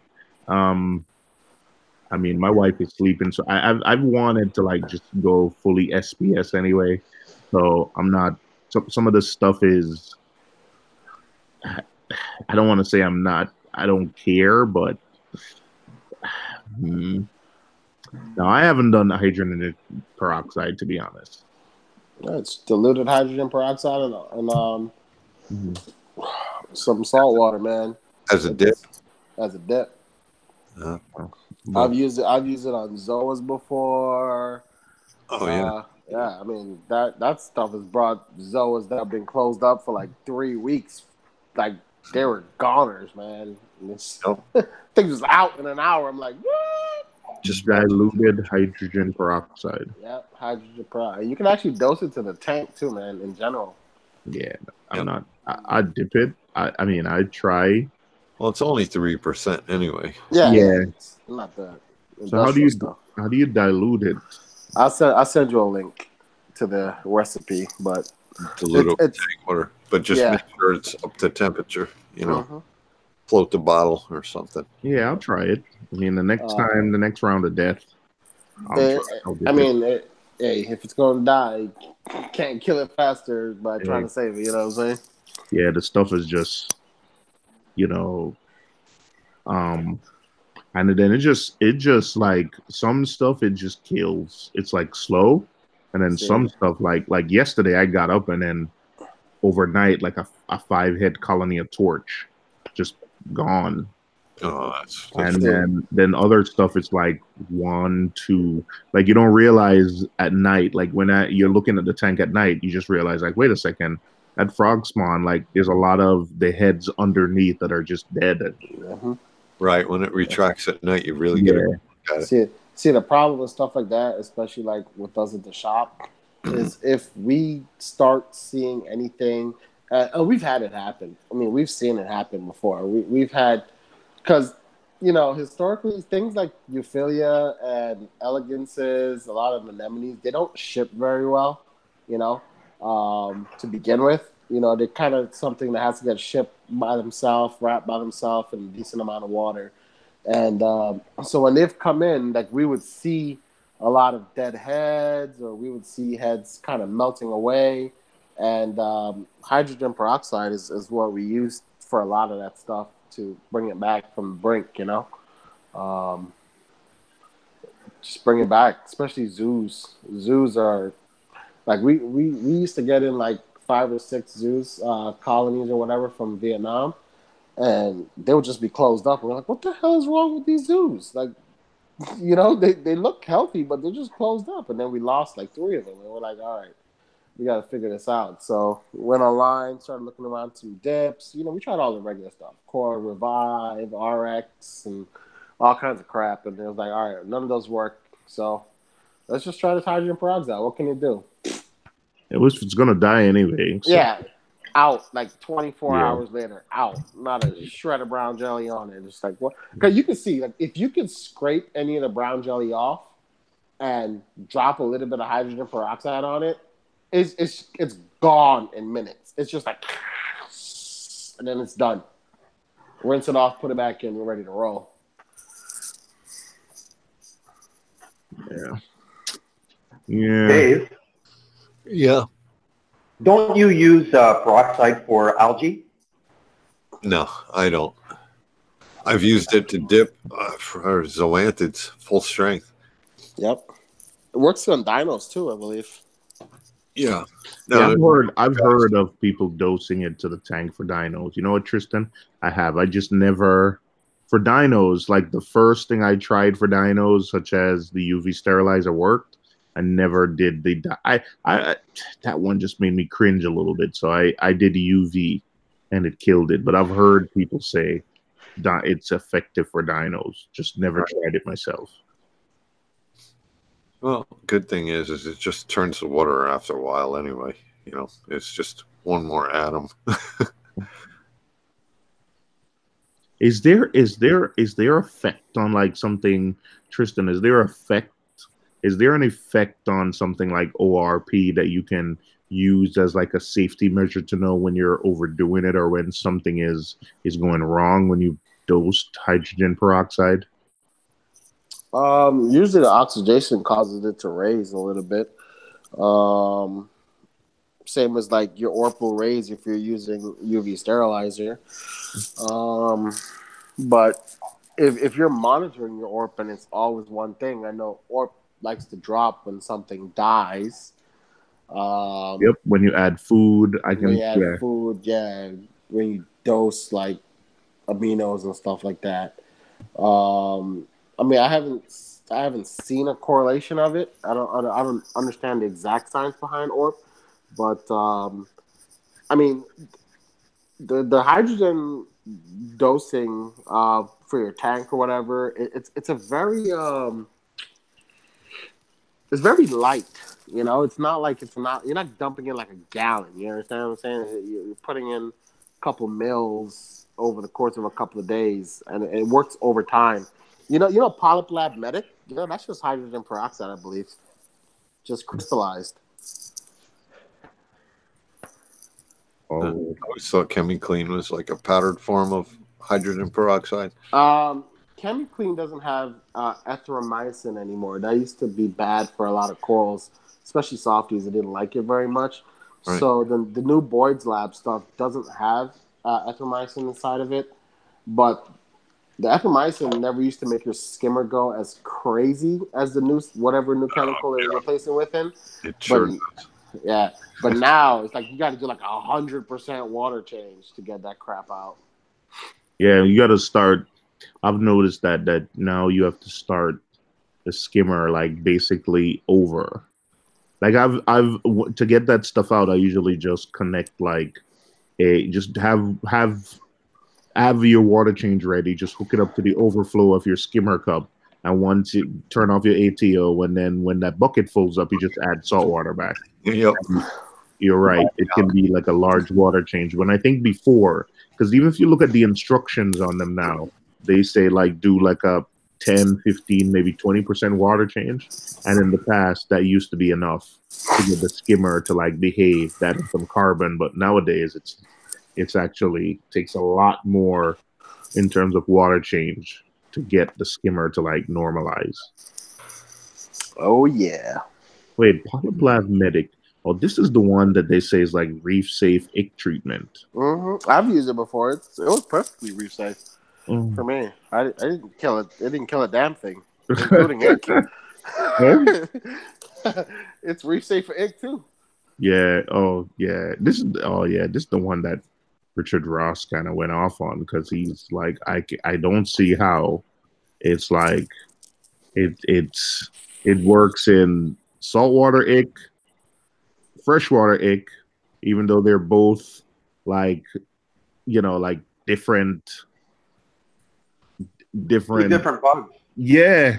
Well, they're different kind of infections or diseases or whatever they are. And he said, I don't understand how it works in the water column against and targets. The way they explained it to him is they put in the water and it targets the ick parasite only. But he's like, they're different in freshwater and saltwater. So how can one product do that for both? Yeah. It's magic. Hey. Do you believe in magic? I sure as hell don't. You said it didn't work on anything. Not a damn thing, including what it was supposed to work on. Yeah. But your mileage might vary. Little disclaimer. Yeah. It dies. It usually, well, I haven't had ick. Never had it. But from what I see, it ebbs and flows. And a lot of times when people think it's gone away, it just, run its life cycle or something. But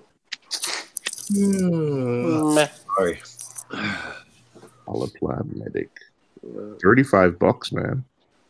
Yeah, it ain't cheap neither. Imagine trying to dose that shit to 187 gallons. Medic is a it says oxidizing agent. Yep. OxyClean. Just put OxyClean in your tank. You'll have white coral. Yeah. Man, just run your fish through a good spin cycle. It'll be all right. Shake it off. That's it. Reef Keeper says Polyplasmatic only kills $50 out of your pocket. Doesn't matter. Yeah, Awoken is saying you need a medication with formaldehyde in order to kill ick, whether it's freshwater or saltwater. So, yeah, you don't want to put that in your tank. Yeah, man, listen. I don't talk about fish diseases, often. I've never talked about it in any of my videos, really. But I went through $1,000 in fish and medication. Wow. Trying to kill ick. I restarted my tank. I poured 2 gallons of bleach into my tank. The cure is worse than the disease. Yep. I sold every coral that I had. I took it all out, traded it into the LFS for credit. I took out all of the fish, right? I gave them all back to the LFS. I poured bleach into my fish tank and let it run for a week. Why? It was beautiful. Everything was so friggin' clean. It was amazing. Joking. I legit poured bleach in my tank. I'm not joking. One of them How did the corals do? in there. No, there was no corals in there. It was just rock and sand and plumbing. And I ran my skimmer. I ran the UV star. I just bleached the entire tank. And then when I was done, I did 100% water change, 187, like almost 200 gallons. Drained it all outside.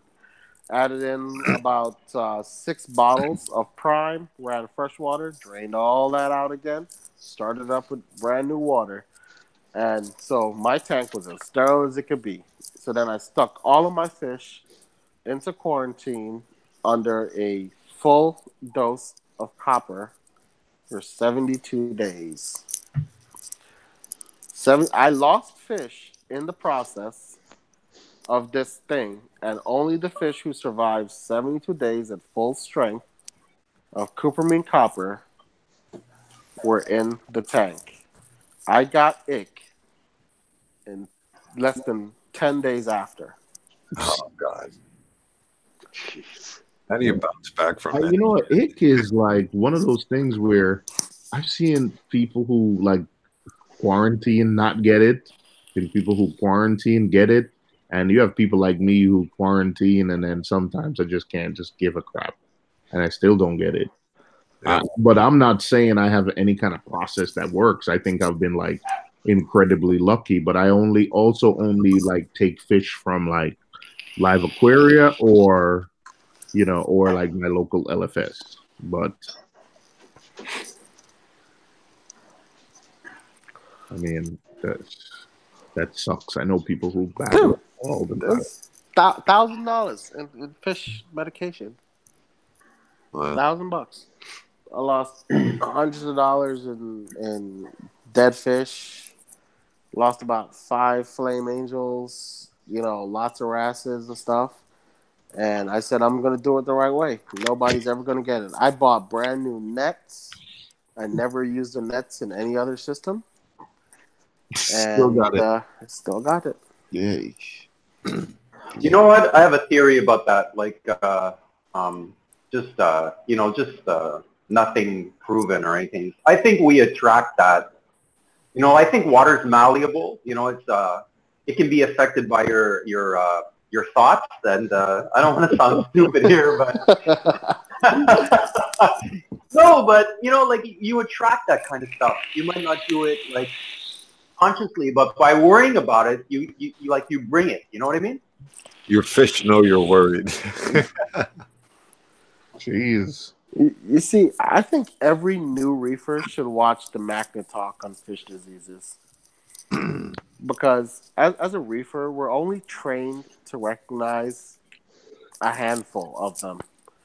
And available to us commercially, right, is only a couple of different products that are supposedly able to cure them. And you're betting that on the entire life of your aquarium, that every single thing that you put in that tank will be quarantined. And I don't know how long it will take you to get a full reef going in that type of a situation. Because if everything has to go through 72 days of quarantine of some type, and you can't put anything that's going to kill ick in with the coral, right? Right. So how do you know when the ick is gone from the coral if it's somehow hanging out there just having a good time waiting for a fish to go kill? So you wait 72 days, you stick it in your tank, and then you get ick. Like, what the hell do you do that? You did everything right. I mean, how do you not move some water? How does a coral is part water, right? How do you not move water from your quarantine tank to your display tank with a coral? Yeah, that never made sense to me. That never made sense to me. Like, you're always going to get some amount of water. You have to dry out your coral. Dry out your fish. Let the fish out, Pop it in the microwave for 20 minutes, it'll be dry. Press it in a phone book for a week, like a rope. Oh man. I believe like in my big display, I'm not adding any more fish, right? And I think I've had enough deaths in my tank that the population of fish that are in there has deemed we're good, homie. So I'm like, all right, y'all straight. I ain't adding nothing to you. I'm gonna add corals, but ain't no more fish going in there. I think your tank dictates what you can have inside. Yeah, your fish population. You add whatever you want, and whoever's left after all the deaths, that's what you deserve.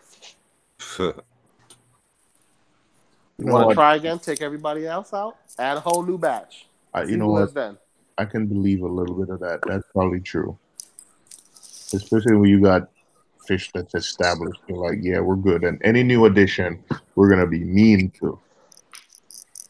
Well, I think artificial fish is a wave of the future. Tank uses artificial coral in their tanks, right? But we like the coral, so can we get some artificial fish or robotic fish? Robotic herbivore fish. I thought Fishy had that in one of his tanks, did he? No?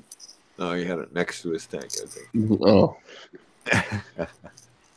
Wait till they come out with a way to clone your fish. Yeah, I tried fragging them. It doesn't work. Yeah. Had a clownfish get caught in a return pump once. I did not make more clownfish. What's up with that? Joey Vargas says cilantro will cure it. Yeah. Just shot at Kate down. He's been talking to Kate down about cilantro for about 2 weeks now. That means guacamole is good for egg because it has garlic and cilantro. Lots of that as well. Swedish fish. I like that, Kevin. You could just cilantro. Cilantro will kill anything, even a human if you eat too much of it. Ask Joey; he'll agree with me.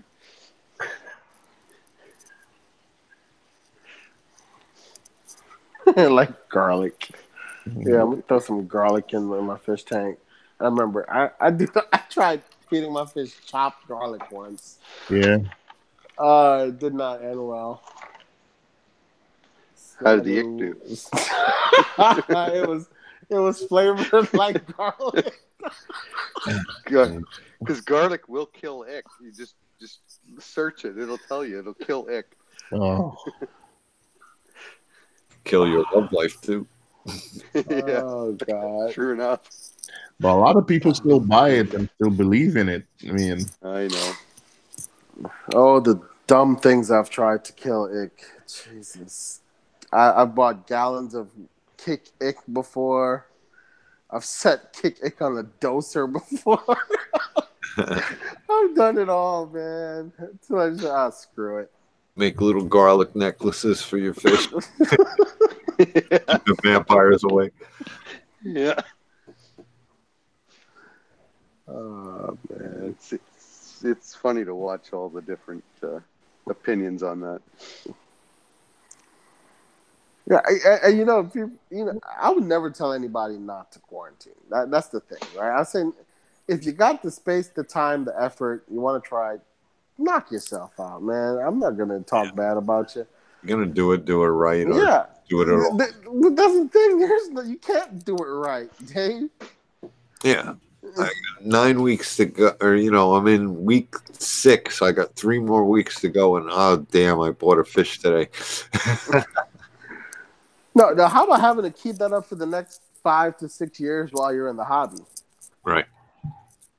Oh, fish jumped out. Damn, I missed that fish. I'm gonna get another one in that tank in about 10 weeks. I have to go buy another clownfish. Yeah, I can't do the 72-day thing. Yeah, no way. No, how about you buy a frag, right? Stick that frag in a. Well, first of all, you need to keep that frag alive for 72 days, guys. So right. You better make sure you have good light, a decent skimmer, some dosing set up. Water change. You have to have a pre-tank before you get into your real tank. You know, the trial tank, the dirty tank. Yep. And but make sure you break it down in between corals. You know what I mean? Break it down, bleach it out, recycle it for another 4 months, and then It's a lot of add work. that coral back again. Yeah. No, that's how you stay free. What are you talking about, man? Like, do it right. Man, I can't do that. You guys all do that. That's good. I mean, that's, but I can't do it. I can't do it. It's no fun. It's not a hobby anymor. How about get a handful of Chato from your buddy? What do you got to do with that? Chato? Well, you would have to, right? You gotta set up a nice little quarantine tank for your Chato. Put a grow light on it. You know, one of Dave's inventions, and go ahead and feed it some sterile skim mate. Right, sterile skim mate. Yeah, for 72 weeks. Where do you get that? You gotta get it from your sterile fish, bro. Oh well. You gotta get that gourmet meso tang poop. You guys are making me hungry with all this. You like poop? You like tang poop? Or are you reading all the cilantro and guacamole and? Hey man, the minute somebody mentioned cilantro and the garlic, my mind immediately went to guacamole, and I think I'm about like 5 IPAs in, so I'm getting pretty loose right now. I'm about ready for a sandwich. I'm on my 4th paralyzer, so my fingers are getting fat when I'm typing. Honestly though, like I could really use a sandwich right now. Like I'm not it sounds so good. And it's funny. I want a fried fish sandwich with hot sauce. Sandwich. Sandwich. You know what? Like sandwich. Over here in the Philippines, they have beautiful like street vendors. Awesome. They are like grilling chicken. You know, you're on the street, you get out and you're on the street, and then they're grilling these chicken kebabs, like it's effing awesome. It's awesome. 3 a.m., 4 a.m., and you're eating that. That sounds almost too gourmet, bro. I'm talking. I want some $4.99 between 2 slices of Wonder Bread, farm raised, ick free, almost whiting, fried to a crisp golden brown in some peanut allergy causing oil, and the cheapest hot sauce, Texas Pete, that you can find, smothered on it with some mayonnaise because they couldn't afford tartar sauce. Oh, damn. No cilantro, though, right? That's highly specific, though, man. Damn. Listen, that's what you can get for $4.99 at 42nd and 6th, okay? I'll be right back. Yeah. Yeah, the Wonder Bread, so that when you put the hot sauce on it, it just becomes mush. It turns red from the hot sauce. Well, the Wonder Bread, the minute you put anything on it, it turns mush. So that's true. Makes you wonder what is in there. It's not bread, I'll tell you that. It was never and will never be bread. That stuff goes stale. The ducks don't even eat it. 1 ounce Kahlua, 1 ounce vodka, 3 ounces of cola, 2 ounces of milk. Yeah. Oh well, I make mine a little different. So I put vodka, I put Zambuca, I put Kahlua, splash of Coke, and milk. What can I sub the cola for? You don't need cola. Sometimes if I run out of Coke, I don't use it. But all right, let me go to this liquor cabinet right now. I'm about to make one of this thing like this. Oh, they're delicious. I know I got Kahlua, and I know I got vodka. Cola as in Coke or Pepsi, Joey. We don't drink soda in this house. We drink alcohol and beer. Yeah. You put root beer in there. In the States, they call it soda. In Canada, in the States, they call it, soda, and here we call it There you call it what? Pop. Pop. P-O-P. Yeah. No, it's somewhere in Ohio, it becomes pop. Yeah, some places in the U.S., it's like pop. Yep. There's some transitional point in the middle of Pennsylvania where it becomes pop. Where it becomes Canada? No, I don't know. Got the Kahlua. Perfect. If you have vodka and Kahlua and milk, you're good. Got milk. Should I put it over ice? That's the question. Yes. Basically got a mudslide going.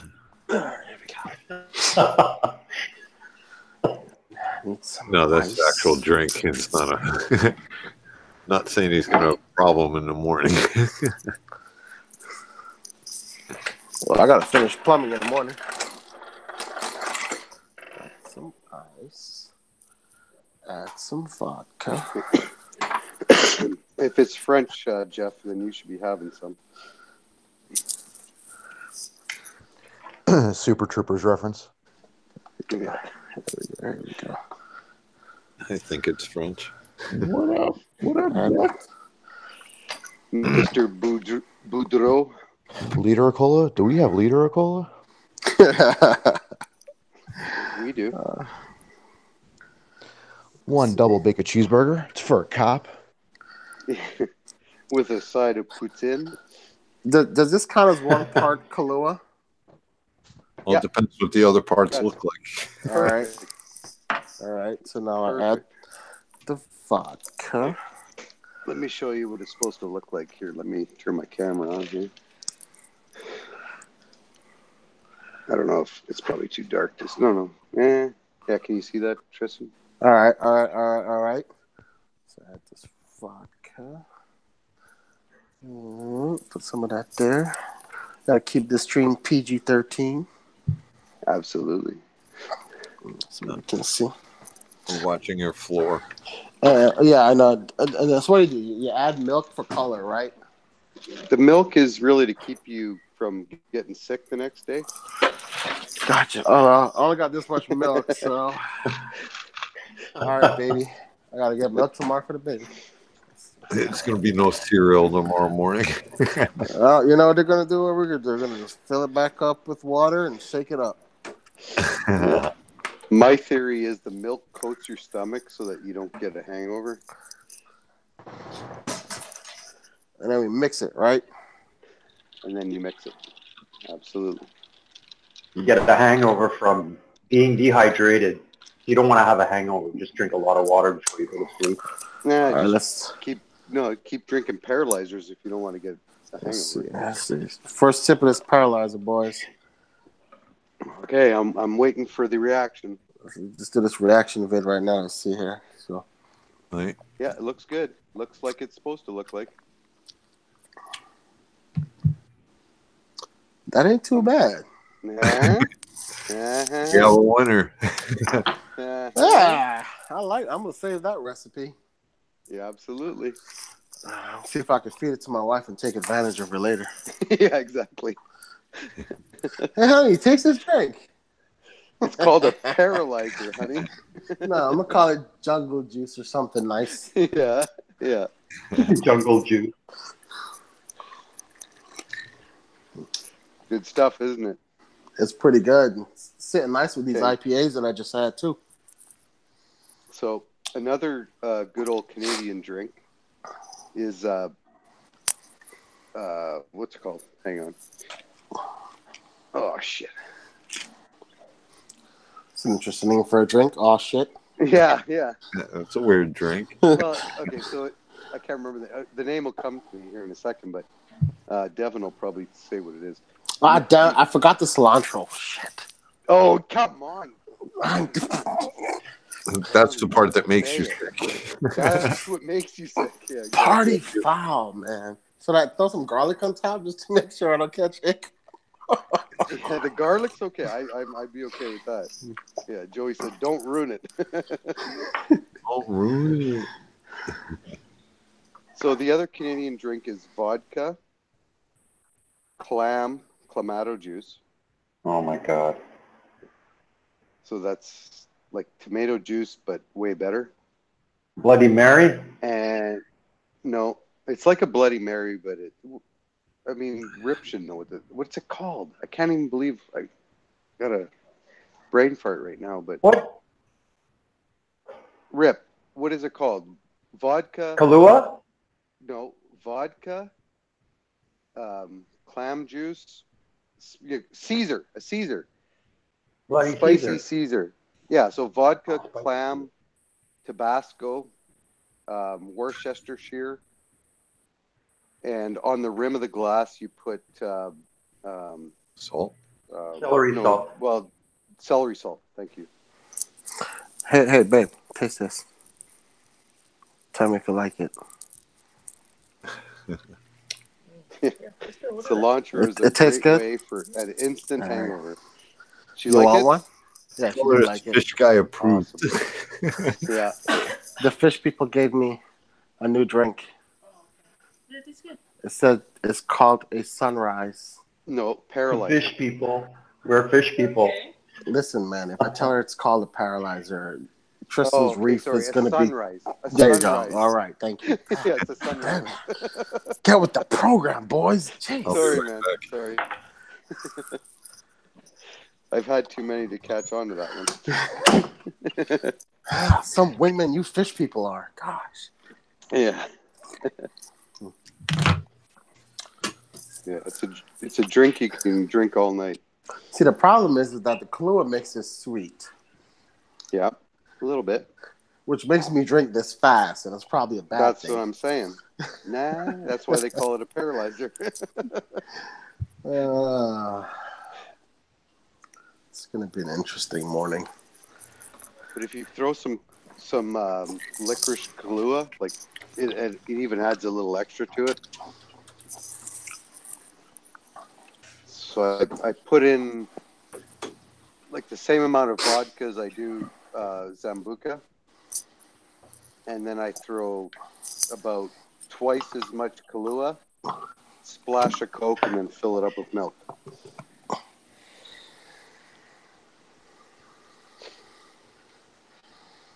Zipana. If you order it at a bar in Canada, Joey, they'll know. In the States, I doubt it. Just like a Caesar in the States, they won't have a clue. Because my wife's she's American. So when she first came to Canada, I made her a Caesar.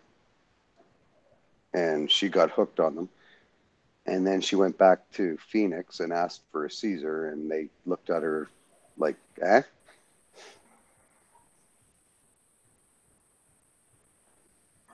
Stir with your rats for maximum flavor, yeah.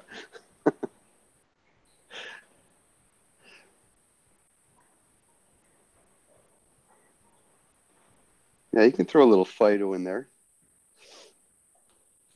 Probably wouldn't hurt after you've had a few. Then we can call it the Hulk paralyzer. The Hulk paralyzer. Yeah, a White Russian is strictly milk and Kahlua. There's no vodka. There's no Kahlua or no Zambuca or anything like that. So and no Coke. So it just makes it sweeter. It's sweeter. You can drink them quicker to get you paralyzed.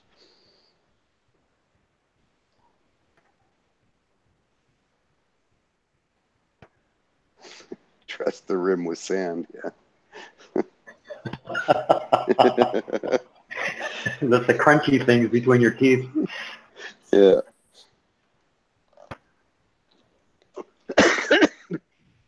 Don't get it in your lungs. Oh, man.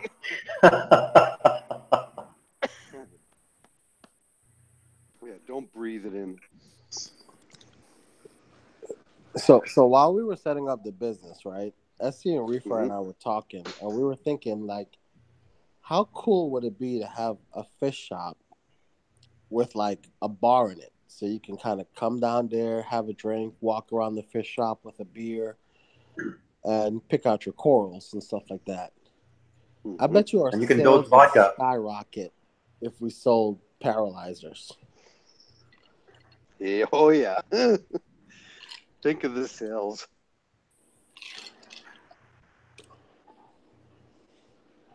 If you get any complaints, Messed up because all you gotta say, Cure Ig 2, man, sales would like quadruple. Every rep we've had over to the shop, we always have beer, and we're like, "You want a beer?" And most of them was taking us up on it, and so we kind of walking around talking about the shop and stuff and drinking beers. I'm like, I wonder how many beers it'll take me to get this rep drunk enough for him to give me some free shit. Yeah. Probably 3. Maybe 4. Depends on if he's Joey Vera's size or not.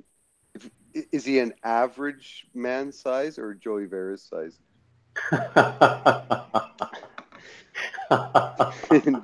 Joe, I'm saying that because in Joey's live stream today, he says he's talking about his tank. And he says an average size man could read. he was saying that he was not an average size man. I thought it was hilarious. Whoa, whoa, whoa. See, the crazy thing is, down here in South and North Carolina, it doesn't take much for you to have like a beer and wine license. But hard alcohol is controlled by the state. Oh, okay. So, yeah. So, like, you know, we'd have to sell a lot of beer, though. Yeah. Paralyzers are a little harder to get.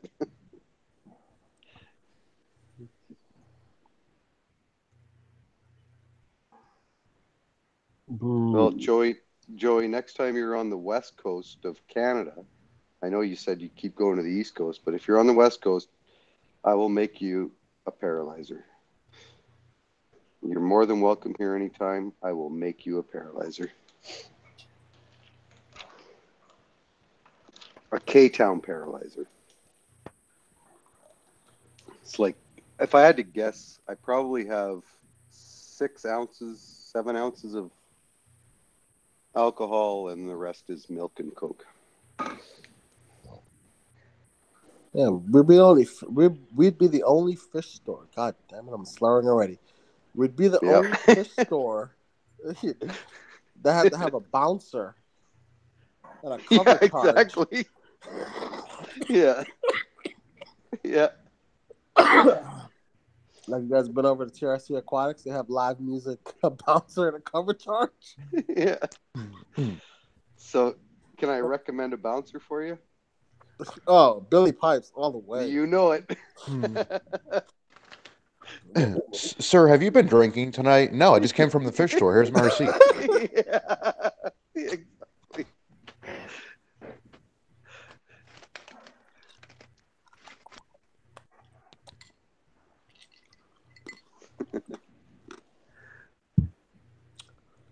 This is what happens at 1 a.m. on the internet.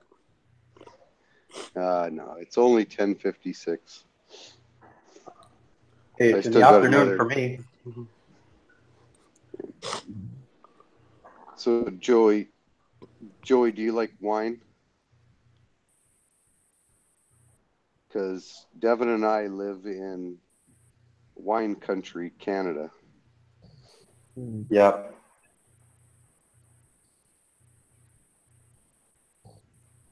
There's a winery every 5 miles. Don't underestimate wine. You That's can use correct, grapes to Joey. make grappa. To make grappa. So. Yeah. That's okay. If Joey likes apple juice, AL. We also have quite a few. Joey likes cranberry juice. He's got period. Just messing with you, Joey. We have quite a few apple juice cider places too, so he'd be okay. Okay, well there you go. So Joey, have you ever heard of ice wine? Luckily enough, this week they've been able to make it because it's been cold enough. Yeah, we have some awesome cider places. So Devin and I live in a valley here that has orchards, like major orchards. Every corner has an orchard, and they've started making some really good ciders. And we also have a ton of wineries. Like, wineries are one of our biggest tourist attractions.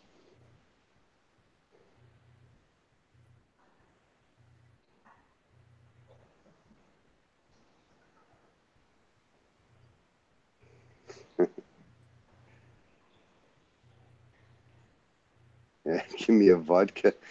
That's good, Tristan. Vodka cranberry minus the cranberry. And then turn it into a paralyzer.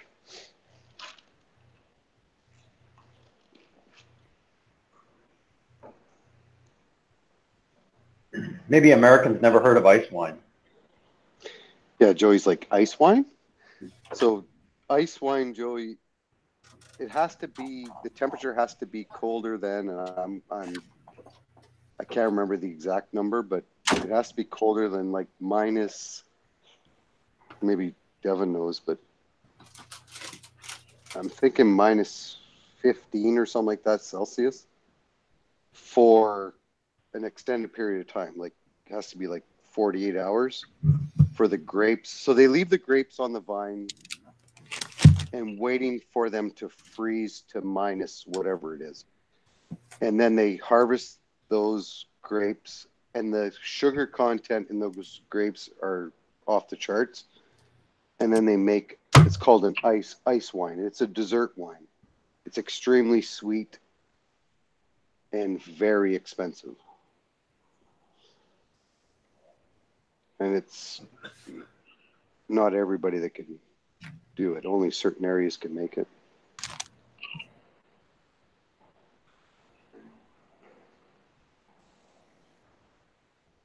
Yeah, so ice wine must be produced exclusively from grapes frozen on the vine and pressed in a continuous process, while the air temperature is, oh, it's only -8. Okay, -8 Celsius, which is 17.6 Fahrenheit for you Americans. What? Smirnoff Ice is awesome. AL? I thought I left a reefing stream running. It's it's called vodka. Reef wine, Dave. Oh, don't mess with Kelly. Yeah. Wine Listen, Dave, we're curing ick with wine. Exactly. That's the Italian way. Yeah, ice wine. Ice Put wine a and little paralyzer. ick in your drink. You know, there's like 33 people watching. Watch. Tomorrow somebody's gonna make a video and they took out their tag and sprayed Windex on it and tried to scrape the ick off. Yeah. And poured 2 gallons of bleach in the reef tank. So then you use the Francis Coppola Zinfandel. I think that would be the best. He makes a good mob movie. So wine's pretty good too. Keep that one handy. Yeah, so Joey, any wine that's made in the Okanagan Valley will be, any of the wineries will make ice wine.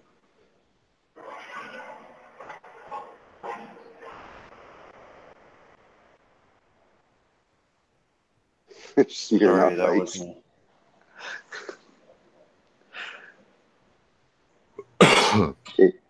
Hey, Jeff. Reuben. What's the matter? Is it not late enough for Devin to come in? I think he's making a video or something. Oh, okay. Yeah, it's very sweet. They call it a dessert wine. Extremely sweet. Very expensive, Joey. It's so a standard bottle of wine is like a liter, or 500. What is a standard bottle of wine? I don't know. If you take a standard bottle, what is it? A bottle. Yeah, bottle. 15 bucks?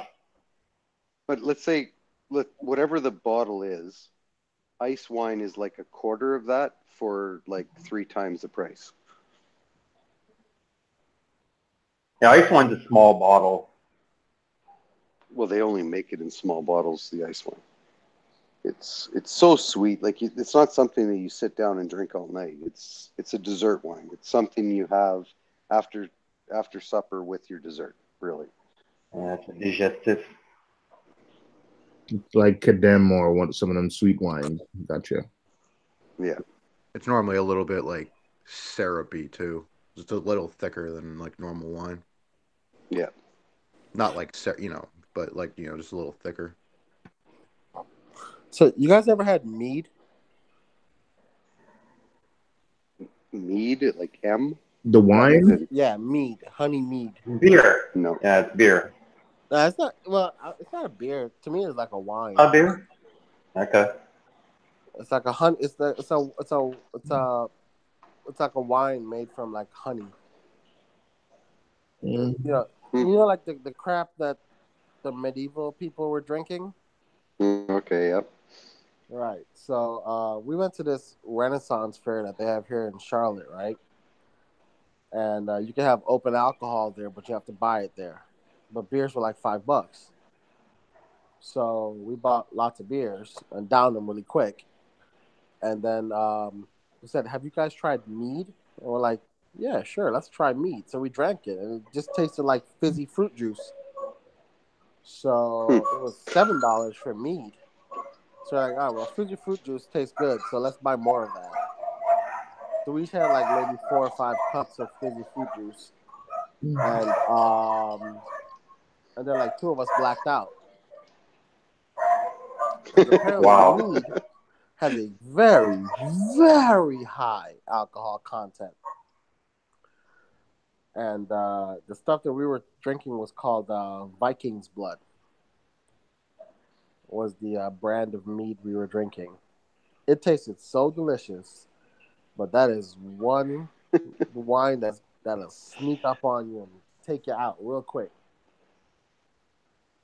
And you're not a little guy. No. I mean, yeah. No, I was mostly good. I'm glad someone else was driving, but the other 2 dudes were lightweights, and we had to just take it back to the car. Yeah, drag him back. Yeah, pretty much. Yeah. But it's some good stuff, though. Meat tastes good, but it's sweet. It's kind of like what you're talking about right now. This that ice wine. Yeah. But it's very high alcohol content. Yeah. It'll do you in. In Japan, they have rice wine. So much. Sorry, man. Go ahead. No, I was just saying that's why I drink so many paralyzers to kind of, ease myself in. I can drink anything then. In Japan, they have rice wine. Oh, yeah. And they also have plum wine. Not as good, though. Plum wine is like, I love it, man. It's an awesome. I think it's more like a woman's drink. Like it's a sweet type of, but it's pretty nice. Yeah, we got plum wine at the restaurant. I enjoyed it, and I bought a bottle of it. It's not something you want to drink a lot of because it's very sweet. I think we were at a hibachi restaurant, and they had that.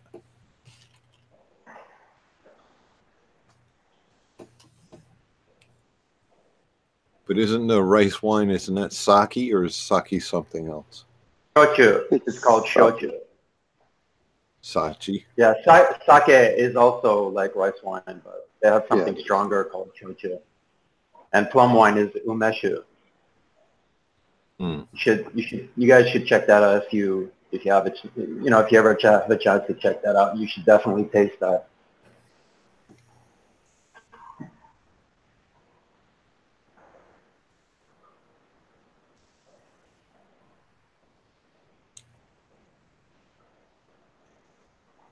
So is that strong?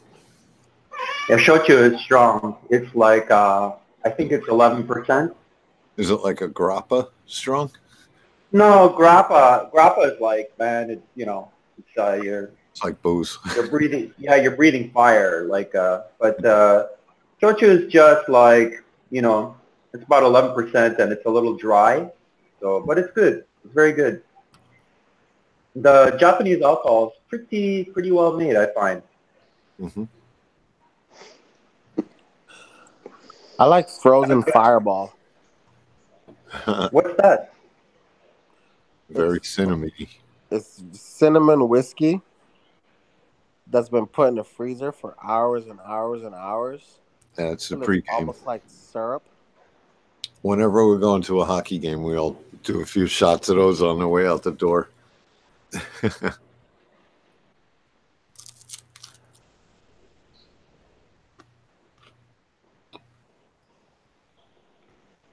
Delicious. Yeah, I always get upset when I see people vodka dosing their aquariums. Waste. You're thinking, you know how many paralyzers that would make? Oh my Alcohol god, abuse. It's alcohol abuse. so upsetting. I vodka dose some of that good old fashioned Everclear stuff. Yeah, if you are gonna vodka dose, please use the cheap stuff. Yeah, you gotta get the stuff in the plastic bottle that they use at frat parties. Exactly. Yeah. Don't use a top shelf, please. So at our frat house, we used to have like 8 to 10 kegs for big parties, right? And the beer was free, so you know it was just a cover charge at the door to get in, but the beer was free. But we would always make jungle juice with whatever alcohol we had left over, and people would flock to that jungle juice versus the beer. And I'm like, do you understand that this is like the worst thing you could possibly drink here? I would really suggest you drink the beer and not mess with this. Yeah. There was no thought put into this jungle juice. Yeah, back when I was a teenager, we had this thing called Jesus juice, and it was 100 proof.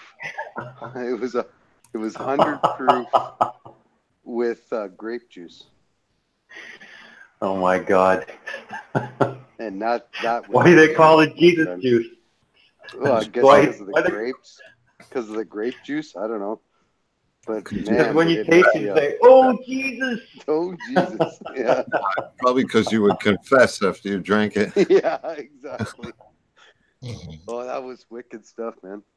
I was probably 18 or 19 last time I had it, but like you could light the 100 proof on fire if you wanted to. Like it was pretty wicked stuff. Jeff. Like, yeah. That's not me. No? Who's snoring? It's not me now. It's got to be O. Oh. Oh, that's what you're talking about. Jeff, this is your opportunity to apologize for last Saturday. I was like, well, how loud was I snoring? And then I noticed I got booted off the stream. I was like, pretty loud. Pretty loud. I couldn't mute you. Here's the replay. Dave tried. It's all good. I'm legitimately mad at Jeff. I've been waiting for the next Paletta video for like ever. I'm feeling like I'm waiting for the next Game of Thrones season to start. All right, winter has come and gone, Jeff. Wrong American Reefing. What's the other channel? American Reef Channel. Yeah. It's American Reef Channel that does. I'm gonna still be mad at Jeff. Yeah, no, I would I'm too. 2 paralyzers in. Don't tell other American Reefing channel to make a Paletta video. Jeff, something to take watch while I flop responsibility. tomorrow. Yeah. Take responsibility, Jeff. Come on. Yeah, I'll make another Paletta video very soon. Thank you, sir. No That's problem. all I want. Now to make a 3rd paralyzer. I'm on 2. Yeah, well, good job, buddy. Joey, I'm 20 now. So I'm no longer a teenager. 20 again? No, only 20. You're 20 again? I turned 20 on Wednesday. Wednesday of Yeah, last for the week, 20th time. 20. Yeah, almost.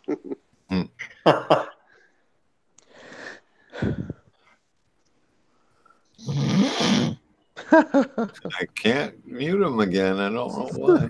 Let me try. Let me see if I can. Wow. There That you go. work? Yeah, Yeah, it it worked. Yeah. I don't know why. Thanks, shows. buddy, for giving me control. You're welcome. So we don't have. Yeah. He should have taken his nap earlier, like he usually does. I know, right? So, K-Town, good your to know. orange plate is bothering me. Why? Because it's why? Because it looks cockeyed on that side. The symmetry makes me want to put it on the left I hand know. side. You know why? Where You that know why? snail is, who's also bothering me. No more paralyzers for Tristan. Yeah. It is cockeyed. I've literally been staring at that plate for like a good 15 minutes, and it's just been making me more pissed off. Okay, hang on. Your tank's pissing me off. How's that? Oh man, I think you solved world hunger just now. Anything I can do for you, buddy? I appreciate it. Looks so much more symmetrical now. Yeah, because the center of the tank gets the flow. Like that's where the power head and the return pump meet. So it blew the sand back a little bit. So you're right. It does dip down in the center. Yeah. Looks symmetrical. Okay, well, I do apologize. I didn't mean to offend you with that. No, it's quite all right. It was just, I was looking at it I'm like, damn, that would really look good on the left hand side. I feel like it'll get more attention than being next to the frag rack. Done deal. And it's flat now. I can see it. Yeah, looks good. See, solve the reef problem. My goodness. See? This is why I joined the live stream. This is why I joined the live stream. The feng shui of that tank is so much better now. I changed it completely. Okay, like +1 reefing credit right there. Mm-hmm. You got the new service you can offer.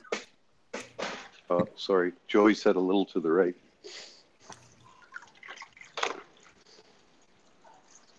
Don't piss Tristan off. He has a microphone. Right there. You got it. Right there? Oh, damn, that is great. That is right there. Perfect. Oh, man. Hit the sweet spot. Scratch that is. Right there.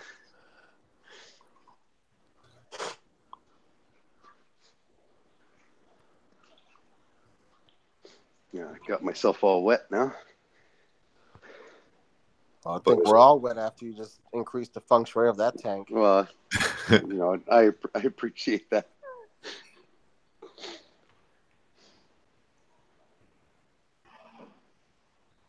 That's it, Joey. Oh, 1 centimeter to the left. Okay, pretend that I just moved it, Joey. Yeah, Joey doesn't have a mic, so Tristan does. We don't want Tristan upset. Yeah. Oh, what did I miss? This. You missed a paralyzer, Devin. Hey, thanks a lot, Crazy Legs. Super chat.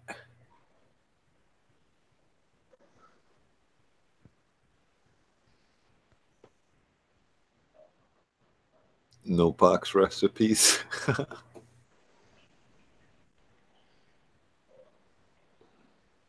Devin made an old fashioned. Wow. What is an old fashioned? Devin. Devin, sandwich? what is an old fashioned? I have no idea. I thought Devin came in. Who said, what did I miss? Devin said, what did I miss, but in the chat. Then I said, wow, what I did I miss? heard him say it. That's weird. How many paralyzers have you had? I had an ice cream cone. Did you take down that bottle of wine while we weren't looking?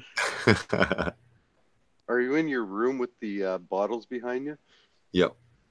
Okay. But you can't see the levels. Yeah.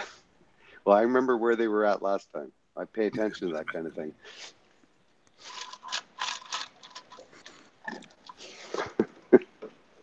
Old fashioned tastes like cilantro. I certainly ain't having one then, Joey. Bourbon and bitters. Yeah, they kind of do. Bourbon, bitters, yeah, no. If it tastes like cilantro, just ain't gonna happen. A bit of maple syrup. Yeah. Got to keep it Canadian, eh? Well, exactly. And a little poutine on the end.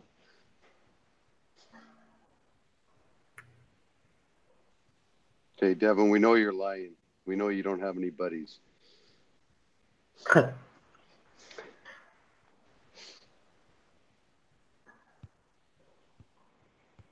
Sounds like illegal activity to me. Do you have any dime bags to give them? Yeah, the guy's picking up some fluconazole. Yeah, that's what we call it, fluconazole. I could use an 8-ball of fluconazole right about now. Yeah. That was funny. It was. It's funnier when I went to pick it up and he reaches in his car, pulls it out of the between the seats, whatever you call that. Yeah, it's a good thing he didn't get a speeding ticket that day. Be like, Yeah. and what's that, young man? I did get 2 baggies. Reefing with Oak could probably relate to this if he was awake, but trading corals in New York is like the sketchiest thing in the entire universe. Because I used to work at One Bryant Park, right there, like a block away from 42nd. And so I would take a lunch bag cooler with corals to work, and then at lunchtime, people would pull up next to a Starbucks, and I would get in the car, and they would give me money, and I would give them small bags of corals. And I would go back to work. The whole thing would take because there's no parking anywhere, right? So Right. So yeah, quick. So sometimes we drive around the block and then That's me in Sabella in Staten Island. I was getting, I think, oh, it's so sketch, man. Yep. I was like, this should have been so more exciting than it was. Oh, I guarantee if there was a cop watching Devin and I that day, Devin would be in jail right now. Don't tell me you were giving him Cheeto in a baggie. No, he was giving me fluconazole, powdered fluconazole in these little dime bags. He gave me 2 bags of fluconazole that he picked up from when he was on his little trip on the weekend, and he brings it back to me and gives it to me two dime bags. Not even in the capsules. It was just loose white powder in a bag. Yeah. Here, I'll show you. It's right here. Hang on. I remember This people were no, pills it's of a fluconazole. medication. Was it Right here. Levomisamol? There's the baggie. Wow. Jail. That would have been jail. You'd have been there for at least 24 hours while they did analysis to find out what it was. Yeah, 2 of those.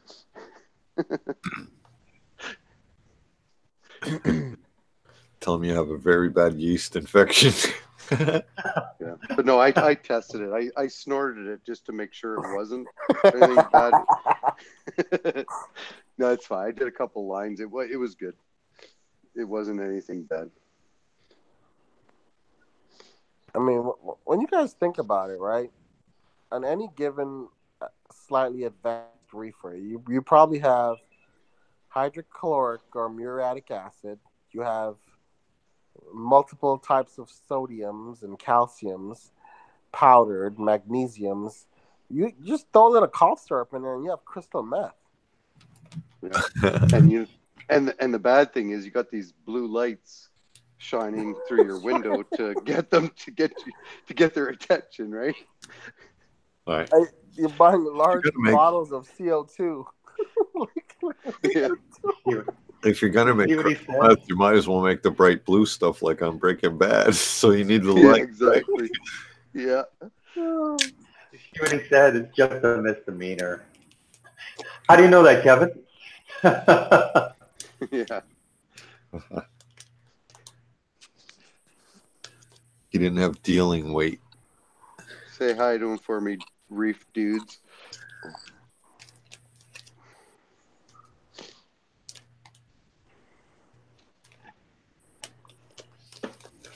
So Tristan, I just see there's a new video from one of your favorite channels. Who that? Two gay reefers rid Oh. algae with fluconazole. Nice. I will queue it up to watch while I attempt to valiantly plumb these tanks tomorrow. Do you know who put me on to two gay reefers? Dave's nano tanks. Really? Yeah, because we were talking one night about the nano challenge. Yeah, and I was asking who was in it, and he said two gay reefers was still in it. This was a while back, and so I subbed to them, and yeah, that's how I am now subbed to them. So they can thank Dave's nano tanks. Everybody needs to thank Dave's nanotanks today. Exactly. I'm only kidding. That was good, though. That was fun. That was awesome. Your raid. Yeah. Yeah, it was our first reef tank raid. Yeah. Reefing community raid. That may be the first one on record. I think it might be. That's because we're cool like that. That's how we roll. Exactly. I was just going to say, that's how we roll, Dave. We might have to go over to E-Money Ciclet. I'm sure he's streaming. Oh, he should be any minute. Is he streaming? No, yeah. I'll check it. No. Seems like he always is. I know. That's on. Yeah, he does one in the morning, and yeah, he's doing like one in the morning and one in the afternoon. And then so he's trying to get his hours up. He's got to have his watch hours by now. No, he doesn't. Streams. I Really? know, but he doesn't. But he only gets, because I'm on his stream quite a bit, he only gets maybe like 10, maybe 12 at the most. Right, like 20 watching or 20. Yeah. For him. Yeah. So he's just not getting the bigger numbers, right? Right. Like I stream every Tuesday night, well, for the most part, except for if I'm on call or sick, but every Tuesday night, and I'm still 1,000 hours short if I wanted to, although I've been only doing it for 5 months, but. Really? Yeah. Wow. But, and but I don't get your numbers. I get maybe, at the most I've ever seen, I think was 30 something. Mm-hmm. Yeah. See, that's the worst part is I was monetized. They changed the rule and I lost it. Yeah. And then I just missed the deadline for the subs and the watch time by about 2 weeks. And it took them 7 months to turn it on. I don't get that. Like, it took you forever. So there's a guy on the freshwater side. His name's Ron, but whatever. So he just got monetized. He got to 1,000 subscribers. Like freshwater, there's a lot more. Right. Yeah, it's bigger, right? So they get the numbers quicker. But he got to 1,000 in way less than a year. Got his hours because he does live streams every once a week, whatever. So he got up there and he's monetized now. And I thought back to before you were monetized, and I'm thinking, why did it take Dave so long? But Because then these guys are getting. They just changed the rules, and then within a week, everybody that was waiting got turned on again. No matter when we met the criteria. Okay. So I met the criteria. Rico lost his channel, got another channel, and got it turned on the same week I got mine turned on, even though he didn't, he waited a month. I waited 7 months, but it was the same week we all got turned on. Same with Nano Joe There were like four people I knew that all got turned on within that week. So they weren't doing anything for 7 months. They were sitting on it. Is what happened. Yeah. Yeah, so I figure I'll have way more than enough watch time by the time I would ever get to 1,000 anyway, because if you think about it, like where I'm at now for watch time, in 5 months, I'll definitely be well over that by the time I would ever get to the 1,000 subscribers. Good question, Joey. And I think you keep the watch time, but you lose the views, believe it or not. You do get the watch time. When you delete a stream. So that's why you should never delete anything. You should take it from public to non-published. Because when it's non-published, everything still counts. If you make it private, you lose all your comments. But if you delete it so it's gone, I think, because I was looking at my watch time and my views today, and it was like wrong, and I'm thinking, oh, I deleted a bunch of old videos. They didn't have a lot of views on them, but I don't know. It's really trying to figure out their algorithm. Are you thinking of deleting your live stream today, Joey? Is that why you're asking the questions? If you already deleted it, then you're done. Yeah. It was very controversial.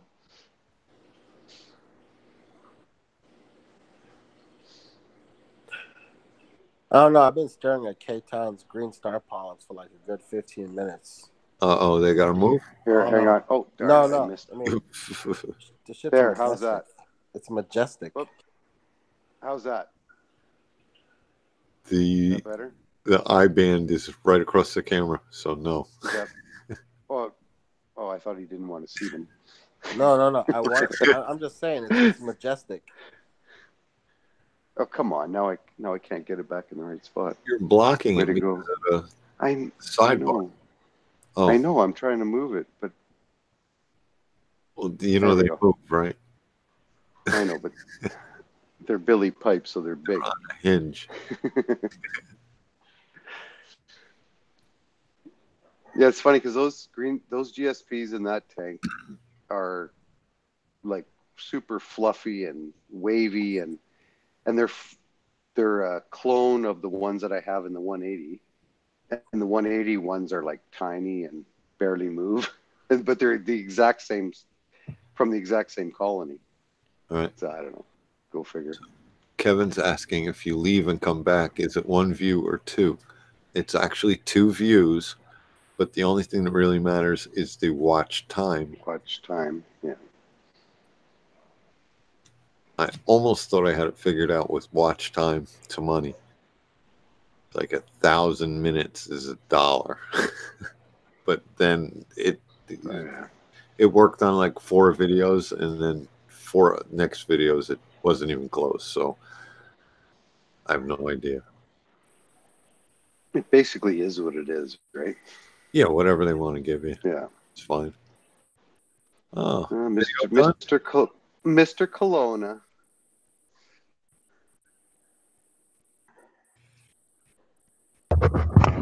There we go. Oh, there you go. Now we can hear you. What is up, Mr. Kelowna the second? So if anybody doesn't know, this is Devin from Reef Dudes. Yeah, he's a channel. You may or may not. You broke a record. What record? What's the record? What do we do? I don't know. That's 224, and K-Town's GSP is majestic. Yeah. I just want to touch it. I really want to just run my fingers through it. It looks so soft. It's so fluffy. No more. Just pet it. Tristan. Just pet your GSP. Yeah. Why not? Tristan really likes paralyzers. They're really good. I told you. Surprisingly good. One. I think I put too much vodka in this one, though. Yeah, you got to have the right mixture, and eventually you will get really good at it. No, it's like it'll become second nature. How many does that take? It was quite a few before I actually mastered it. Nice. You just count. You count. Like the vodka, you count. You pour and count. Then the Kahlua, you pour and count. You know. Yeah. But you got to get the count right. They're saying Practice makes perfect. they can't see anyone except Dave, Tristan, and K-Town. Can you hear Rip when he talks, and can you hear Devin when he talks? Though? Here, let me do this. We're like ghosts.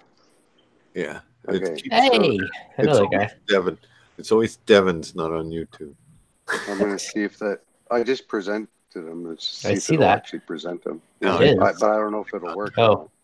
He doesn't even have an icon on YouTube. I see that. Yeah. Weird. Neither does a You Rip. do in the Hangouts. Weird. I hear Rip and Devin. Yep. I'm hearing Spirit. So you guys can hear, but if they're showing us really cool stuff, you guys can't see it. You're missing out on all this awesome goodness. You should see Devin's beard. It is it's epic. It's unbelievable. Thank you. You guys wouldn't even believe it. Thank you. Thank you. Really cool Disney frag you're giving away for free.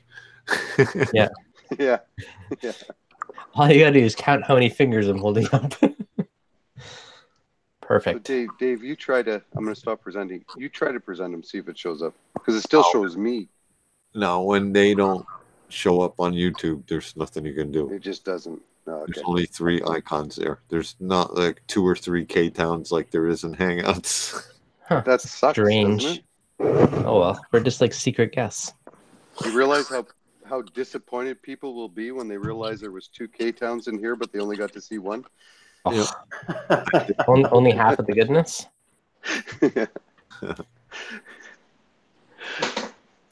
As long as they got to see the one that's drinking the paralyzers, they'll be fine. Yeah. They can't see that though. They can only see the fish tank. Oh, good, because that's what I want to present. Could be part of your strategy. So I made one of those little something vacuums and vacuum my sump the other day. It was good. Oh, you made one of the yeah. Mm-hmm. Yep. Did you design it, or did Antonio share with you? No, I designed it. I actually got one off Antonio too, but I decided to build one for fun. Like for the $10 he sells it for, it's not worth spending hours and hours figuring out how the heck to design that shape. But I just wanted the challenge. But I still got one of his in the mail. Oh yeah, his was really cool, but I just didn't have a use for it. I was sticking a hose on it and vacuuming out the frag tank with it, and it was a nice design still for that. It's like quicker than a hose, you know. Exactly. But you know, my sumps aren't bare bottom, so I gave it to Billy. He made him a nice video. Nice. It all worked. Ah, good stuff. I vacuumed under my Cheeto the other day. I was like, it's a lot of crap building up. Yep. Look at this. I'm excited. I finished a video a day early. Perfect. Yeah. Yep.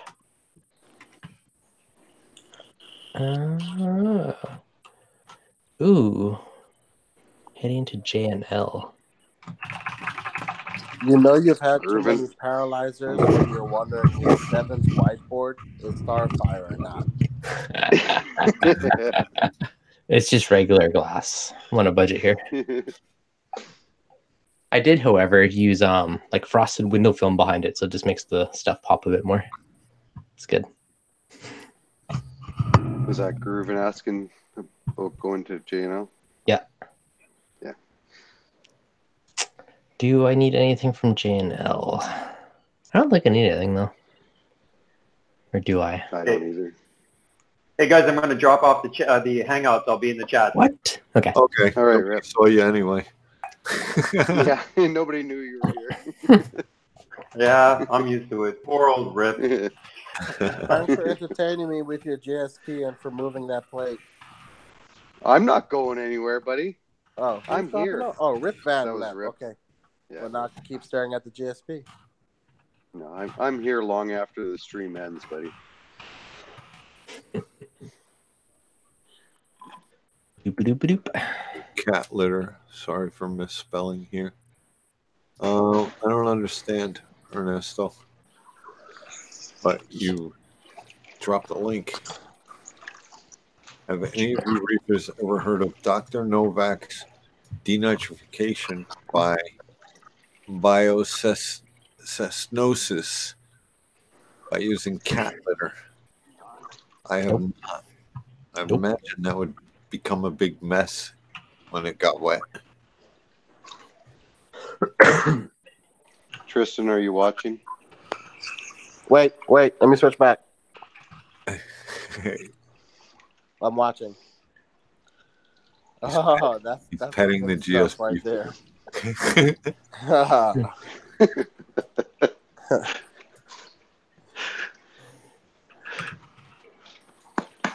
Now I got wet again. You and me both, buddy.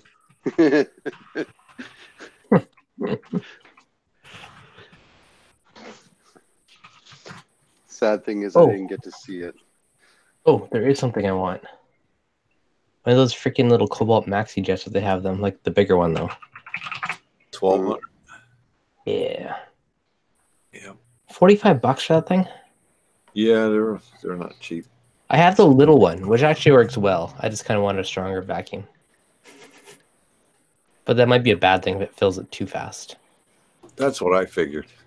You know, I have a MaxiJet 1200. I was like, if I put that in a frag tank, I'll just empty it before I'm done vacuuming. Somebody should do a bare bottom tank with a GSP lawn. Yeah. I'm thinking of moving. I'm taking that GSP out of this tank. I'm actually going to put it in my anemone tank, and I'm thinking of doing that because it's bare bottom in my anemone tank. How do you like a bare bottom tank? It's actually, I hated it at first, Mm-hmm. and now I like it. Mm. But I still love the sand in the 180. I don't think I could do bare bottom in the 180. Mm-hmm. It would just be too much. I don't like bare bottoms that much. Mm-hmm. Okay, fair. I mean, I do like bare bottoms, but not that much. Different kind of bare bottoms? And I cannot lie. And I cannot lie. It's a feeling that you can't deny? Yes. You other reefers just can't deny. See, here's the Not thing, even right? Resply. So you have a bare bottom tank, and you get somebody who comes over and they see your tank, a non-reefer, and the first thing they go is, "Where's the sand?" Yeah. And you want to tell them, "Listen, not having sand means I don't have detritus buildup. It means that my tanks are going to crash in 5 years if it was too thick. It doesn't mean that I can't have sand sitting gobies." They don't care. They want to know why your fake ocean doesn't have sand. Doesn't have sand. You just inspired me to ask that very question next time I find a reefer that I visit that does not have sand. I'll be like, why is your ocean missing the sand? I don't get it. Come and have a paralyzer. You can ask me. I will one night. I know. Worry not. I'm trying to think if I need anything from J&L now. I don't think I need anything though. It just looks like a science experiment to me when there's no sand. Yeah. What are you doing in there? Dave, it took a long time for me to kind of get used to it, if you will. But the nice thing is, what I do like about it, what I hate about it is how dirty it gets at the bottom. The thing I like about it is how dirty it gets at the bottom, because I can just go in and suck it up, right? Right. Love it's gone, and it's gone. Yeah. Well, I think Worldwide Corals does it because they can crank the flow up on their SPS frag tanks. Yep. Yep. You don't have to worry about blowing the sand around. If anything, you're blowing the detritus around so it can get processed. That is a struggle. That is about the only plus side. I don't know. Personally, I like sand. I just think it looks better. Personal preference. What about a cream-colored ABS bottom? Yeah, that might be interesting. Yeah, let's take cover an LG and look crappy. I think it might be cool to try doing sand and then cover it in silicone. Or not silicone, what is it, like epoxy? Yeah, so right. It looks like there's sand, but it's really flat. And then put an engineer Gobi in and watch the look on his face. That's so mean. Watch the way he bounces off the bottom. Brain damage engineer, Gobi. Do I need anything with JNL? I don't think so. Yeah, I don't. He asked me. I guess I should respond to him. I'm looking at the sales and stuff. I don't think I need anything though. What's J&L? Mail order? It's our JNL Aquatics. It's our local fish store that's 4 hours away, and Oh, okay. Reuben's heading there tomorrow. Somebody's going for rations. You might as well get on board. I know. Yeah. That's when I usually cash in. Hey, K-Town, did you run out of rock and just put a paver in the upper left-hand corner of the anemone tank? No, that's exactly what happened. I have some work to do in there. Okay, Tristan, leave me alone. It was just a question. I'm sorry. Overly analytical. Go have another paralyzer. All right. Listen, while I was looking at your GSP, mate, I'm on number 4. I'm good. I'm just sipping this one. Good night, E. Thanks for the kitty litter thing. I'll look at the link later. The banded pipefish. So I got a Devin. I got a yellow-eyed coal tang for the 45. Nice. And I got a Christmas wrasse for the 180 from our fantastic local fish store. Nice. What about the anemone crab? Oh, and my pom-pom crab. Yeah. I put that in the 13.5 so I can actually see it whenever I want to. I put it in the Evo. Nice. Why do you bring that to work? Yeah, I could if I wanted to. It's on the passenger seat. It's a work truck. Yeah, plugged into the cigarette lighter. You know, I'm not a big invert guy, but if you want a crab with a lot of attitude, get yourself a staghorn hermit crab. They're cool. Okay. They're the coolest dumb things I've ever seen in my entire life. But I have one in the 60-gallon, and for no reason whatsoever. Oh, what? That's weird looking. This guy would he actually has an take acro off on his back. racing across the tank. Oh, really? Just straight up Usain Bolt from one end to the other end. I feel like he would just like bulldoze and knock stuff over all day. What I was worried about is that the crab really doesn't care about the coral growing on his back, and he parked right next to the anemone because there was something good to eat, and the anemone would like trash his staghorn. It's kind of funny. It's the same thing with the peanut worm in my walking dendro. It's like the peanut worm doesn't care where it puts the walking dendro. It's cleaning through the sand. Yep. I don't see. I know what we're looking for, but I don't see him. What? You don't see the white pom-pom right there? He's buried in the crevice of that rock. But you can see the pom-pom sticking out. I'm gonna need a finger or He's something. moving. He's starting to move. There he goes. He's moving now. Hang on. Is he gonna actually come out? I'm hoping so, but he doesn't listen very well. Yeah. Well, he's new. He must be related to my children. Yeah, no, my children. You have to feed him anything special? No, I throw in like when I feed mysis, they'll come out and they'll eat the little bits and pieces. They shake their pom-poms to pick it up and then stick it in their mouth.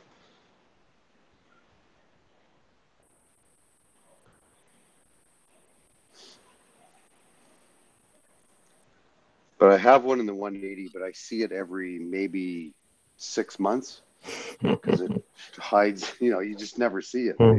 Right. Well, I didn't see that one. It was kind of like showing you a stain that looks like Jesus' face, Yeah, but I can see it. Yeah, you got to kind of make it out. Yeah, but I can see it, and in the 180, I never see it. Like it's just, it's like a surprise every 6 months. I get to see it. Good So night. that's why I put it in.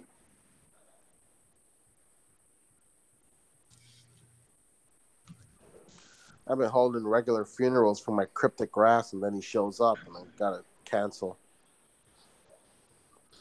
Ugh. I see that fish once a year on a good Yeah. day.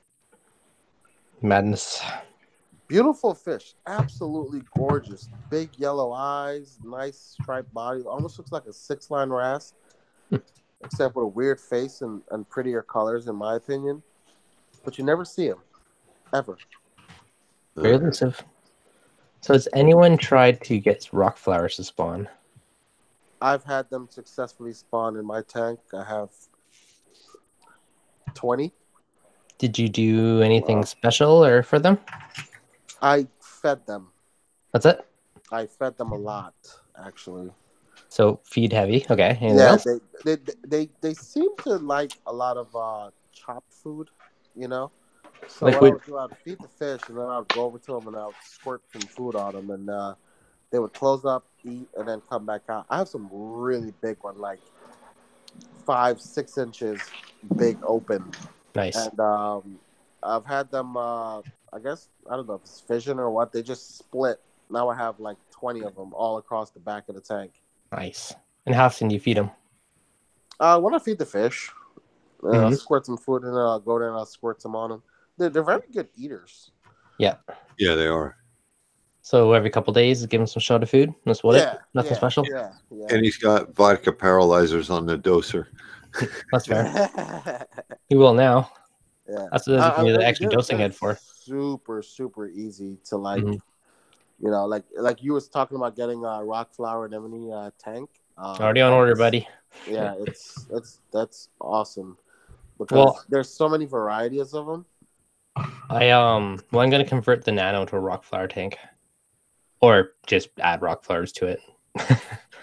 They're very good eaters. How are they breeding? Are they dropping off babies, or Babies. are they actually they're not just spraying out sperm and eggs? No, they do that. One sprays out sperm and it fertilizes the other. Then about a month later, they'll spit out little tiny babies. Oh wow! And as long as you feed the babies, they go hope.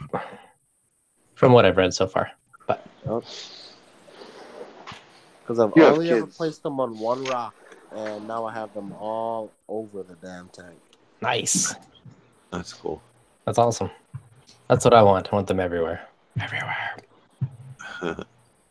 You have kids, right, Dave? I have a kid. Yeah. Sounds right. You remember how it was made. Same thing. Oh, I see. I was being facetious.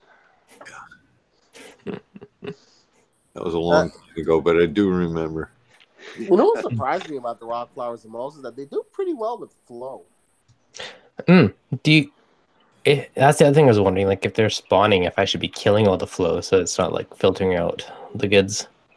I never caught them actively spawning, but I have them on my main rock of them is on one end of the tank, away from the rest of my rock work. And I know for a fact that when the gyre goes to that end, they get hit pretty hard with flow, bouncing off the wall. And that happens every 5 or 6 minutes or so. They get hit. And it hasn't caused any of them to move, and they open up pretty well. Nice.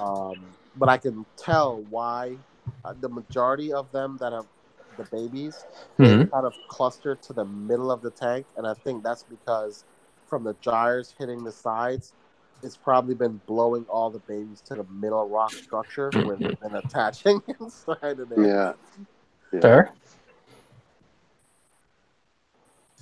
So that's where the most of them have been at. Nice. Yeah, I was wondering if I should take the power head off when I throw the rock flowers in there or just leave it in. The Nano's a closed system, right? It has like the back sump, right? That's it. Yeah. So they probably go through the whole thing, come back out the other side. I got a little filter floss in there. Maybe I'll just take that out. Probably grow in a filter floss. Can't kill the damn things. Good. They're freaking expensive for some stupid reason. I don't know why, but they are. Might as well breed them and make money. Okay, what's expensive to you? A nice one here is like 90 to 150 probably range. Yep. All right, well, we'll probably have them up on the side for $40 a pop. Yep. For nice ones? Yep. We only ordered the rainbows. Nice. I I just ordered about 20. Oh, you did? Yep. Right on. The nano rock flower tank is going down. I'm shipping them to the border. I'm gonna go pick them up in like a week and a half. Theoretically, you should be able to get them shipped right to you. You need to do a lot more paperwork. You need like a fisheries permit and all this other jazz to do it. And I think you got to pay for that and stuff. I was like, I'll just go for like a 2-hour drive and avoid the hassle and paperwork, and hopefully. True enough. Yeah. We'll find out. But they're not on site, so there should be no issue. I've done it at the airport, no problem. Yeah. So I imagine it should be good. I'll probably just have to pay the duty on it, the GST. Yeah. Which is no fun, but oh well. I can't wait to see that. Oh yeah, I picked out some nice ones too. 20 ultras, pimping out the nano, and hopefully, if I get them to spawn, it'll be good. They'll just be covered in flowers one day. That'll be cool. Mm-hmm. Don't you have a T-shirt that says something about flowers? The one I'm wearing? You don't bring me flowers. And you said I never buy flowers. Yeah, those flowers don't die. I know. Exactly. It's a gift that keeps on giving, man. Because to give you lots of ultra babies. I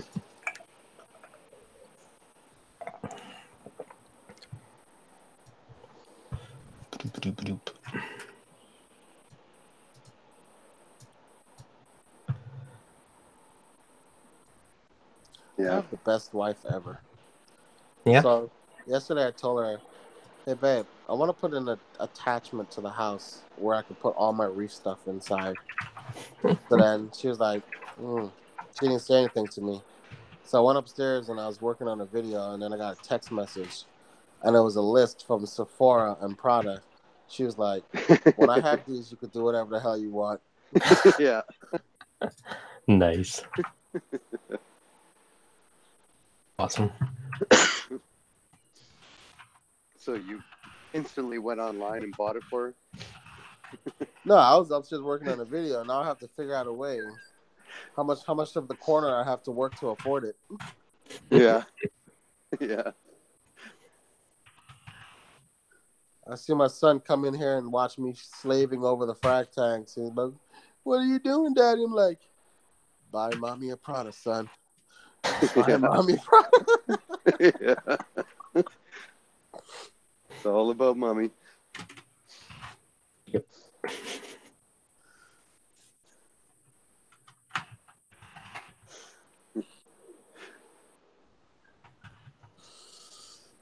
I can't wait till all my acros are like grown in a little bit more. I'm gonna have the worst warfare because I let a 6-year-old tell me where to put crap. Yeah. I'm like, "Where should I put this one?" He said, "Put it right there." I'm like, "All right, good as places in." An inch away from the other one. Yeah. You have no idea. Yeah. Let's make them all touch. A big colorful bush. Yeah. Colorful tree. You'll have kids one day, Devin. You'll know what we're talking about. Yeah. Okay. Question. So the video I just did was basically on Triton testing my tank, because I set up the new tank and I haven't dosed or done absolutely anything because I just want to let it be just the calcium reactor with just the 2 little fishies media for the last 2 months. So I want to figure out what it's providing and not providing. So do I call the video like something about putting the calcium reactor media to the test, or about Triton testing the tank? Debating what to call it. Triton testing the calcium reactor. Basically, that's what you're doing. You know, tie both of them in together. Yeah. Because that's basically what you're trying to do, is figure out what you're missing from the equation. Like, what do you gain from a calcium reactor? Yeah. ISP testing, putting the calcium reactor and 2 little fishies media to the test. I'm interested in all the elements except calcium, alkalinity, and magnesium. That's why I did it.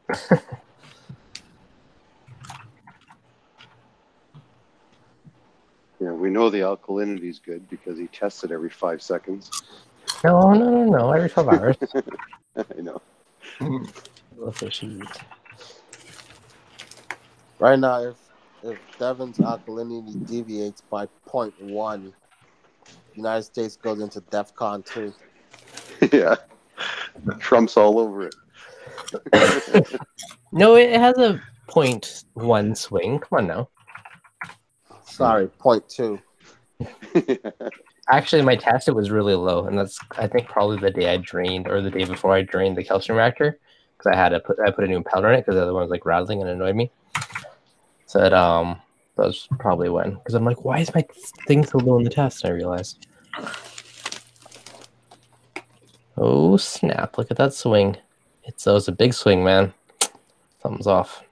I got to have my media. It was on the 7th, it was 8.79, and then the 8th, it was 8.58, and then the 9th, it was 8.5, and then the latest test is 8.28. I got to up my fluent flow. We're going to build a wall at the Canadian border now. Yeah. Hey, Devin, before you up your flow, how's your back wall doing with buildup? Boring. Just like more like algae film, not coralline. No, not thankfully. coralline. I'm happy there's no coralline. Man, when I scraped the back of mine, I saw nothing happen for 2 days. Then that SOB went right up to 9.5. I said, holy moly. Nice. I just dropped the Kimura down 10 mils. It was fine. Nice. It happened Yeah. slowly, so that's why I guess nothing cared. I'm not going to lie. Having the Kimura, a calcium reactor, and the Alcatronic is like the sweetest setup. It's the laziest setup known to man. It's great. Love it. That's how my tank's going, man. It's all about me being lazier and making life easy. Everything I'm slowly doing is getting me closer to the tank, just doing its own thing. I've been so tempted to get the Alcatronic, but I'm like, no, wait for Trident. The Great White Buffalo is going to appear one day. One day. If you're lucky. Terrence has been like, it's coming. We've been testing it. It's almost there. And I'm like, you lied. I'll bet you another paralyzer doesn't show up this year. He's selling the dream. Yeah. Is ATI Essential any good? This is Sylvester's asking. I've never used it, but honestly, they all work.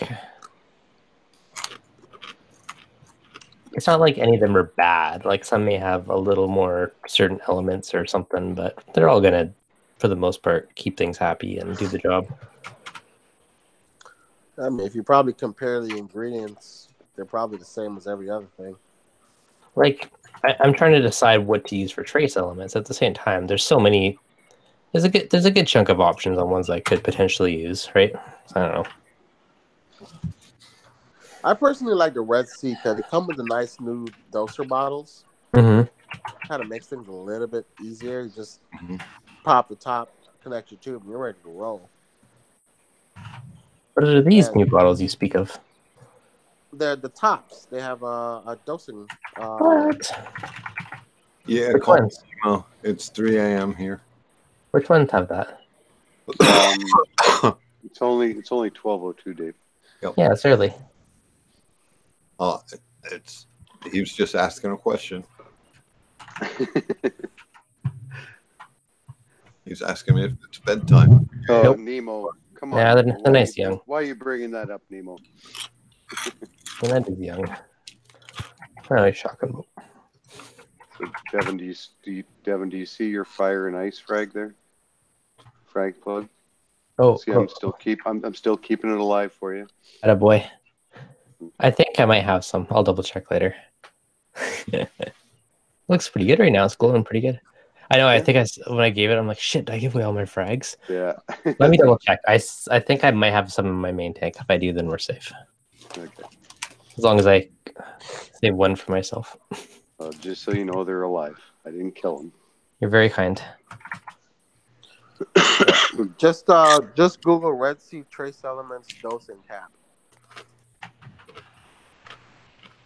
The little cap you buy one time has a little spout and a black tube that goes into the bottle.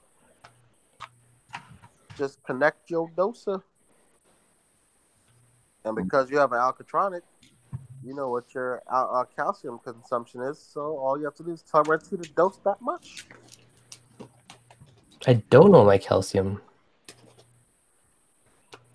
Got to figure that You out. have failed as a reefer now. So.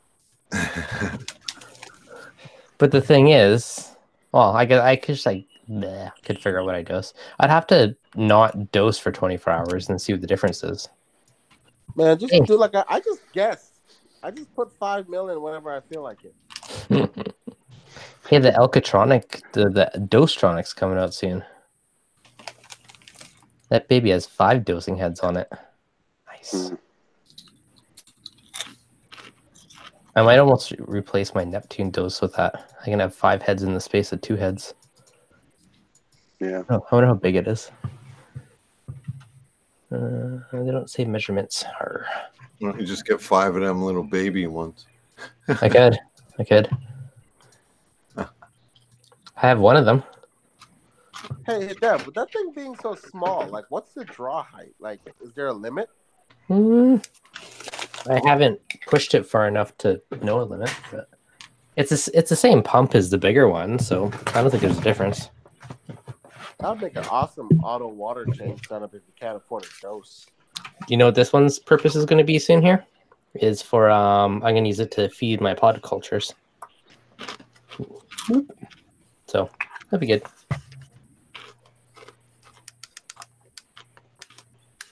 Which one is that? Was that made by Coral Box? Yeah, it's their little single head, super duper tiny dinky Wi-Fi one. Yeah. So I'm getting some new pods soon and new Fido. I'm gonna restart all my cultures and I'll set that up.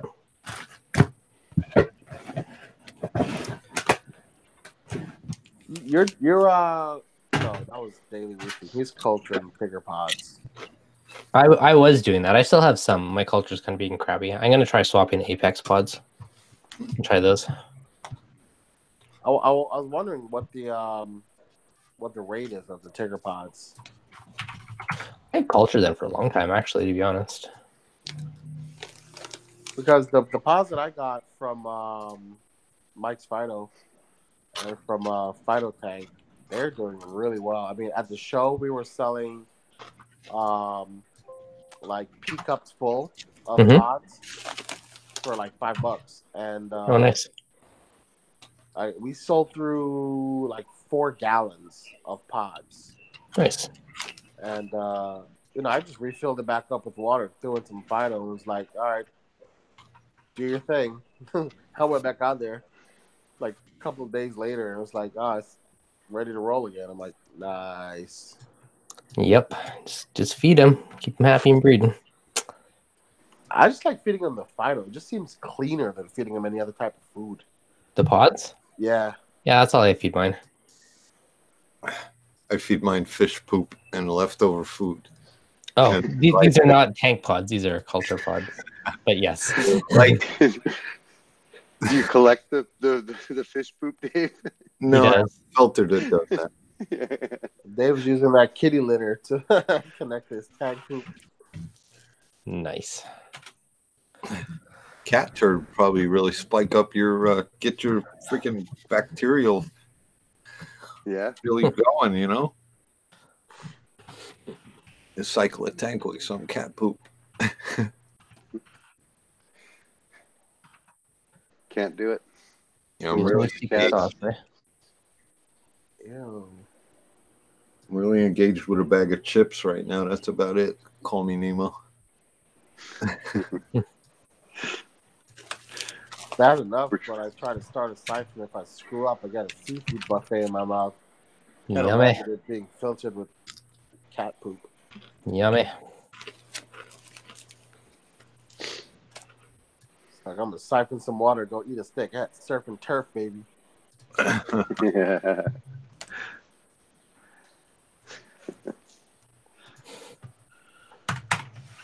Here's a poll question: is Tristan going to go to sleep or wake up in time to plumb this tank? Yeah, might as well stay up at this point. I'm gonna say no. Oh my god!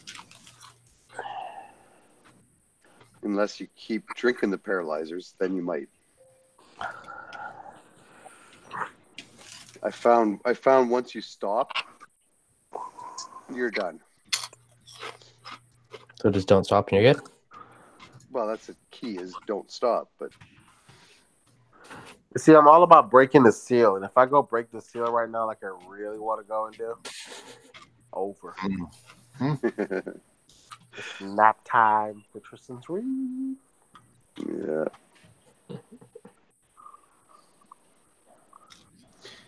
So, Dave, today I posted for sale my freshwater aquariums.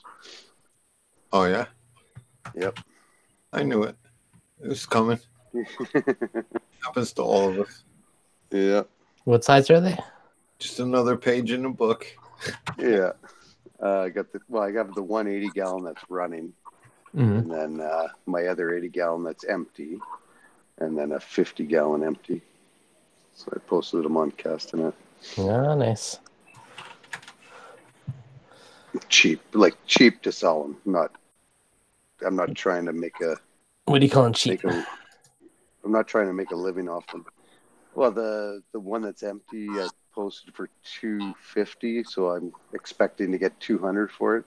Stand, tank, light. The one that has fish, so with stock, with a canister filter, with the Emperor hang on back, with everything, $350 with the stand, with the Coral Life light. So if I get $300, I'm good. And then the 50 gallon empty, nothing with it, just $50, right? So Okay. yeah. Someone was actually asking about freshwater stuff today, but I think they were after like a smaller tank for like a classroom tank or something like that. Oh yeah. No, I'm keeping the 10 gallon for a AT or my top off for my 45 gallon, and then I'm keeping the 20 gallon for my 180 for top off.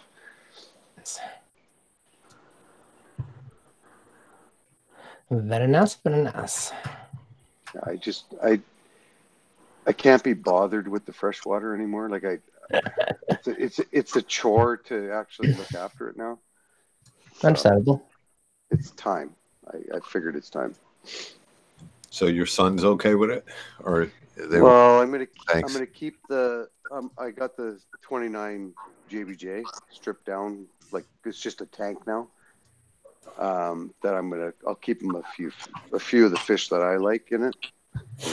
So, but it's just a few. So if I have to do a water change on that, it's 10 gallons and I'm done. It's not 50 gallons. Right. Yeah. It's manageable for me.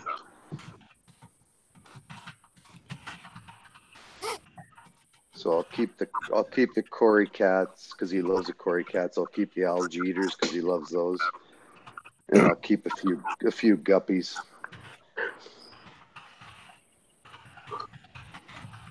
And the rummy nose tetra. That's about it.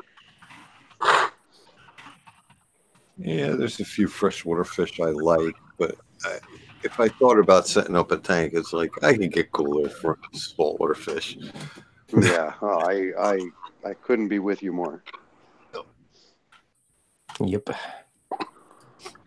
So I guess the other option is I get rid of all these. I set that up as a saltwater and let him get into saltwater, and then maybe that would pique his interest even more. I don't know. I'll have to talk to him about it. But. Get him to do water changes in 2 years. Well, that's the thing, right? Yep. Put him to work. Yep. If you were nearby, I would have given you an innovative marine 10 gallon. Yeah. Oh. That'd be perfect. Yep. There's sand in it. And fish poop. Perfect. Yeah, perfect. I can feed some pods. I could put pods in it. Lots of pods. Yep. Perfect. I have enough pods to give everybody in the West Coast pods. All right, all right. I'm on the West Coast.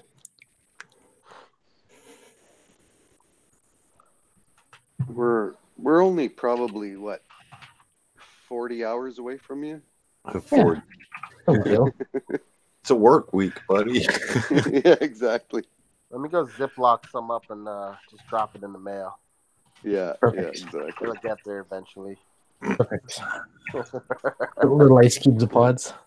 Speaking of that, AZ Reefer, he's on the chats all the time. We were just chatting one night about RFGs, and he says, "Well, I have a couple 3/4 RFGs that I don't use now because I switched to 1/2 inch." He says, "Do you want them?" I said, "Well, yeah, but I'm up in Canada." He says, "Well, I'll check shipping." AZ Reefer FedExed me overnight 2 RFGs. Dang. Way.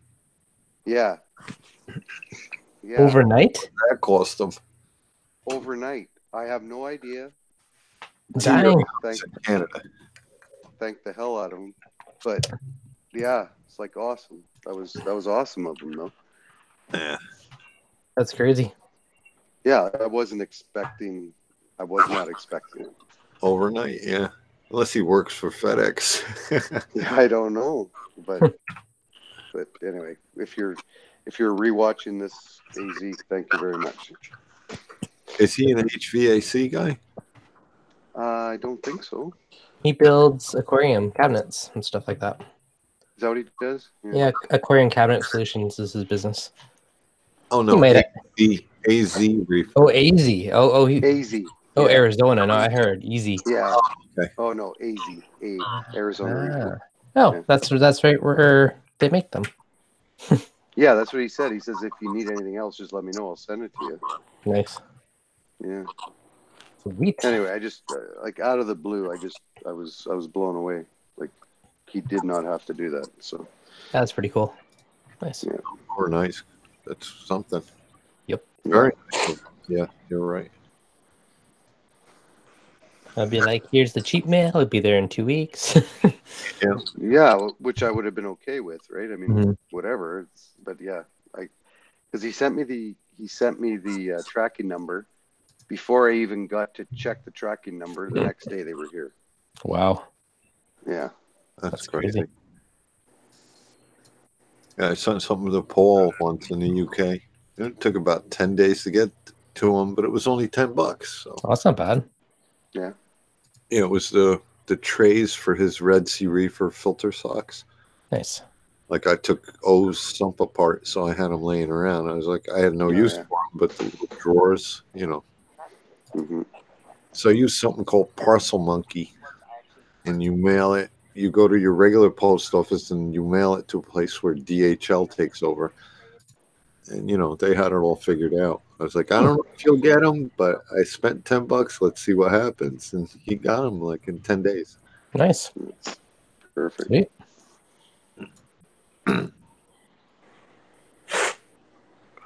So that's what we did. We joined like a shipping syndicate. So it's like a group of companies who all get together and agree to ship from one central location under one company name. So you get stupid cheap shipping because you're literally shipping out hundreds, if not thousands of packages a day, which drives the cost of shipping through like FedEx and USPS and stuff really low. Mm-hmm.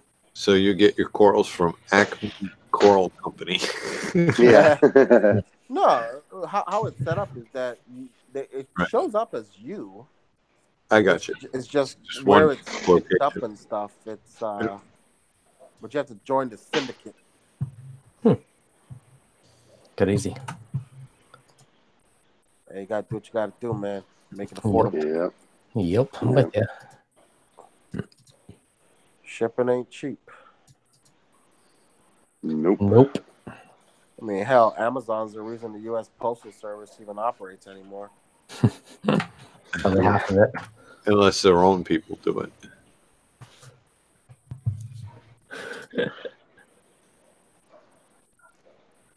Had a guy park a minivan in front of my house, and he was taking pictures of my front stoop, and I was almost going to grab him by the collar and say, "What the hell are you doing?" And I noticed he was just dropping off my Amazon packages.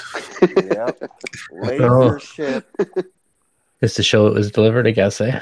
Yeah, because they're just, regular guys in regular cars. It's like, what the hell is this guy taking pictures of my house for? Yeah, we don't get that here. Are you the feds? Well, that's Yeah, one of the want it today things. Yeah. You guys probably get want it tomorrow. No, we get want it today. Yeah. You want it next week? Yeah. All right, maybe I'll help you out. Yeah.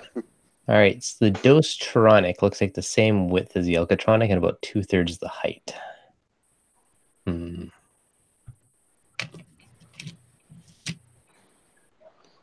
See, but if you get that, right, Dev, are you going to get the Trident when it comes out because it integrates with your Apex? The problem is I already have an Alcatronic, so it makes it hard to buy a second one. And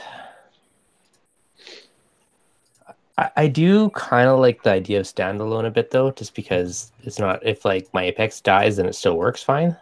Yeah. I like, because I had like, I don't know, it's a love-hate relationship. But it's the only thing, I wish some of those products could run standalone, like your SOL if it ever has an issue or bites the dust, right? Or a standalone unit will still work. So that, and I'm kind of waiting to see how much all the reagents and all that stuff will be. They said it should be about, like, I think $40 for like a 3-month supply or something like that. Yeah, so it'll be like $30 once Canadian. Yeah. Yeah, so we'll see. Time will tell. Although I'm paying for filter rolls and Alcatronic reagent, but that one lasts a long time. I get like a year out of it, or more out of a concentrated gallon of it. How long are your filter rolls lasting? The last one is about 3 to 3.5 weeks. At $20 a pop?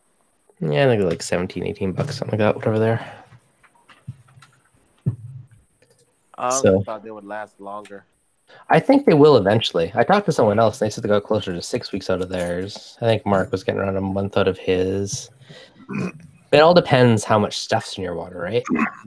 And like, I have new sand. I suspect the tank with this older sand is going to have less particles and less dust. Like, if I vacuum my sand, it's still like tons going up the tube, right? Yeah.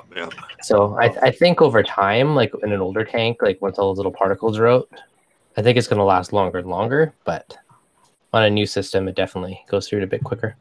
If I could get like 5 or 6 weeks, I'd be happy. Get yourself a Bella Goby, man. Your sand will look like crap for like 2 weeks, but afterwards, and he'll mix up your sand and not a damn thing will come out of it. But then he'll friggin' just make dust storms and bury my corals. Actually, mine did that at first, like making. That's what I'm saying. The dust storms. Now when he eats and stuff, nothing really goes in the water. I think from him just constantly doing his thing, it's just filtering out a lot of the fines. That's all right. Yeah, there you go. I just looked $17.50 Canadian for the filter rolls. So. I wanted to kill him the first week. I was like, "Oh, you're getting the hell out of here, buddy." I busted out the fish trap. I was like, "All right, you're getting out." But I was like, "You know what? Let me give you a fair shake."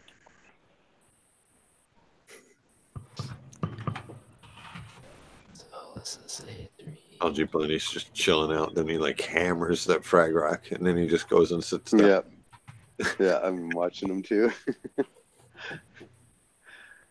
It's just like I'm mad at this thing now.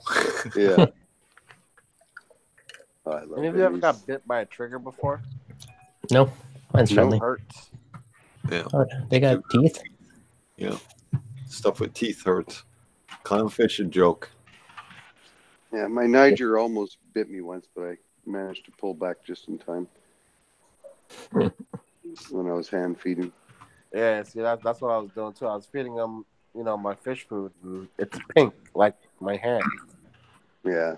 Bastard bit me. Plus, your fingers smell like it to him, because you were just holding it. Yep. Can't be any worse. Yeah, can't be any worse than an African gray parrot. Biting your face. Yeah. Drawing blood. I had a Quaker before. Quaker parrot. Green Quaker. Yeah. They have a nasty bite. Oh, yeah, they all do. Did the parrot go back outside yet, or no? No. Yeah, I think that night outside was enough for him. He doesn't even walk close to the door now. Learned his lesson. Yeah, he learned his lesson. Well, I don't know, because he did it 2 years ago, and then he did it again last weekend. But I guess they have like a 2-year memory. 2-year memory. Yeah. Time to reset it. Yeah. Hey, I can fly away. Wait a minute. Who's going to feed me? The funny thing is, though, My bed. So he took off that weekend. Before that, he would fly from his cage down into the kitchen, but he would kind of crash land. Right. So ever since he took off, now he flies into the kitchen so gracefully and then lands so nicely. Like he's not crash landing now. So it's almost like, hey, no, I learned this. Nice. Yeah, that's his move off the deck. Yeah. Yeah. I keep telling SC I want to put lionfish in the frag tanks. He doesn't want to do it. To guard the frags? No. Well, that's what I kept telling him. I just wanted to put them in there because they look cool. I want to put pygmy lionfish in there. Hey, you have a calcium reactor, don't you? Who? You. Yeah. Do you dose anything on top of it? On top of what? Like trace elements or any random Calcium stuff? reactor? Yeah. Yeah, Red Sea Trace. Okay. Phyto. Checking. Just checking. He didn't respond to his Facebook request. Is Red Sea Trace just one bottle? There's 4 bottles. Oh, is it like Red Sea Colors, or is it? Yeah, something? it is. Red Sea Colors. So, which is funny because I actually forgot I had it. I was like, oh, yeah. And I would read the bottle. It's like potassium. I'm like, perfect. I'm really low on that. Yeah. Bioactive. Like, do I need a hazmat license to have this? Yeah.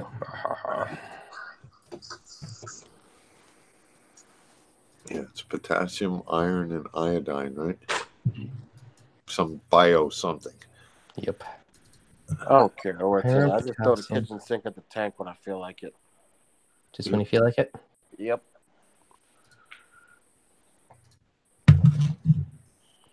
What's the difference in pure iodine and active iodine? One costs more. Probably. The one that says pure or organic. Iodine, fluorine, potassium, boron, molybdenum, and others.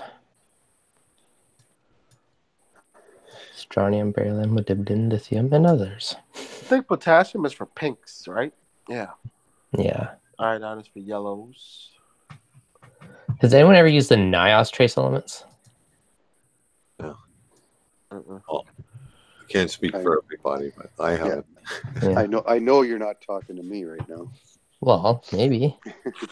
I had a bunch of samples of random stuff that I brought back from Macna for. The food's really good. The fish go nuts over it. I had a NIOS test kit, I think, or something. Can't remember. Yeah. Damn, I would say the 2 things that I dose that I don't see everybody else dose is strontium and molybdenum Yeah, I'm on both of those. from Brightwell. Yeah. I'm trying to find something that just has it all in it, since I'm just comparing different trace elements. All right. Because I don't want to have to dose 800 bottles of less than 4 that I can put on a doser and then just tell it to dose a couple mils a day and forget about it until the bottles run out. So the NIOS one has strontium, barium, molybdenum, lithium, and others. So it's iodine, fluorine, potassium, boron, molybdenum, and others. And others. Thank you for others. I love when they give such detailed information. Lithium always comes back high from the ICP test. I think everybody Yeah. has ever done ever. Yeah, mine was high too. Yeah, stop putting those batteries in your tank and you'll be all right. But how should I power it? Magic. Put it in the water to keep us calm. They put it in the water to keep us calm. Maybe. If I can't pronounce it, I don't dose it. What I about don't know. fluoride? You need fluoride in your tank, or your fish will have bad teeth. Yeah, I know. I put toothpaste in there every second day. Yeah, throw some crest in there. It'll be all right. Yeah, yeah. Extra whitening. There you go. Yeah. Probably kill it too. Yeah, I think it did. Take the biopsis out. No, it didn't help there. I got a couple of dime bags for that. And then kill ick and green hair, algae, and dinos. Yeah. Everyone in the And chat, please don't do that, okay? Yeah, and pulsing xenia. Nice. 87 degrees melts pulsing xenia. No problem. If you had a tank with just pulsing xenia and zoanthids, and you didn't want the pulsing xenia anymore, just raise the temperature up. Yeah, 86 degrees is the key temperature. Right. Yeah. The zoanthids love it. Yeah. Nice. Hey, does anyone by chance have a fancy new NIAS torque reactor? No. I know you're not talking to me right now. Maybe you do, K-Town. Maybe you do. No. So, Dev, I've been very interested in it, but I saw Billy Pipe's review of the lifeguard quiet one or whatever. Yeah, like we were thinking about getting those for the shows that we go to, but then I saw the Niles and I was like, man, those are a lot easier. The lifeguard, you still have to do the stupid little screws on top. Exactly. Just twist and take off. I have half of one. I need the other half still. Daily Reefing, I think, did a video on it. Did he? Okay. I look at the shows look awesome. I have half of one, so I'm halfway there. I still need the base though. I'm not gonna lie, I'm looking at it because I hate taking my BRS off. Like, yep. And this half looks pretty. there. And it does look pretty. This half looks pretty. You know. But I have no base. I need to find one somehow. Somewhere. Well, the bases are separate. You can buy them separate. Yeah, I know. But I got this for free from a buddy. But I didn't get the base because he only had one, but he had 2 different size canisters. He's like, "Oh, I'm only using the big one. You can." So I got this off him.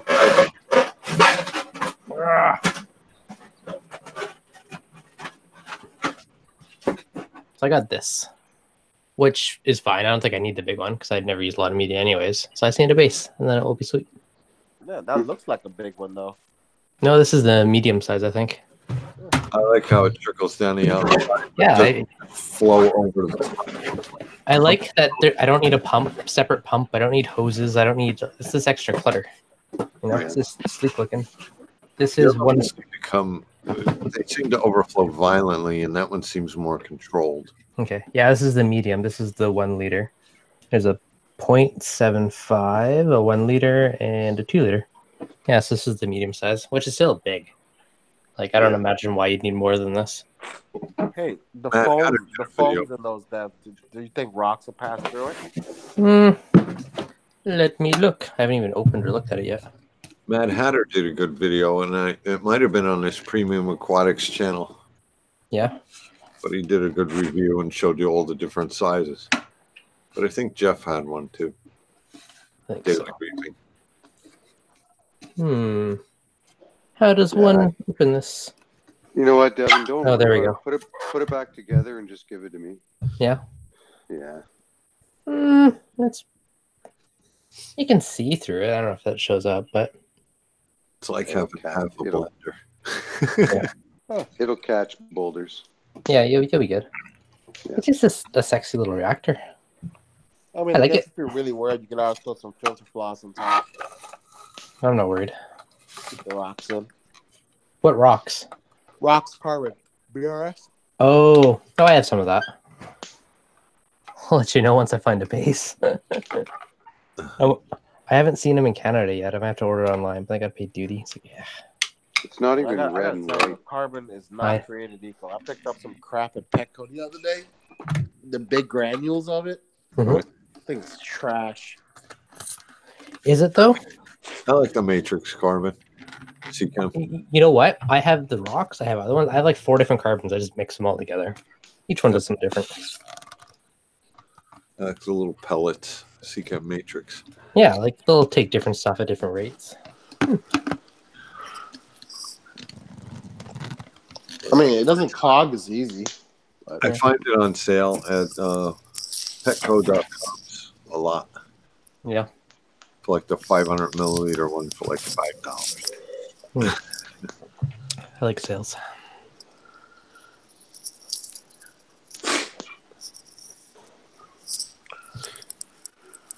Would it be bad to say, I wish we had a Petco?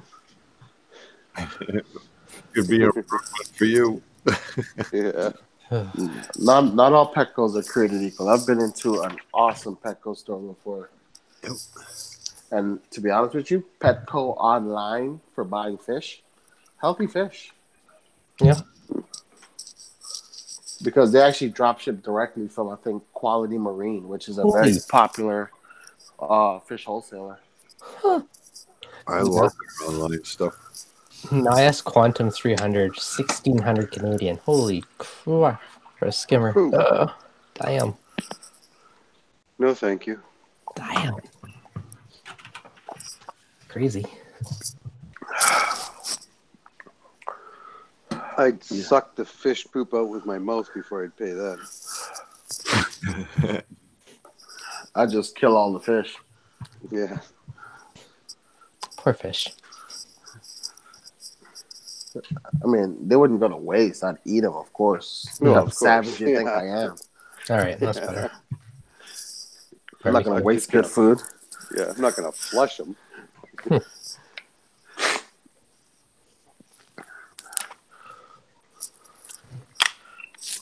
Dev thinks I'm going to waste food. You're right. We're not to waste not.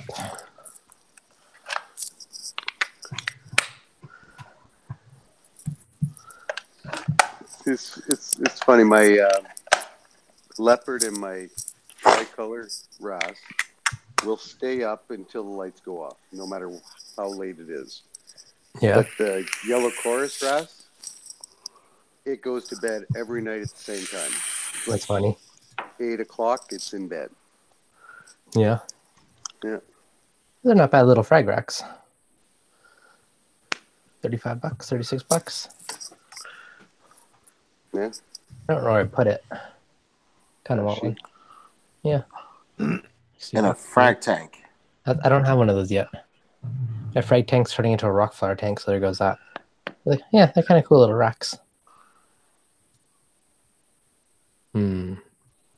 Magnet or is it sit on the bottom? This rack, it sits on the bottom. So yeah. Yeah, it's kind of just sleek, simple but sleek. Mm-hmm. All right, that's my quick show and tell.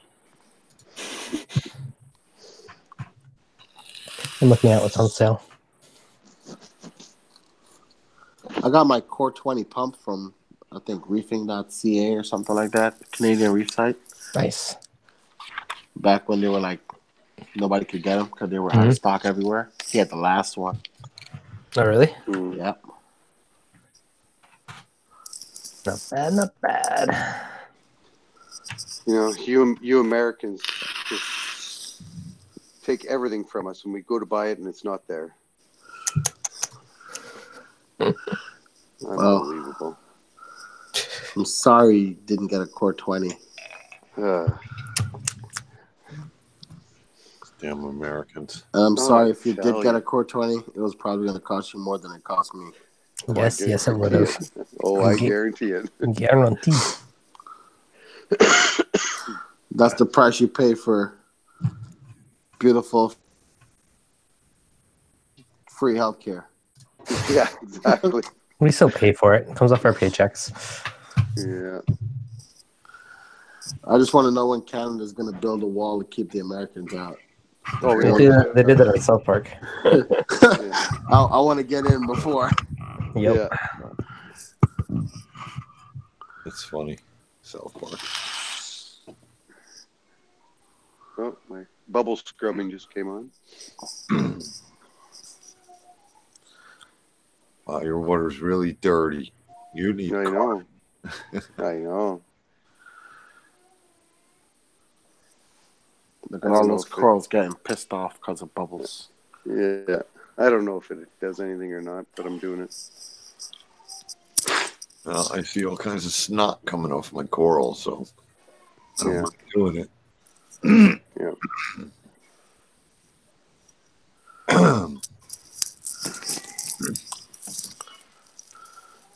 It definitely doesn't seem to be hurting anything. So. Nah. My fish don't like it. So I started doing it at night now. Yeah, well, my lights should be off right now, so normally it would be nice, but the wrasses are still out. They don't seem to care. At the very least, you're aerating your water and raising your pH. Yeah. I do it from 2 to 3 a.m. You know what's a beautiful thing? My pH has never been never hit 8.3. It's always been like 8.27 type of thing. Right. And now the last week, it's been like, I had a high today of 8.33. With that new light and that like massive ball of data that's in there. Like the highest it's ever been. Wow. Oh, wow.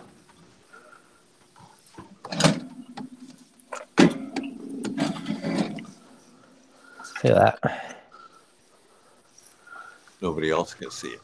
Oh, yeah, sorry. We can. Yep. But that's like literally the highest I've ever had it. Yeah.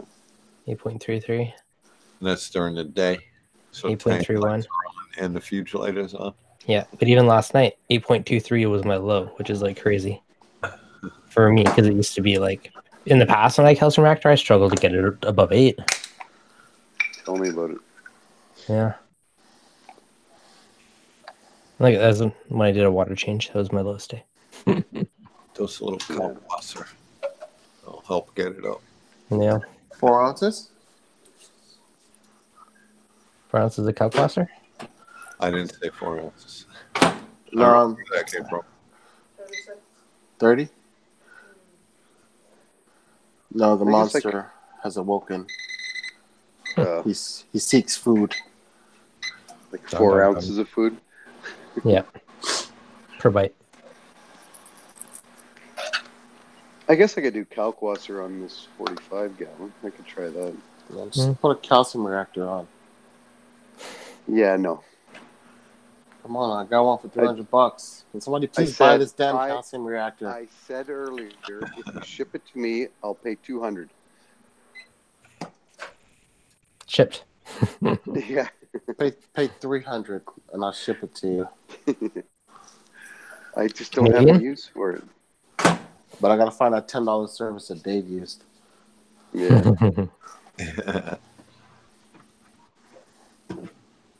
Parts old monkey.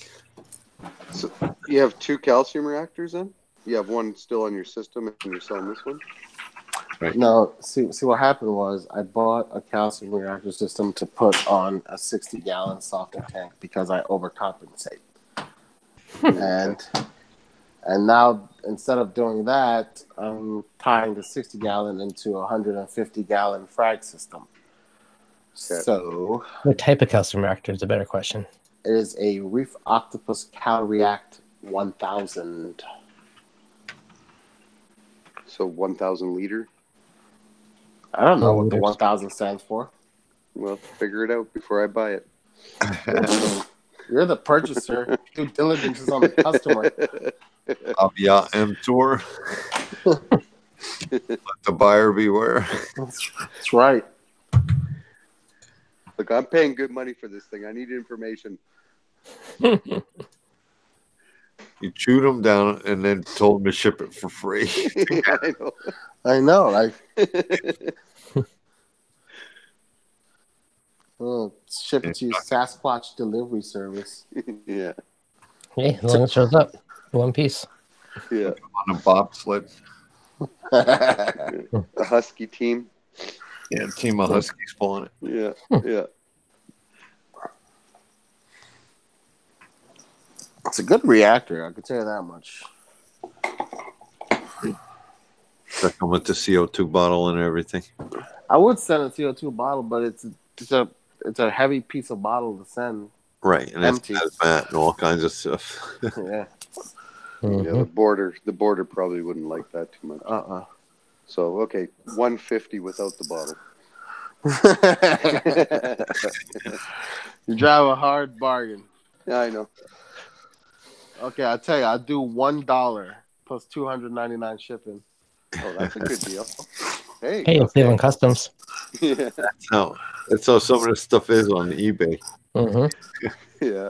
Gotta watch that. No, that's actually a good thing sometimes because then you don't have a big customs fee. If it works out to the same and Yeah, that's you true paid too, less, yeah. there actually is legit advantage to that. I think that's why some do it. Yeah. Right. Buy this Doesn't guitar make for sense. $1 and it's $300 to ship it. Yep.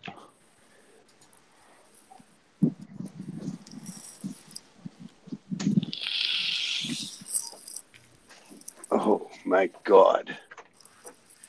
Melvin's still up, buddy. Hell with that. Dave's still up. Madness.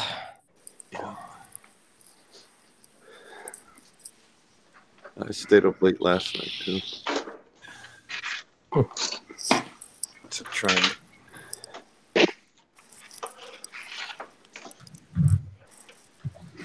All right, 15 more minutes. He's calling it. You get all your reefing out in 15 minutes, or you do it. Well, I guess whoever's in Hangout can stay as long as they want. Yeah. I'm fading.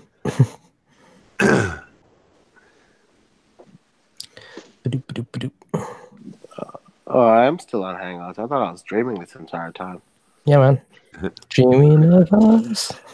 Wait till you watch the playback and you don't see yourself on YouTube. You'll be Yeah. like, I was there. I was.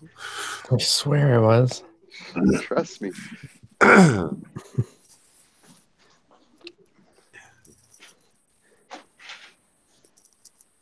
Family will be like, no, you were sitting in a chair all night talking to yourself. Them paralyzers did you in, but Yep. yeah. I was paralyzed. I don't know what happened. I was talking to my friends. Yeah. Yeah. They're in my head. It's 5:45 p.m. here in Japan. Nope. Is that Nemo? Yeah, but what day is it? Saturday or Sunday? Yeah. It's next Thursday. It's next week. Yeah. Nice. He already knows the lotto numbers. Yeah. That'd be handy. Sunday. I'd live stream all Sunday night if I could get lotto numbers. Nice. Yeah.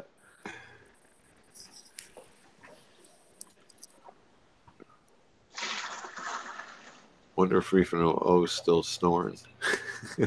I can't unmute him. I don't know. No, you never can. See, the funny part Yeah. is I saw him drop out of the Hangouts and then come back in. Oh, He's really? listening to our soothing voices asleep. Fell asleep, Yeah. laptop died. Woke up, Aha. plugged laptop in. Yeah, we muted you. It's getting a little noisy over there. My bad. Yeah. Nah, that's all right. You didn't Happens have every your nap week. earlier. Yeah. I'm tired today, man. I don't know what happened.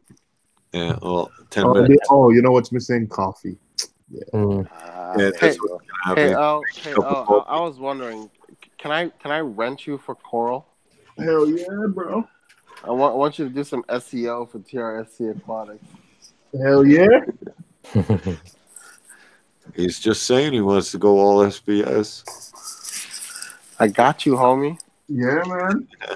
No euphilia.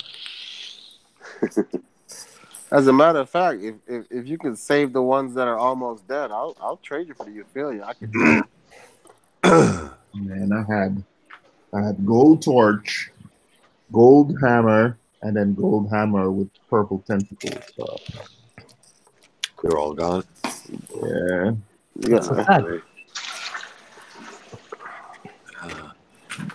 To save the skeletons, at least, for Tristan's calcium reactor. Yeah, I gotta feed him some of that good old fashioned brown jelly. I should actually throw some of the old skeletons in there, give them some purpose. Got a box of them somewhere. I sure found a lot in that sand that you gave me. Yeah. Yeah. Those are all the Dead ones that have skeleton- fallen. Yeah. Skeletons in his closet. Yep. Yeah.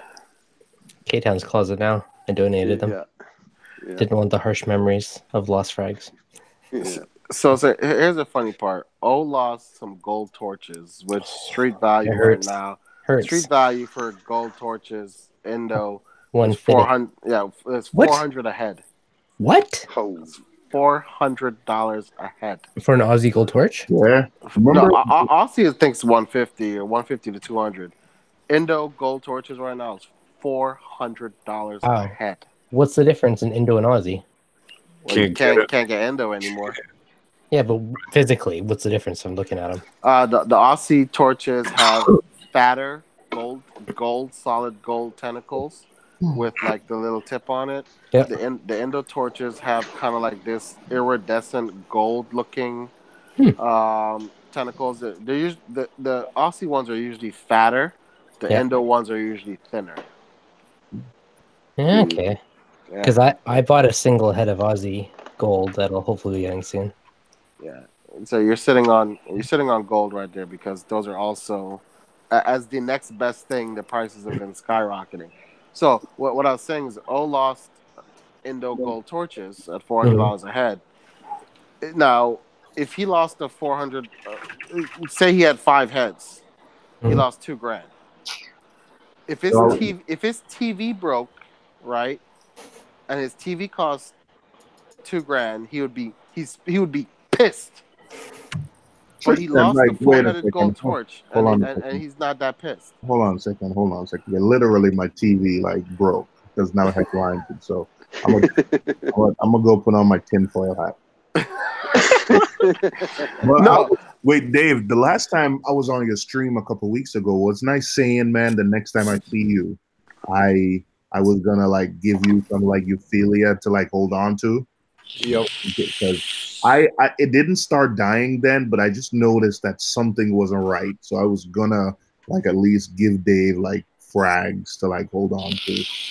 I don't want to wipe down my hammer. I have this guy. It's like a golden bangle torch or something like that. That's kind of cool. I've never had torches. No, I like them. I like them. They just require real estate that I'm willing to offer them. Yeah. Tristan, what would you call this? Like I was originally told like a gold bangle torch. I've heard it called rainbow torch. There's all kinds of different names, but Honestly, I feel like that shit looks almost like damn near like a Holy Grail torch to me. yeah, a different picture of it. Yeah, that looks a lot like a Holy Grail torch, my friend. Hold on to that. That's Indo, by the way. Is it? So, Yep. so Devin, when are you going away next? Dev, that's $1,000. Palmetto was selling a Holy Grail Indo torch for $1,000 one head. Well, okay, here's the weird thing. This very well could be trace elements. The one in my big tank looks like nothing like the one in my nano. The one in my nano, the highlighters are amazing. Like, this is a head I fragged for a buddy of it. And on the frag rack, it's like, this is the same one in my big tank. It's all purple. I don't know what the difference is. My nano is completely gold and amazing. Yeah. Google Holy Grail torch and see how close you come close to it with yours. Yeah, so that's more like this photo looks similar, I'd say. Like these are way too gold. It's not that gold. Mine more fades from purple to gold. Are you Like- going snowboarding tomorrow, Devin? No, I'm guarding my torches. Just checking.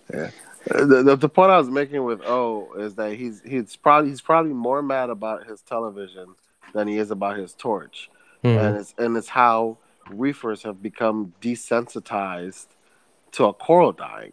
Like, it makes me sad.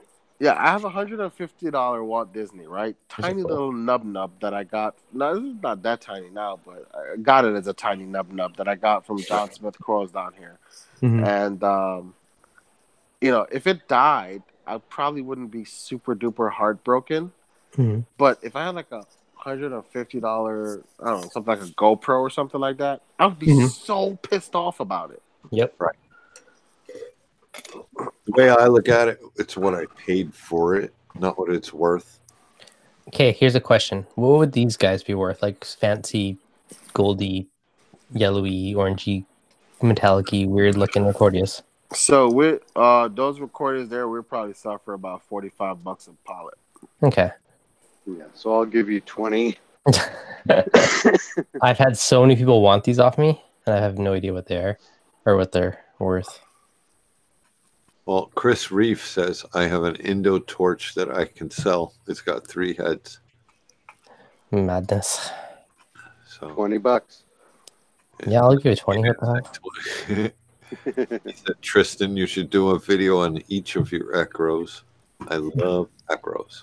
Yeah, so that's gonna be the hype video for the show because I think we have about like 30 or 40 acro colonies that we're launching with, Mhm. and those are all signature ones. So we're gonna have a video for nice little macro shots. Very nice, very nice. I'd love some acros that aren't green or blue. I'm all done up on green and blue.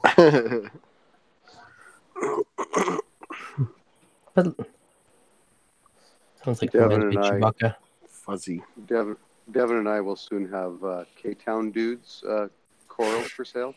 Yeah. K-Dudes. K-Dudes, yeah. All right.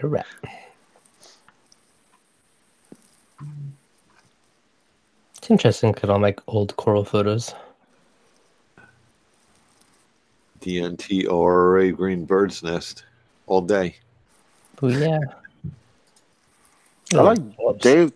I've always been amazed by Dave's bird nest. It always looks like a blue to me on his videos. Yeah.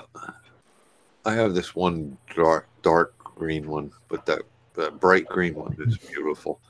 Mm. I almost dropped it on the floor today. I would have had frags for everybody. Yeah. That's a big colony. Nice. Would have been gluing all night. Yeah. Look at all that sand bed space I used to have in the Nano. Yeah.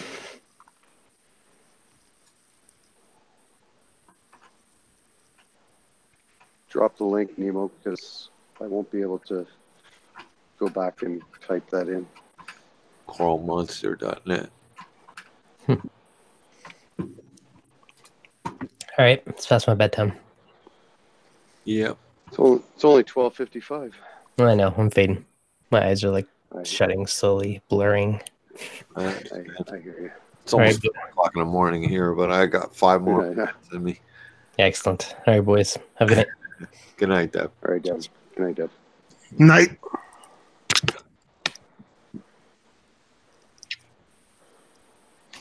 Coral Professional Store. Monster.net. Bleeding what? Yeah. Hey, I'll just drop the crazy link. Now I have to look.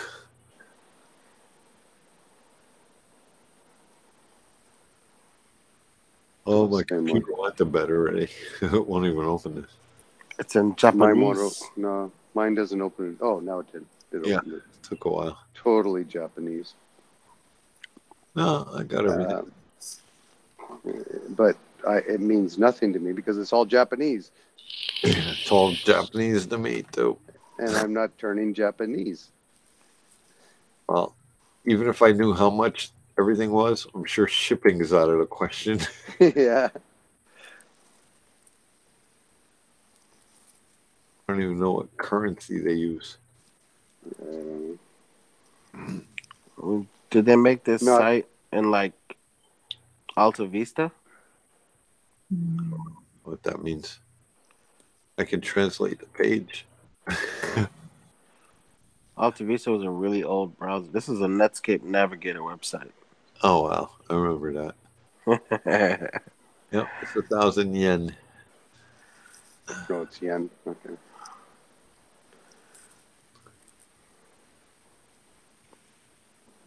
Turn this down. Excluding tax for an Australian middle fresh.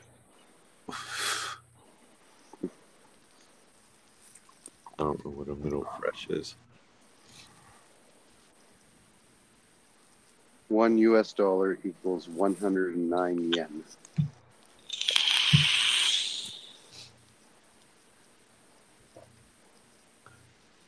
So Did prices it? are actually pretty good.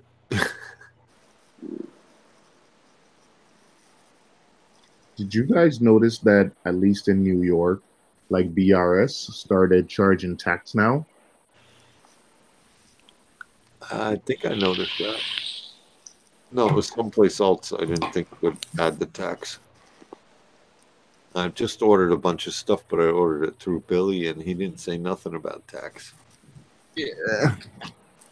Yeah, BRS started charging like tax now.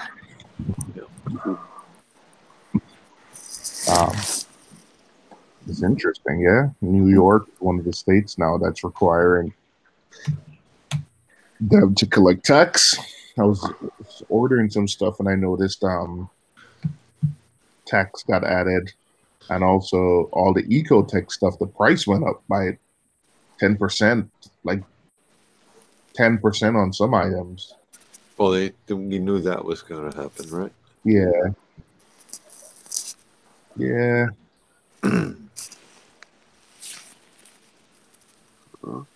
I expect them to drop really fast, really soon, and within the next year or so.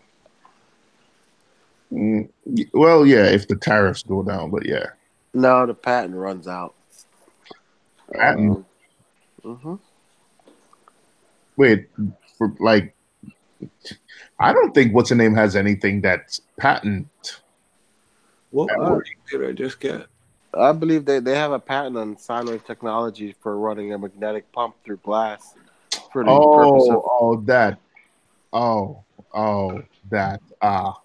They raised everything by 10%. So Yeah, that's because of tariffs. But I'm just saying, when the patent runs out, expect all the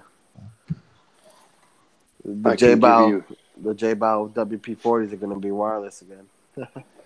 I can give you a good example of that in my industry, like in the HVAC industry. So furnaces with variable speed motors, back, a few years ago, GE was the only one that made, like, it was their patent. And as soon as their patent ran out, then, everybody else started making them.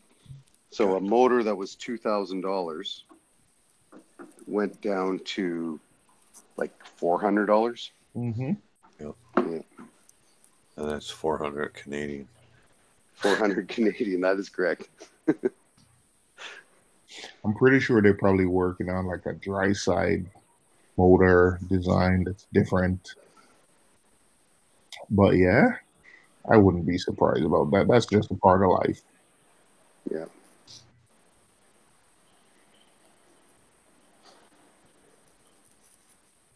Patent law is a fickle thing, man. Patent law is a fickle thing.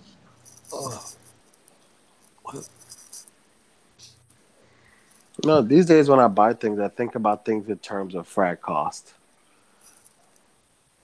Oh, those sneakers? That's 2 frags. Yeah. I used to do it for chicken wings. When I moved here, I used to be like, every time, something happened, be like, man, that's 10 chicken wings right there, man, Yeah. Yeah, so me and Reefing went, we're gonna work on your website, and we're both getting frags, you said? I'll take chicken wings. And it's good with chicken wings, so I'll take frags. Just send him chicken wings. Well, I already know what happened to the website. I had it running in single core mode. So, yeah. Single core mode. Mm-hmm. That was a problem today. Everybody couldn't go on. You sure you're not like overthinking this thing, Tristan? What do you mean? What you say you had it running in single core mode? Like, what do you think? Because it's only for I'm using it for development. So, I'm running analytics against it to see load. Oh my god, man! Good night. Call me Nemo. Honestly, like I wouldn't even. I would just put that thing on one of the platforms that just takes that one area, something you don't have to worry about. Like put it on Squarespace.